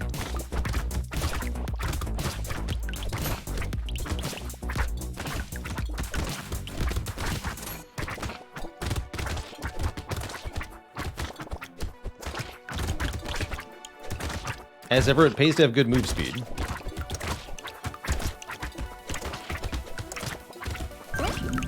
Okay, we could have done much better on that wave, but I'm quite happy with the outcome, ultimately. Get some more health. And are we fast enough? I say we're not. We are not fast enough. Nor are we do damage enough. Finally, another fighting stick. Took a long time.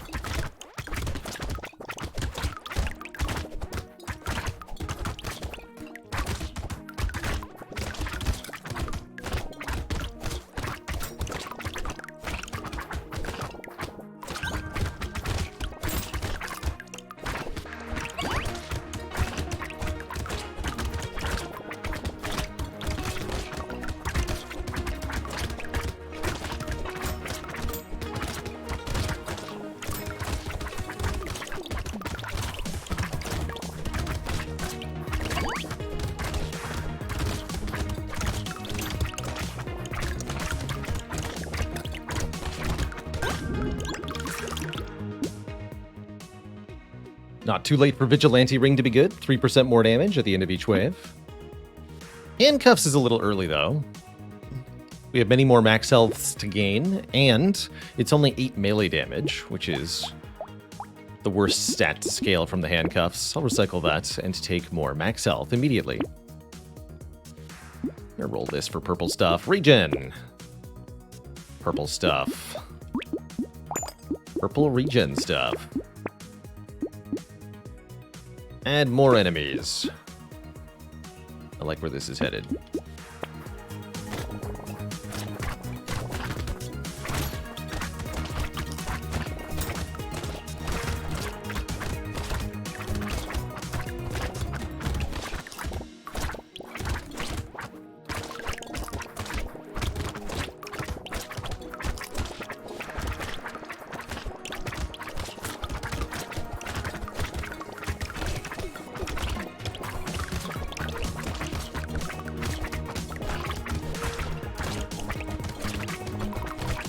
Horde waves are no problem for melee, because you can just kill everybody at the same time.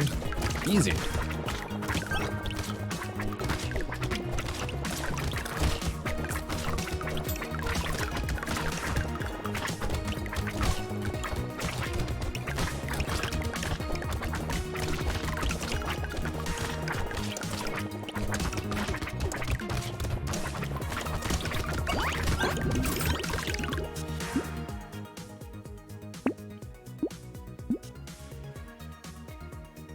Starting to hit diminishing returns on max HP. We'd rather have armor or dodge at this point. There's armor or regen. Let's take 5 regen. And 3 armor.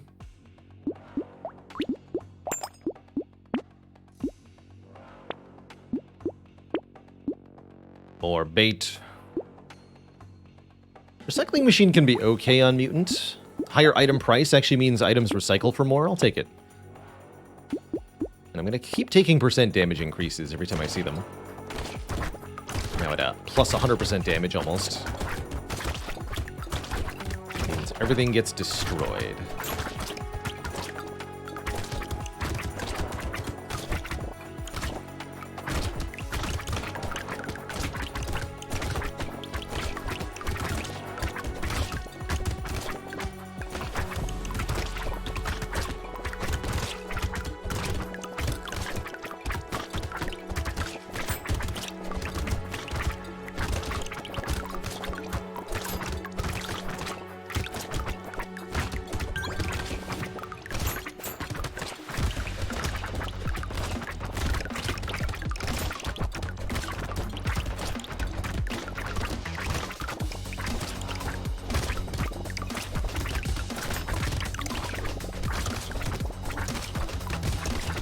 Challenge Brotato is a mixture of dodging the enemy projectiles, which is kind of dependent on your build. Some builds don't need to really dodge the enemies at all.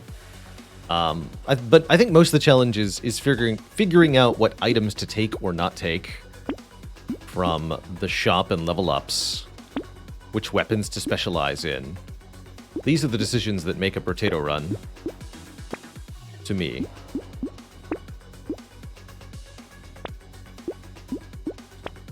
More bait. Excellent.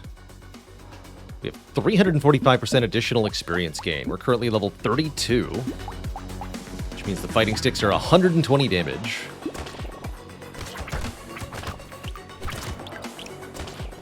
The almighty stick.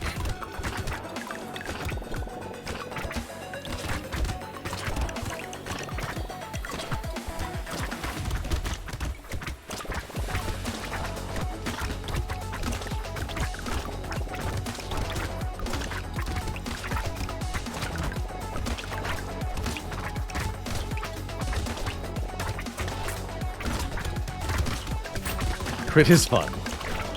You know, I agree. It's a solid conclusion there.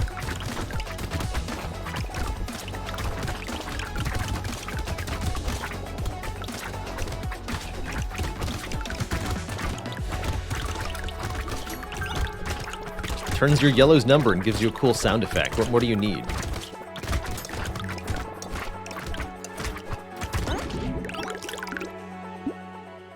What more do you need? Fine. Take the dodge.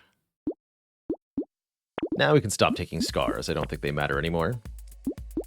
Go to tier 4 hammer or dual wield hammers? I'm gonna go with dual wield hammers, I think. Yeah, let's try dual wielding hammers.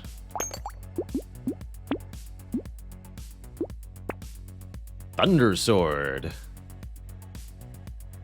Alien eyes are strong. Mom.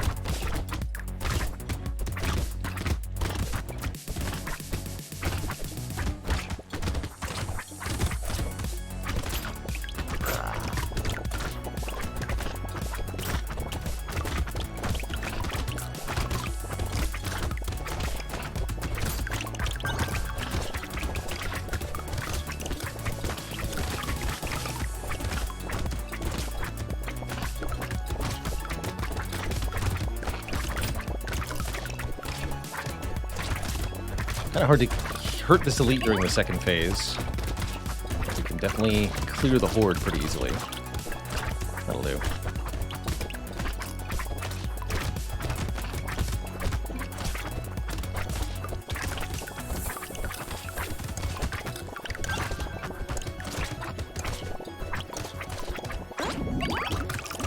Nice and tanky.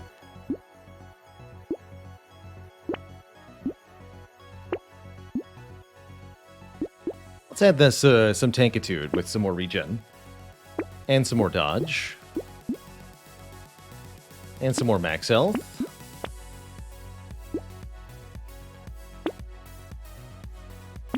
And more max health and regen.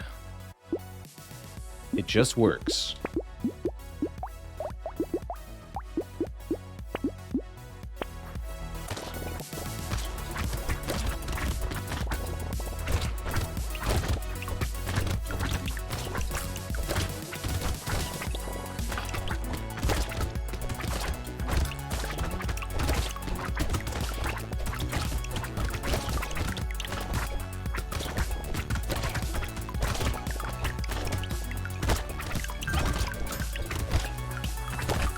Don't think you've ever seen a time when when Alien Baby is good to take?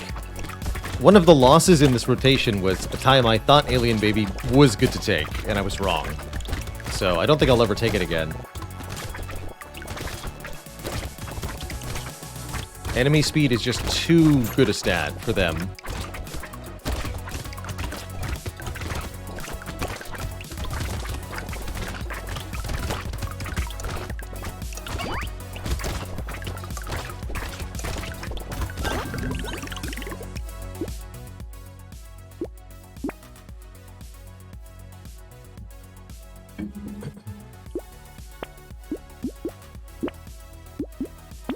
More Max L.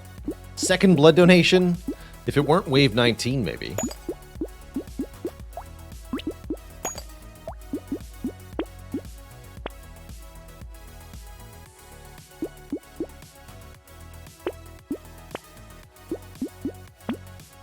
Give me dodge. Or give me death.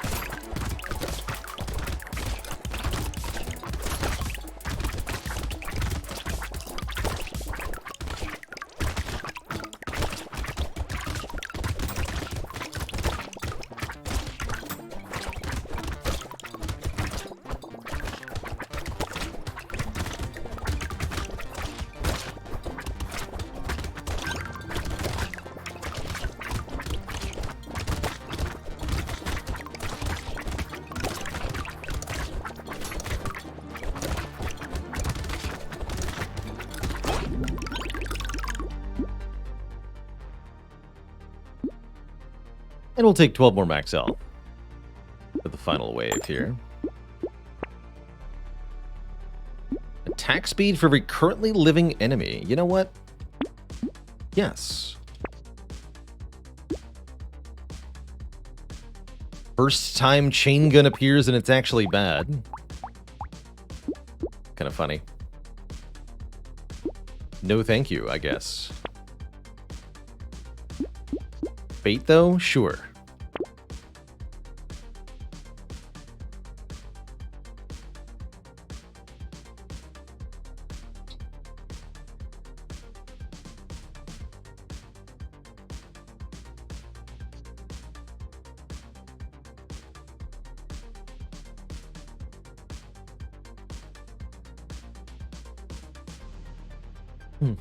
All right, here's a terrible one for you, Mudda Sheep.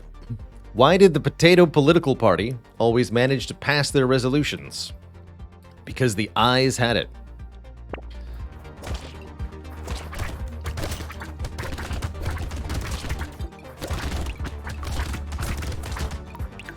No refunds on the free one.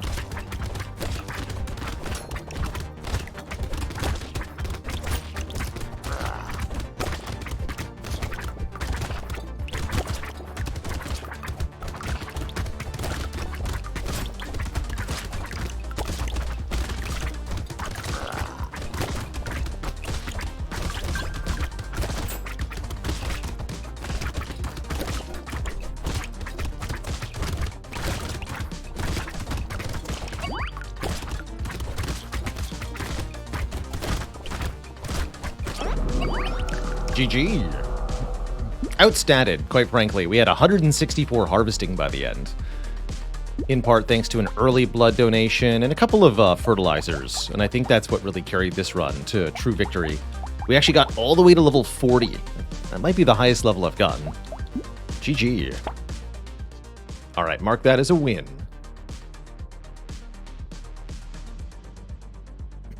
Next up, the Generalist. Generalist is a cool character. This character gets melee damage and range damage whenever they have the opposite. So melee damage or range damage becomes both stats for this character.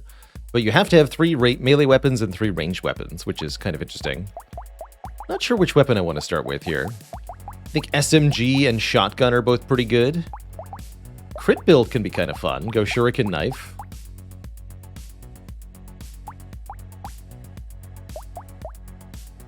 Oddly enough, I think Cactus Clubs are kind of decent.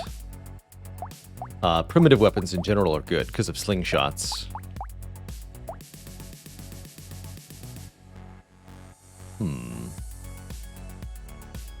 What does random say? Random says Cacti Club. Let's do it.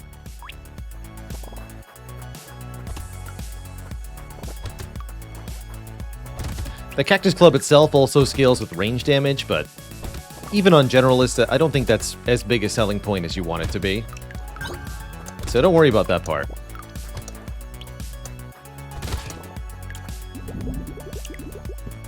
Easonade with 8 months, Cactus Club go Burr, and Dr. Patrick with 5 months. Thanks for the Prime sub. I'll take 5 attack speed, actually.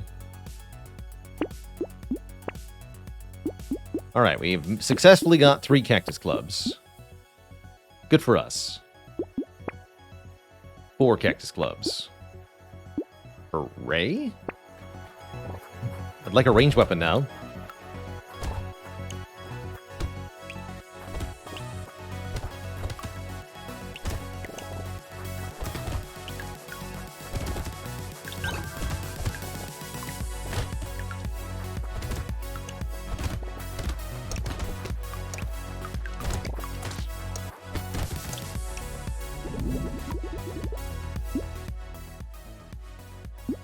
And let's take a first damage up here. It's all Cactus Clubs? Always has been. Cool, I guess. We'll just have nice Cactus Clubs. We're going clubbing, twist shot.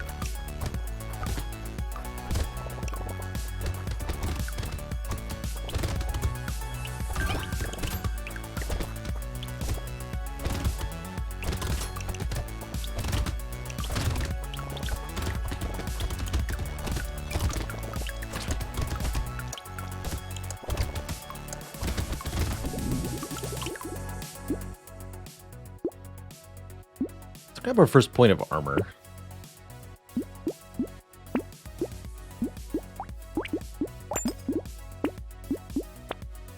Spear is still not a ranged weapon, but Hedgehog is very good for this character. I'll lock that.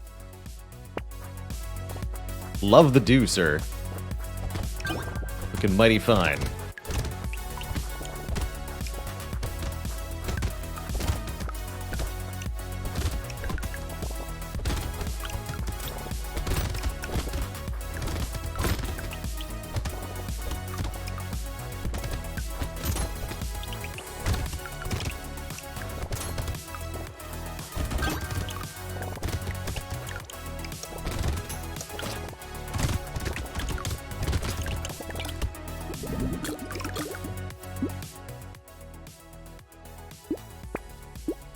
Ugh. That's more like it. Take the damage. Be the damage.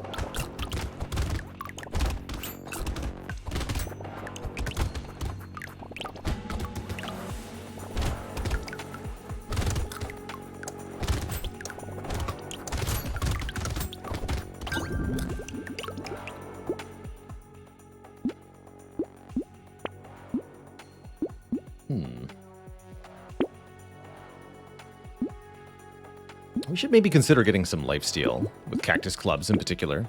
Hey, a gun! Thank goodness. Get in here. Oh, Ghost Scepter's also a gun. Ghost Scepter, get in here also. Kind of like a gun, anyway.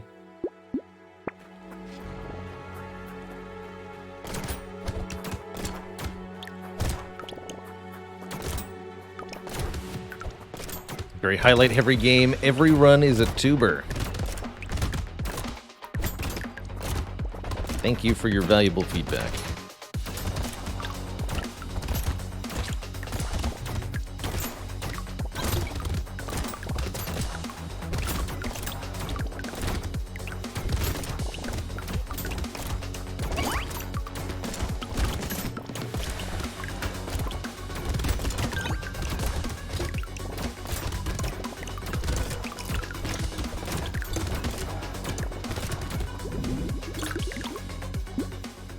It'd be nice if we can get some more movement speed. I'm not going to turn down 15 attack speed, though.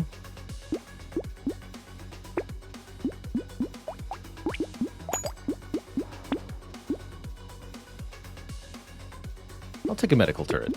Seems like enough healing to be probably worth it. There's move speed. There's also piggy bank, which could reward us for saving money. That's an early enough piggy bank. I think I'll splurge on it.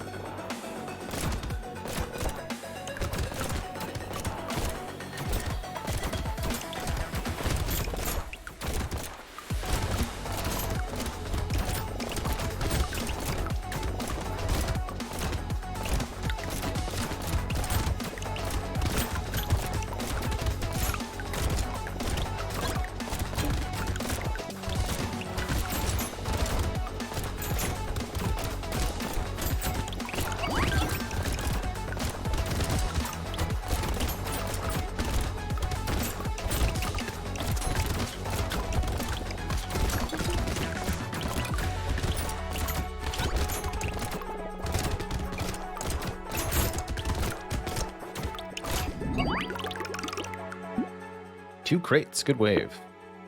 Free recycling machine, always welcome. We take 45 range. Guns don't need range that much, but melee weapons would love it. So, you know what? Yes. My conclusion is yes.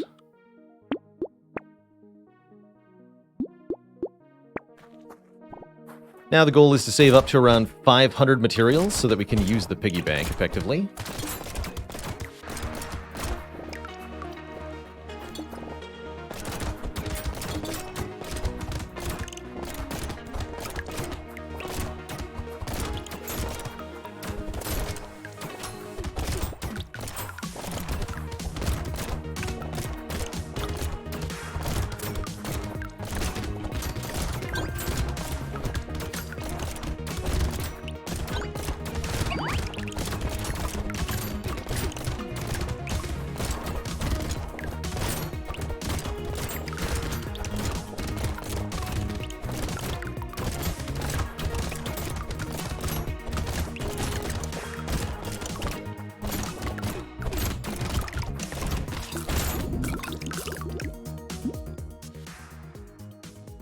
Sure. Never don't take attack speed. That's one of my rules for this game. Shotgun, get in here.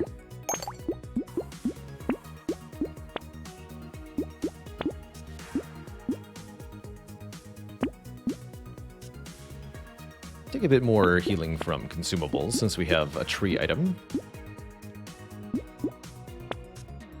Probably take a Cyclops worm. We took that range up earlier. Yeah, do that. Don't forget to save money, though. Indeed. Alright, we'll try to get to 500 and then not spend here. It's a good way for saving on.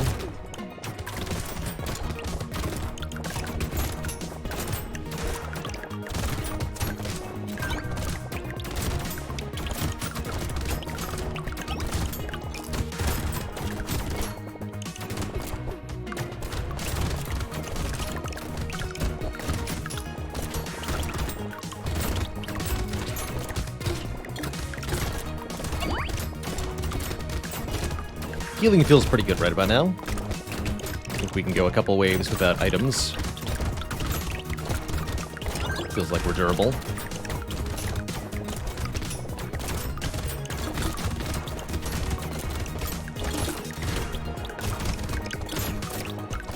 We doing another thunderstorm today? Hopefully not like yesterday.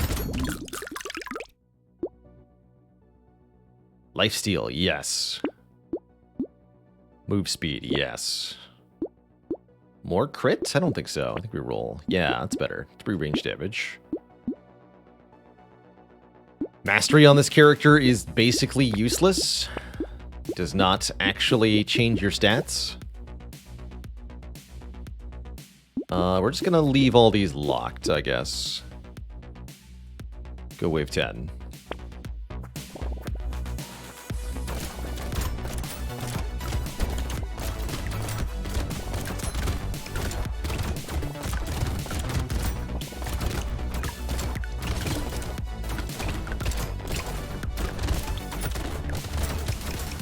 The spikes from the Cactus Clubs, you really want them to be able to do more damage and hit more targets than they actually do. In practice, they're very ineffective at basically anything. Almost embarrassing, really.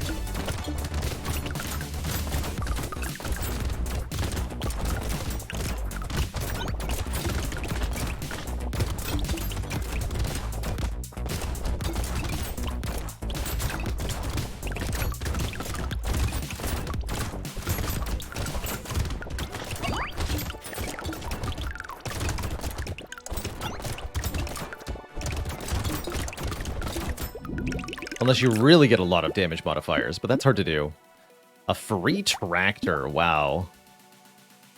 That is a huge boon to us. The damage down will be more than made up for by the materials each wave that we get. I'll take another 3 range damage up. And let's go back down to about 500 materials here.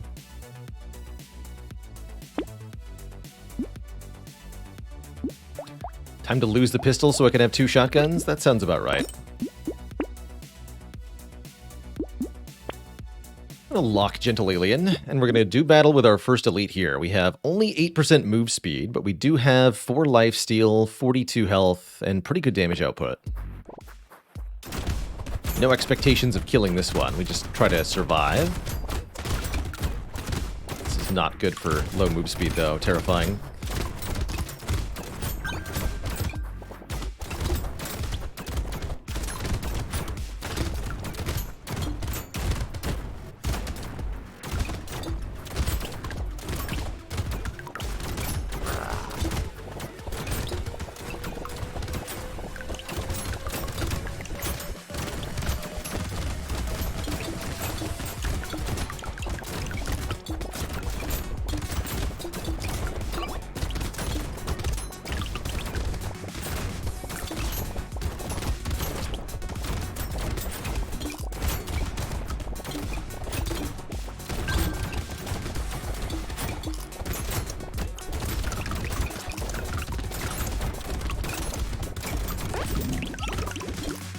Whoa, what? That was weird.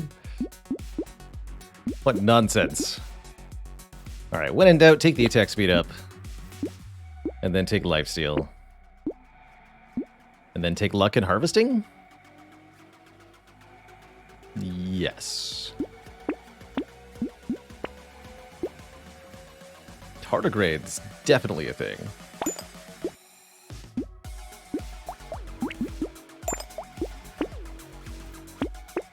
Grab one more free reroll.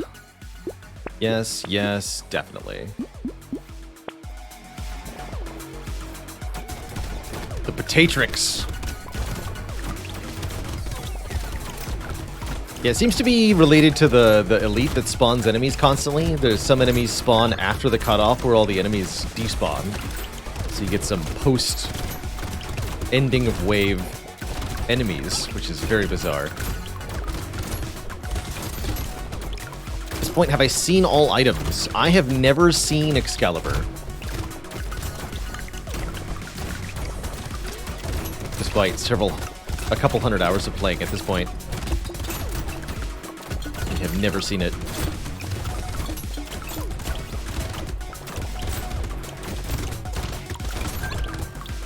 Feels like we're lacking armor.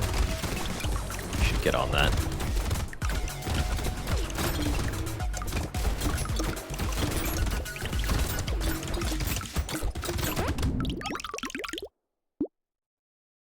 Speed will help. Lifesteal will help. 10% lifesteal. That feels quite good. Enemies will now explode when they die. 20% of the time, anyway. Or a damage that scales with our melee damage stat, which we're going to get lots of. I'm not going to take a hammer. Go blood donation again. Won us last run. I'll do it again. We've got lots of healing with 10 lifesteal. And we're short enough on armor, I'll buy a medal, even though I don't think it's that good. Consider sad tomato. Consider bait.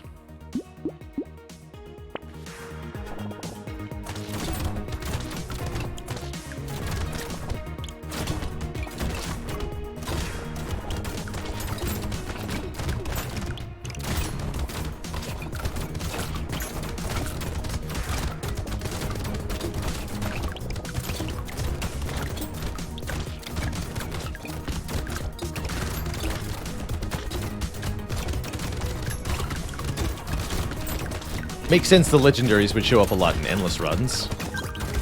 Get to look at a lot of shops.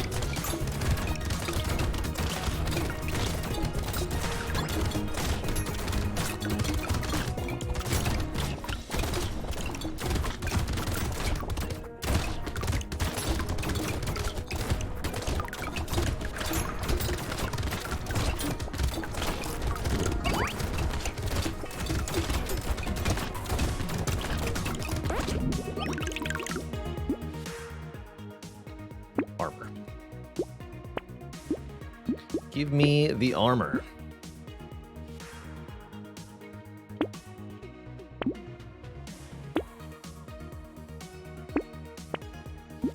Three melee and 3 range damage. That's the item.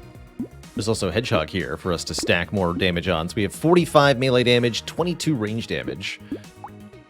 Which means Rip and Tear now does 48 when an enemy dies.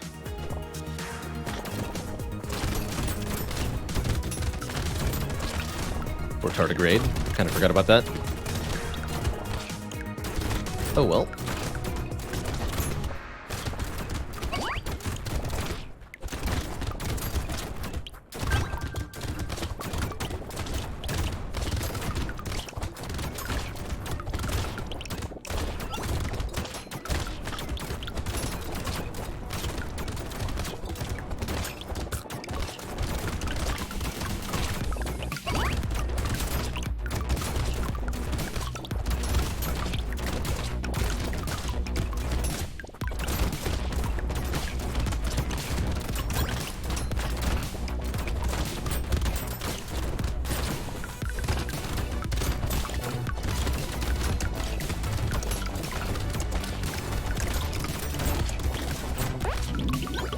$9.99.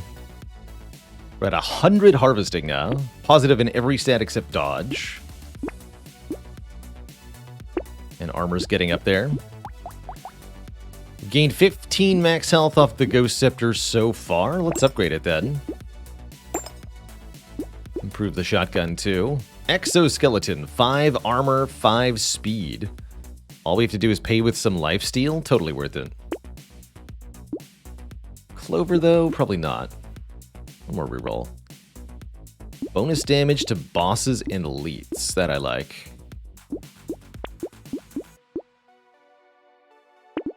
Let's just lock all these, since we have the piggy bank. 100 harvesting and piggy bank is kind of excessive, actually, in terms of monetary income. If you outscale Brotato enough economically, the game gets trivialized. In the most delightful way, quite frankly.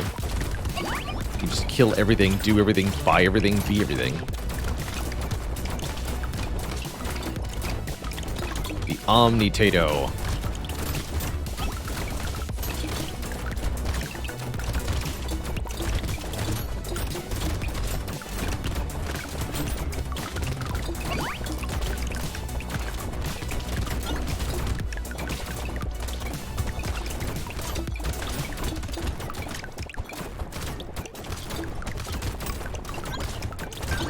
Rip and Tear putting in a lot of work.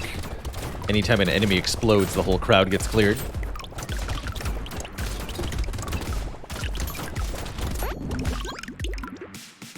And now we're rich. I still think we need more lifesteal, though.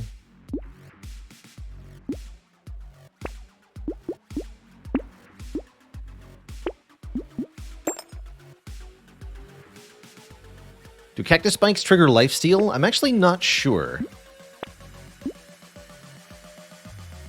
They might not.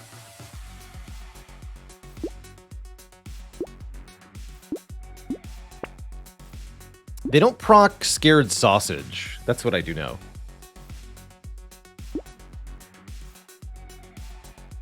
I'll take community support.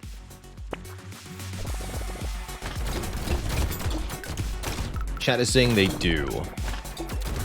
It's quite nice.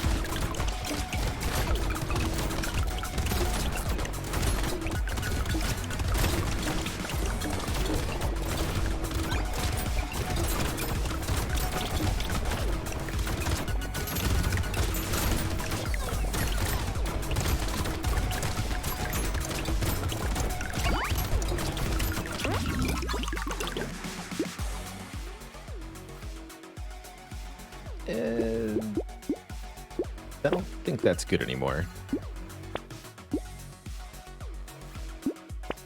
3 armor's good. Take banner and lure. And our second rip and tear. These are all melee damage sources, so they're all good. Buy them all. Get a free reroll. And then fight an elite.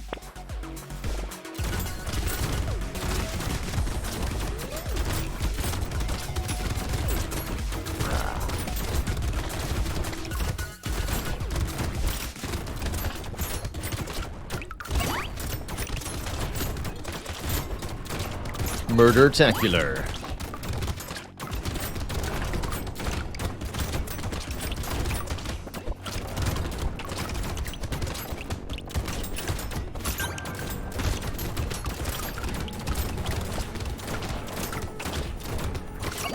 Got 3 loot aliens also. Pretty cool.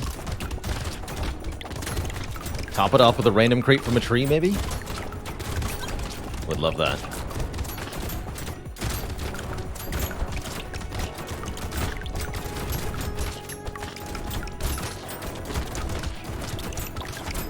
Four is plenty. Find. Toolbox is a no thank you. Big Arms gives us 12 melee and 6 range damage. The perfect item for this character. I think it's the item unlocked by this character. Very powerful here. That brings our range damage stat from 27 to 39. Seems good. I'll take a free clover, sure. And we are still not fast enough. We're still not rip and tear enough. Third rip and tear. Oh, I'm sorry. We needed a second bigger arm to go with our first big arm. Times 2 big arms. Shotgun now does 88 times 4. Make that 98 times 6. Yeah.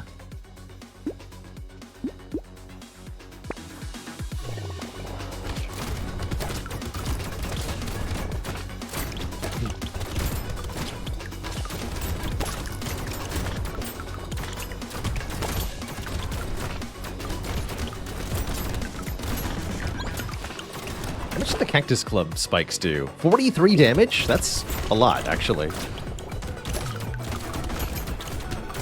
What a good time.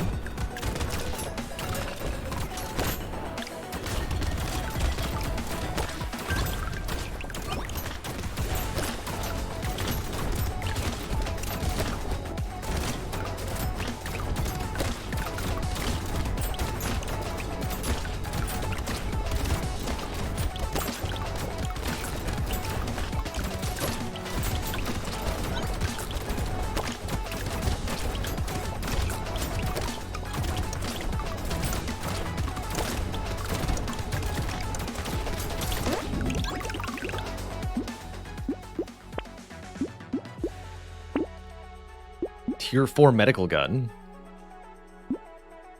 Crown would have been good a lot earlier. Not taking it. I guess we could swap out the Ghost Scepter. I'd rather swap it for something that does real damage, though.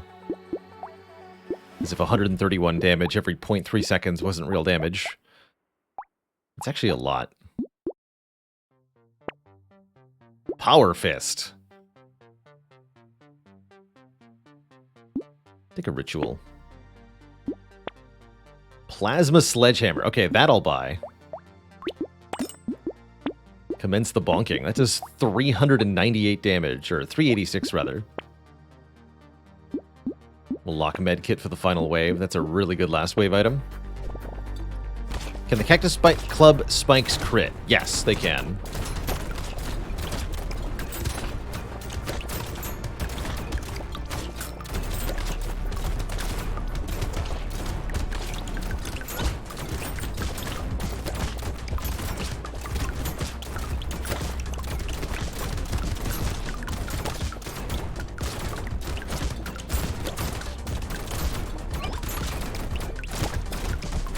Good lord, our arms are so big. Everything just evaporates beneath the bigness.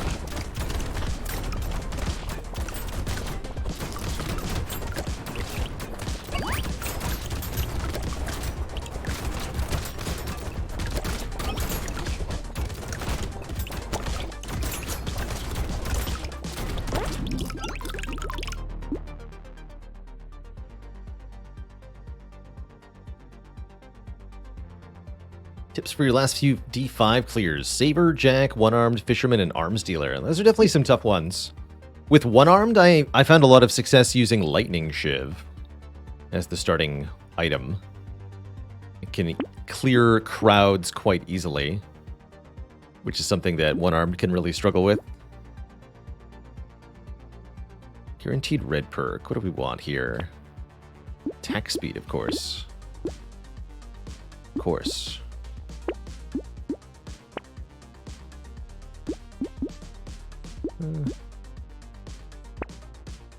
Yeah.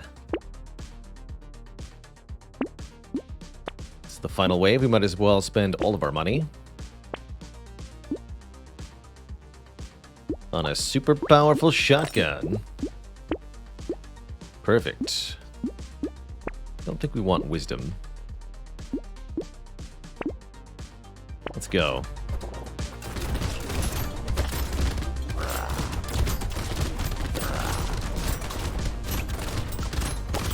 Blapped.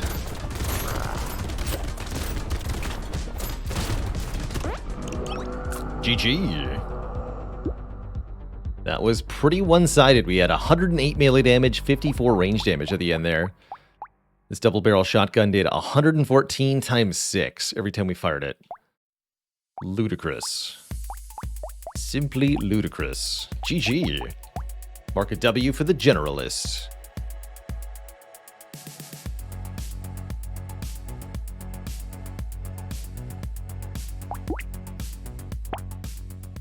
Next up is Loud. Loud might be one of the best characters there is. Loud deals more damage and gets more enemies, but loses harvesting every wave. Hey there, Glim DP. We crossed off 2 expert challenges today. It's a good day.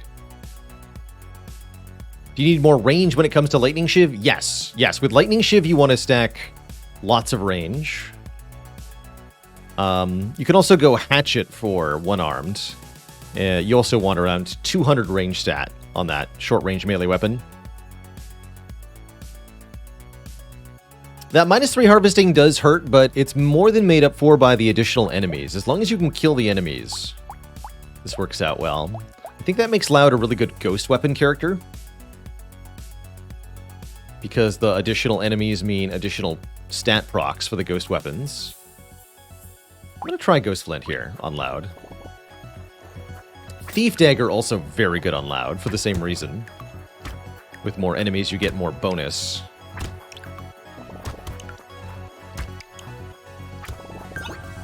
Does negative harvesting make you lose money? Yes, and experience points.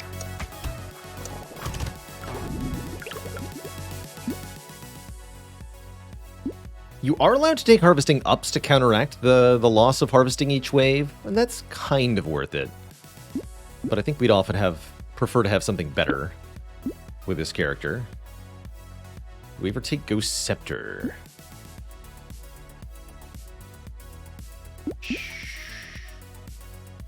Don't like Ghost Scepter that much with Loud, although you can kill more things. Let's take one. One or two. Gonna reroll past Scar there. Okay, 2 Ghost Scepters is fine.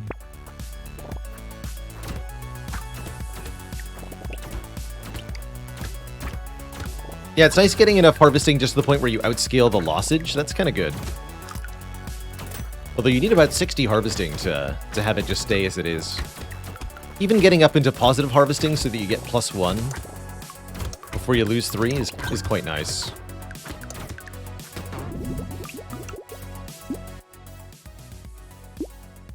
But you don't have to take any harvesting at all on this character. You can just have the negative. It's fine. I think we'd rather invest in surviving at the moment. I'm gonna want that boxing glove.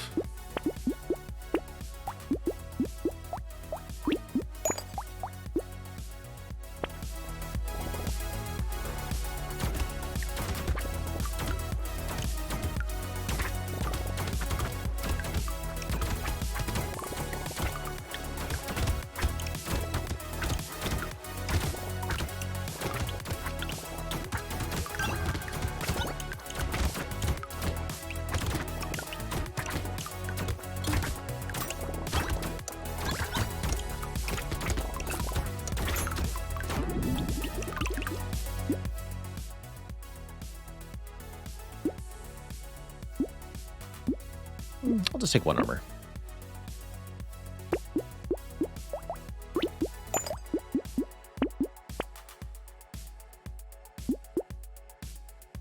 Better weapons.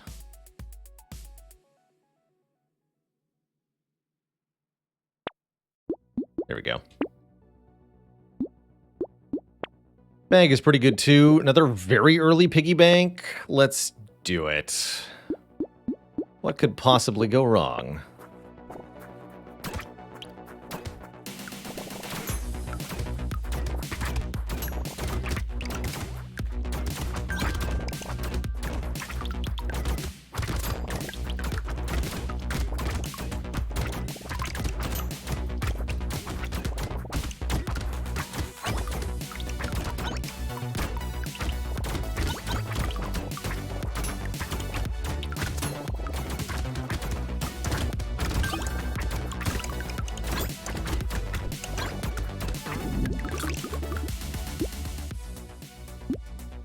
Speed up that attack speed gain.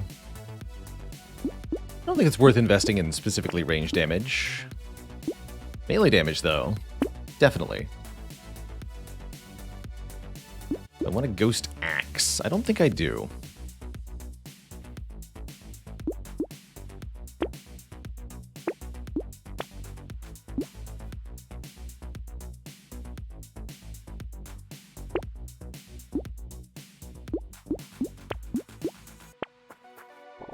Having 6 weapons is good.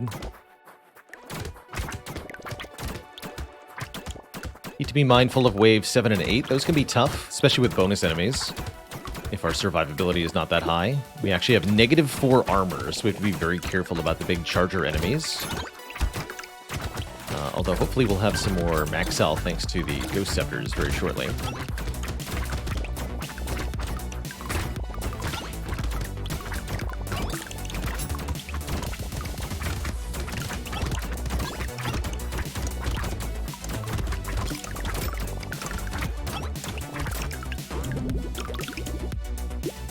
I'm rich.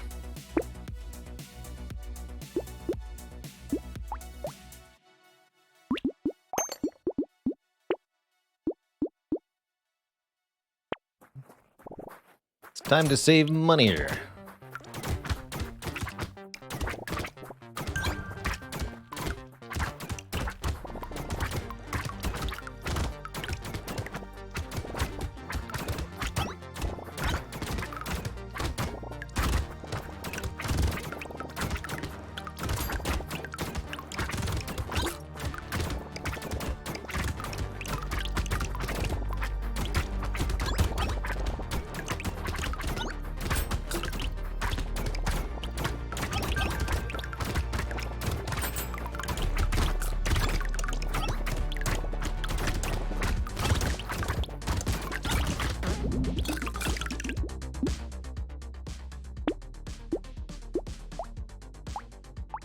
31 attack speed, 35 max health. Make that 44 max health. And let's get our dodge capped, although 12% damage is really tempting here. Buy this, roll once. Sharp bullets gotta be worth it. Making these Ghost Scepters pierce an additional target, that's gotta be worth it. They don't do that much damage on the second hit, but with this character, we're gonna be able to get some kills with that. I'm sure of it. I don't believe the harvesting is going to scale itself with the usual 3% or 5% of whatever your harvesting is. I don't think that applies to negative harvesting.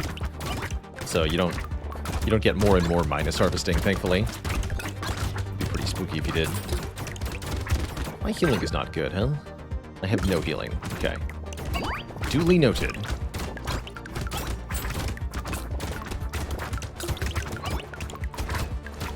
There sure are a lot of enemies.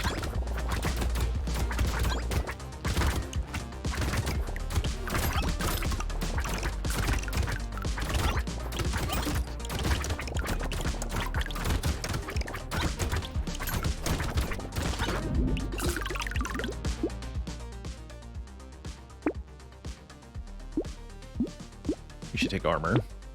You should definitely take armor.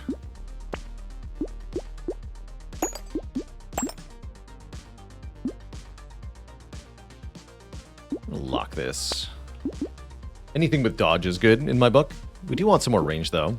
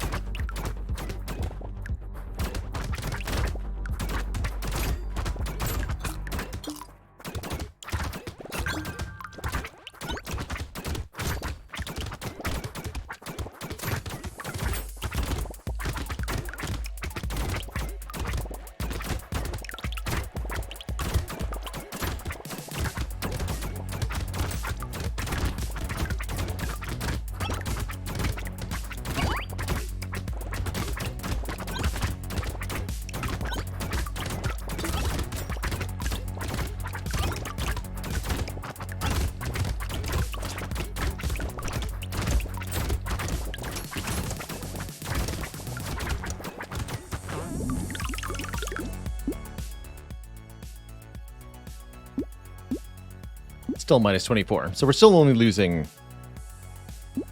3 per.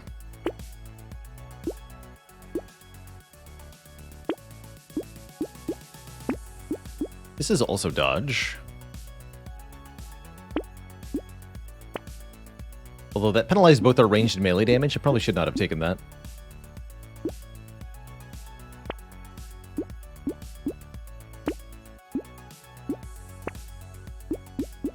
Coffee always welcome. Just go wave 9. How much has the piggy bank made so far? 328 already.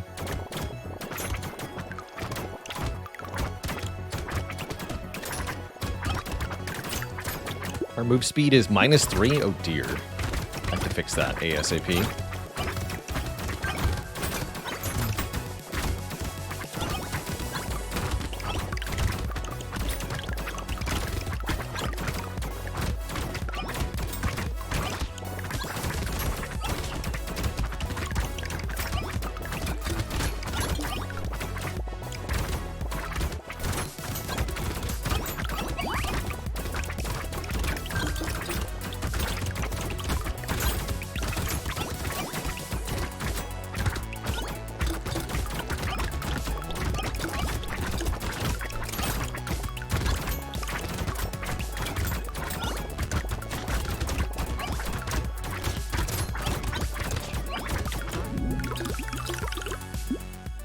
How's that for income?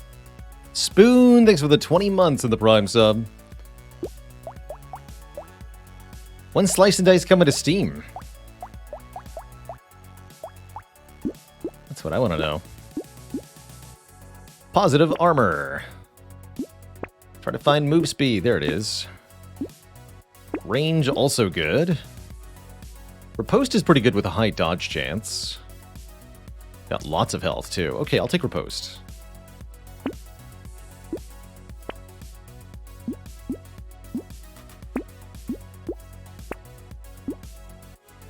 Upgrade. Not gonna take a White Ghost Scepter. Tractor? That completely cancels out the negative harvesting. All we have to do is give up a bit of damage. I'm gonna do that. Gotta love Tractor. Such a powerful item. There's Hunting Trophy. Although we have basically no crit. We could change that. And this character gets extra enemies, so you know what? Let's try it.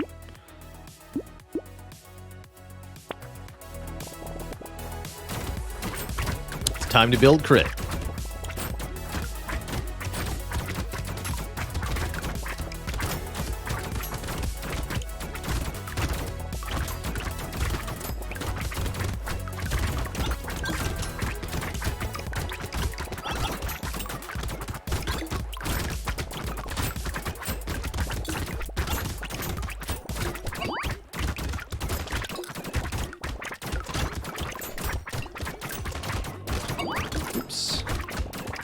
Get murdered.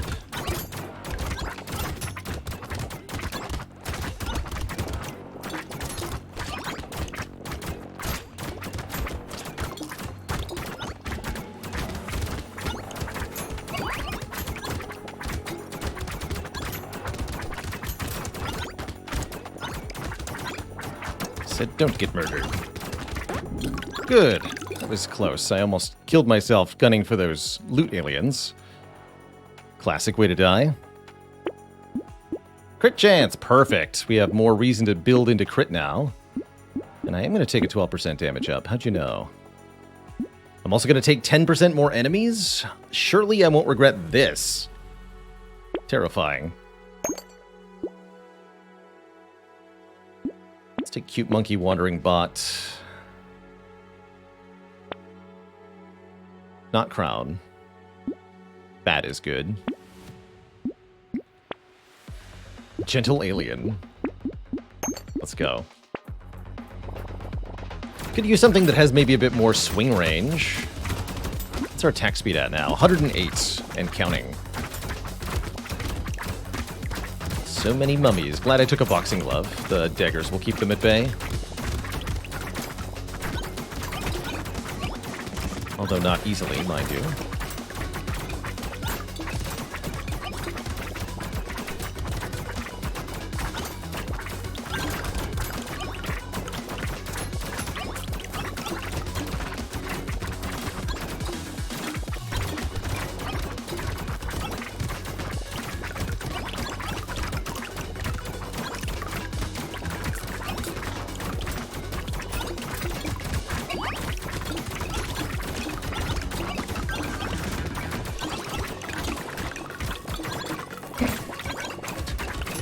The stat gain.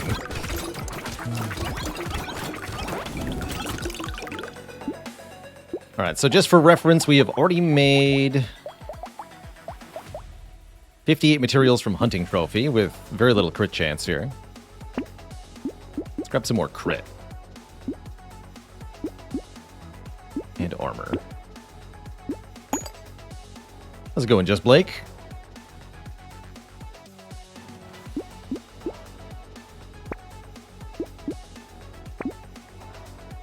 Capped on dodge.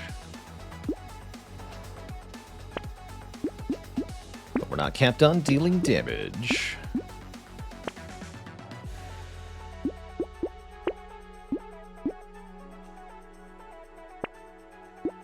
%15% crit chance. 50 range. Perfect. We have all purple weapons. I like it. Captain Dodge is go.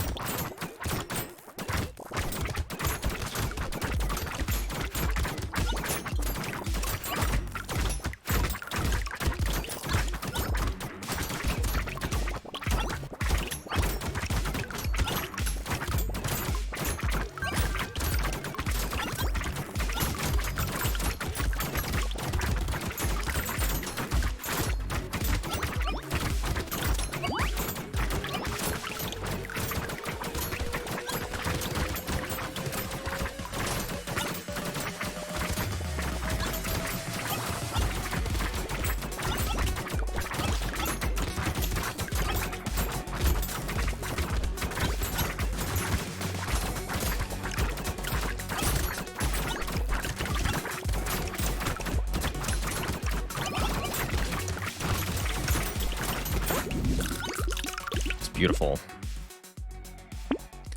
Totally beautiful. Now we have 37 additional crit chance. 40% base on our weapons. Perfect. Love to see it.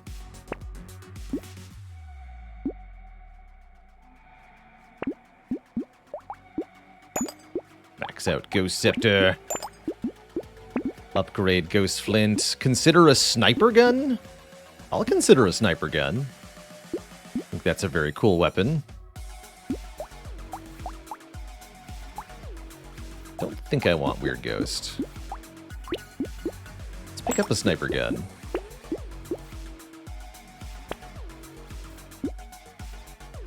I guess I'll take a Peacock. Uninstall Brain, thanks for the Prime sub in the 10 months. Do you take Sharp Bullet with one-armed Lightning Shiv? I would say no. No, definitely don't take Sharp Bullet on one-armed, actually. The double damage modifications of one-armed applies to the minus piercing damage penalty, so you end up with minus 90% piercing damage with your Sharp Bullet, so it sucks. It's also a 10% global damage down.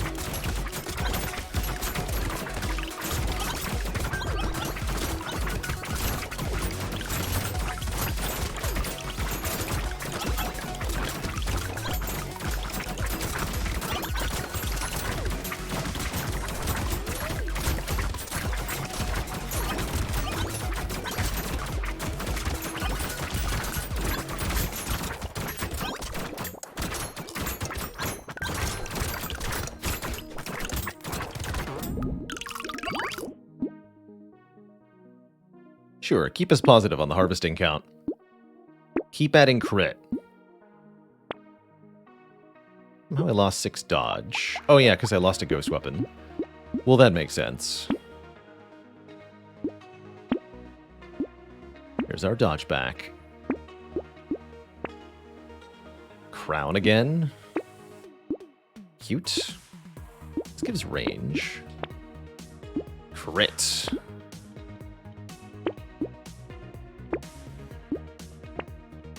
Crit. Hunting Trophy has now given us 249 materials, so it's paid for itself already. And there's a lot more game to go.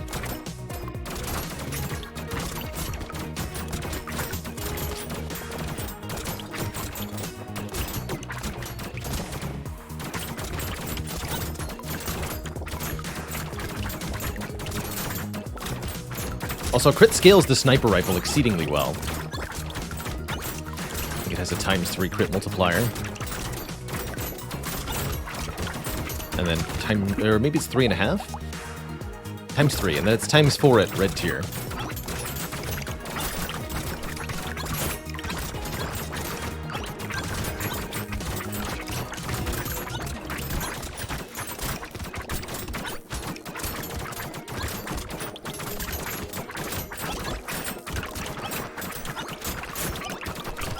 Chaos.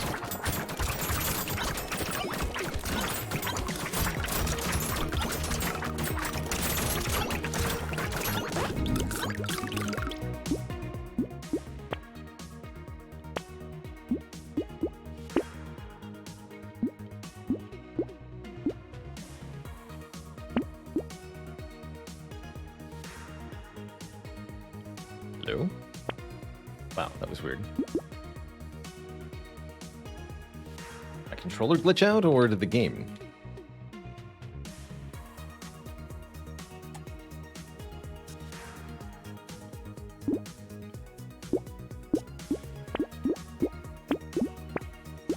There we go.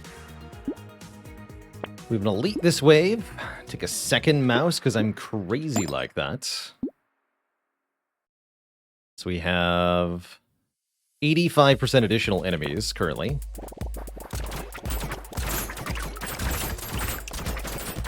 Ridiculous.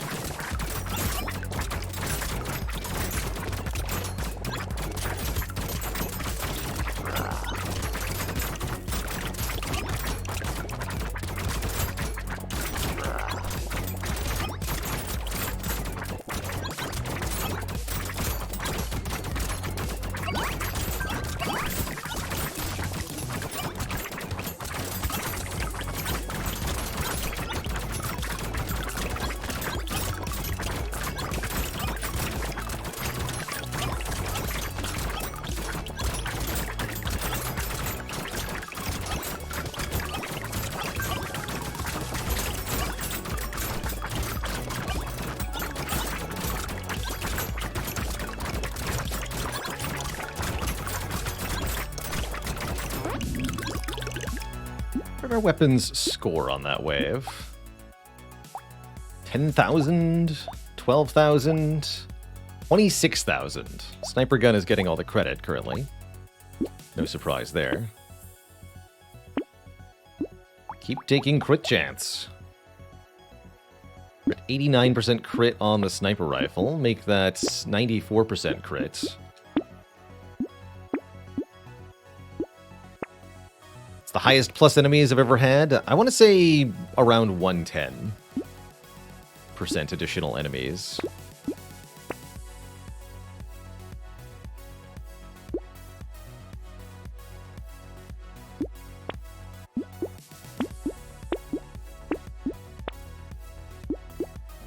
Crossbows are cute, actually.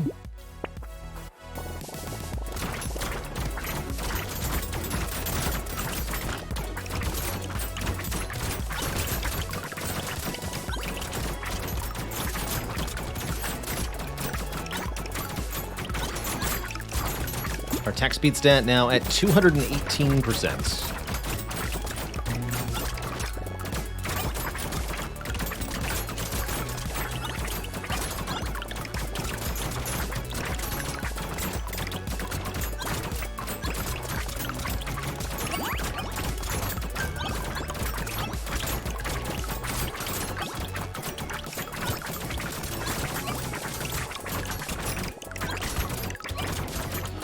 ACBB26, thanks for the half year of support in advance, taking advantage of that September deal. Currently all new subscriptions, that is subscription to a channel you're not currently sub to, are 30% off for September. Pretty exciting.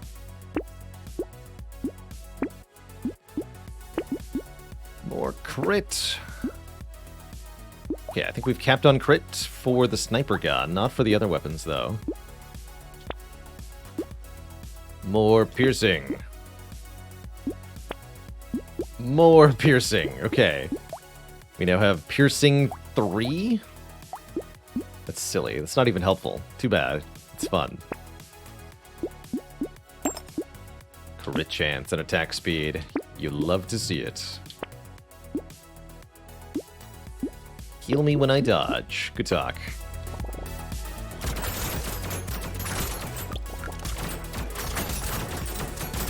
Those extra pierces are mostly going to allow the bullets from this sniper rifle to spawn more secondary projectiles and cause confetti explosions all over the screen.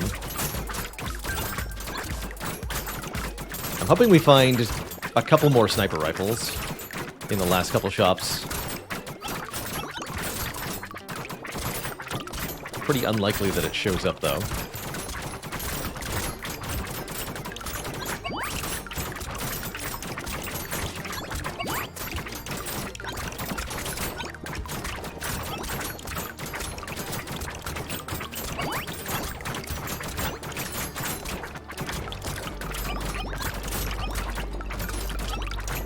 Absurd.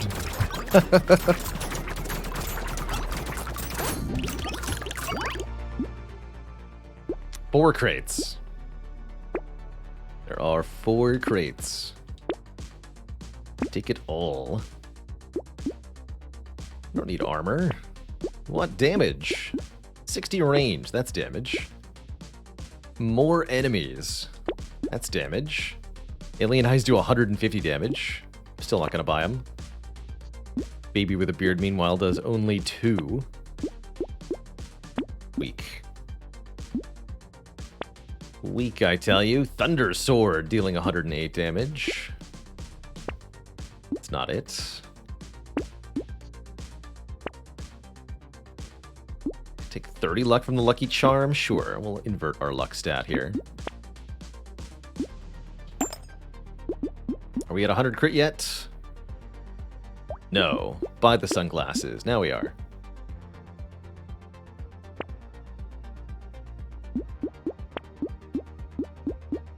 Lock both of those. Hello.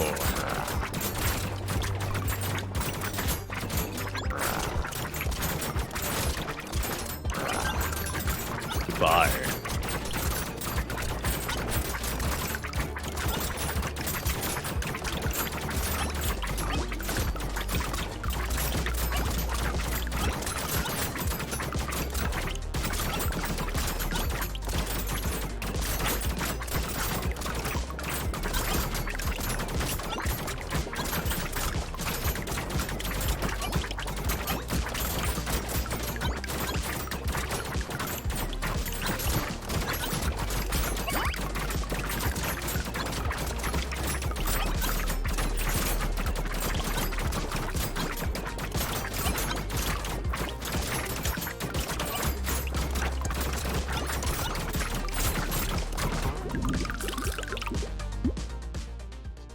More range and attack speed welcomed. Lifesteal and dodge. But dodge is mostly useless, unless we find the hoodie. I'll take 5 lifesteal, though. And a tentacle.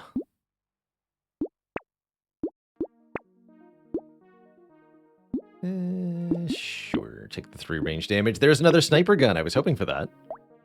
Place this Ghost Scepter with our second sniper rifle. Did 60,000 damage during the last wave? What? Hello? You did what?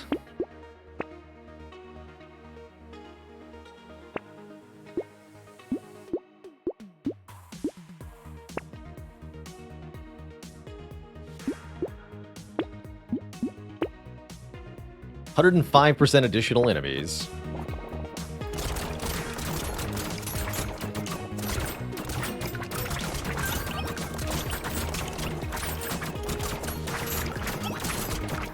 That is beautiful. That thing's even getting into shiv range.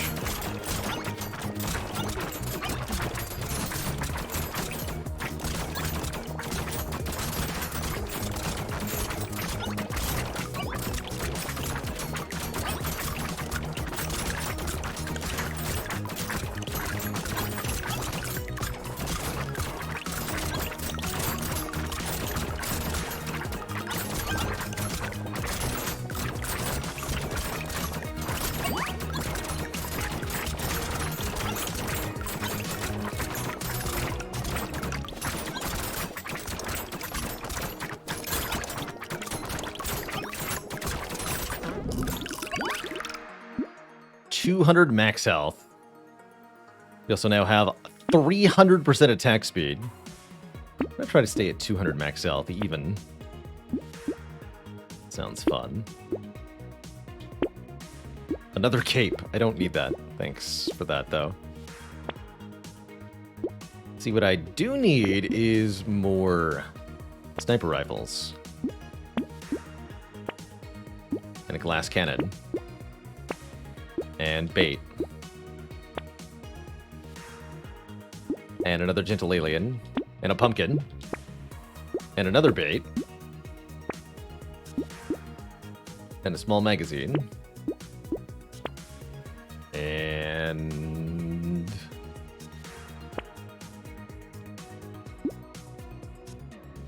this instantly saves me. It's kind of the same. Sure, I'll buy the bunny. Get the reroll. And alien eyes, which do 267 damage. Boss destruction.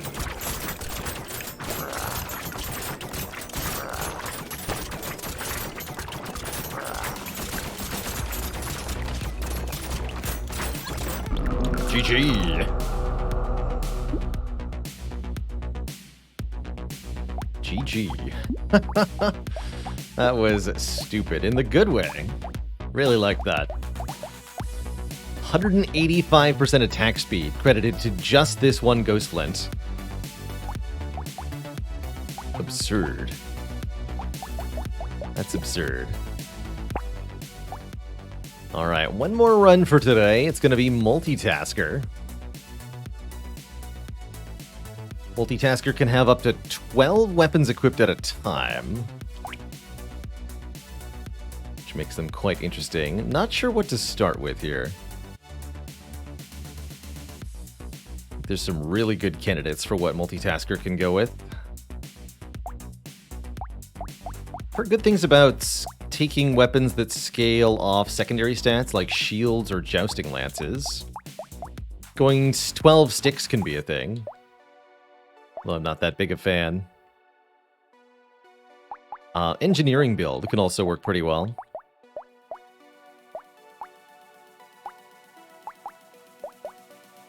So what about Claw? I want to try Claw. See if we can scale up attack speed.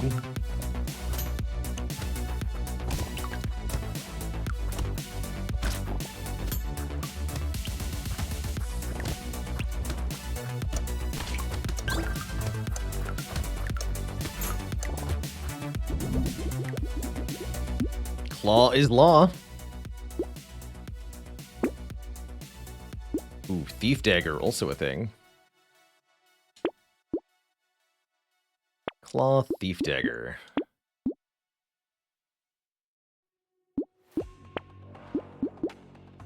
Apparently it's all Thief Daggers.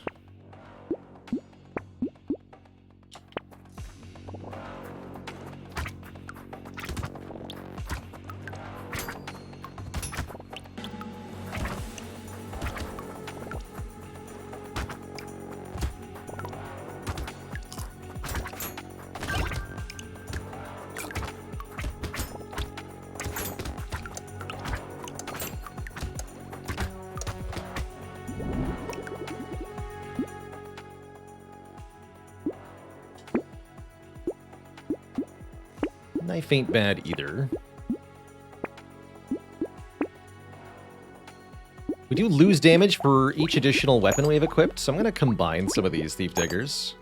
Higher tier Thief Daggers have more chance to gain materials anyway, so they should earn us more money.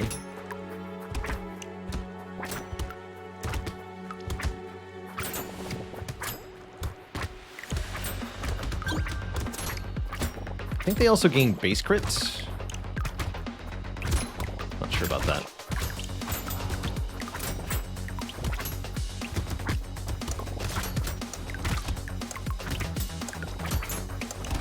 Whoa!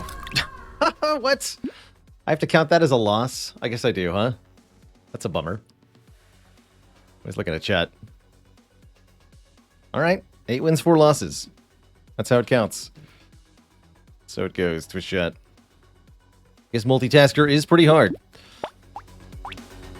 I don't want to play Wildling, so I'm going to end stream. Sounds good to me.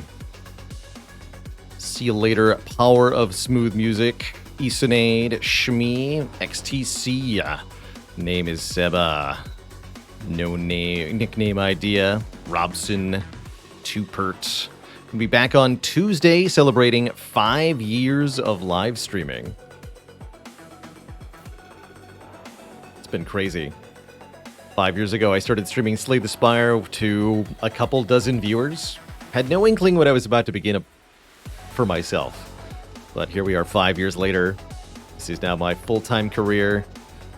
Dark Twinge, I owe you a lot of credit, actually. You were one of the first channels I started following and interacting with on Twitch, and one of the big inspirations to me for starting up my own stream. So thank you, and thank you for still being here on Twitch. Now, what are you, like 10 years into your streaming journey? Crazy. Crazy. Either way, thanks for being an inspiration. Thanks for being part of the stream. And thank you, each and every one of you who's watching, for being a part of the stream just by watching in the ways that you do. Until next time, my friends, this is me saying stay cozy. Folks, have a good one. Till next time, toodaloo. And good night.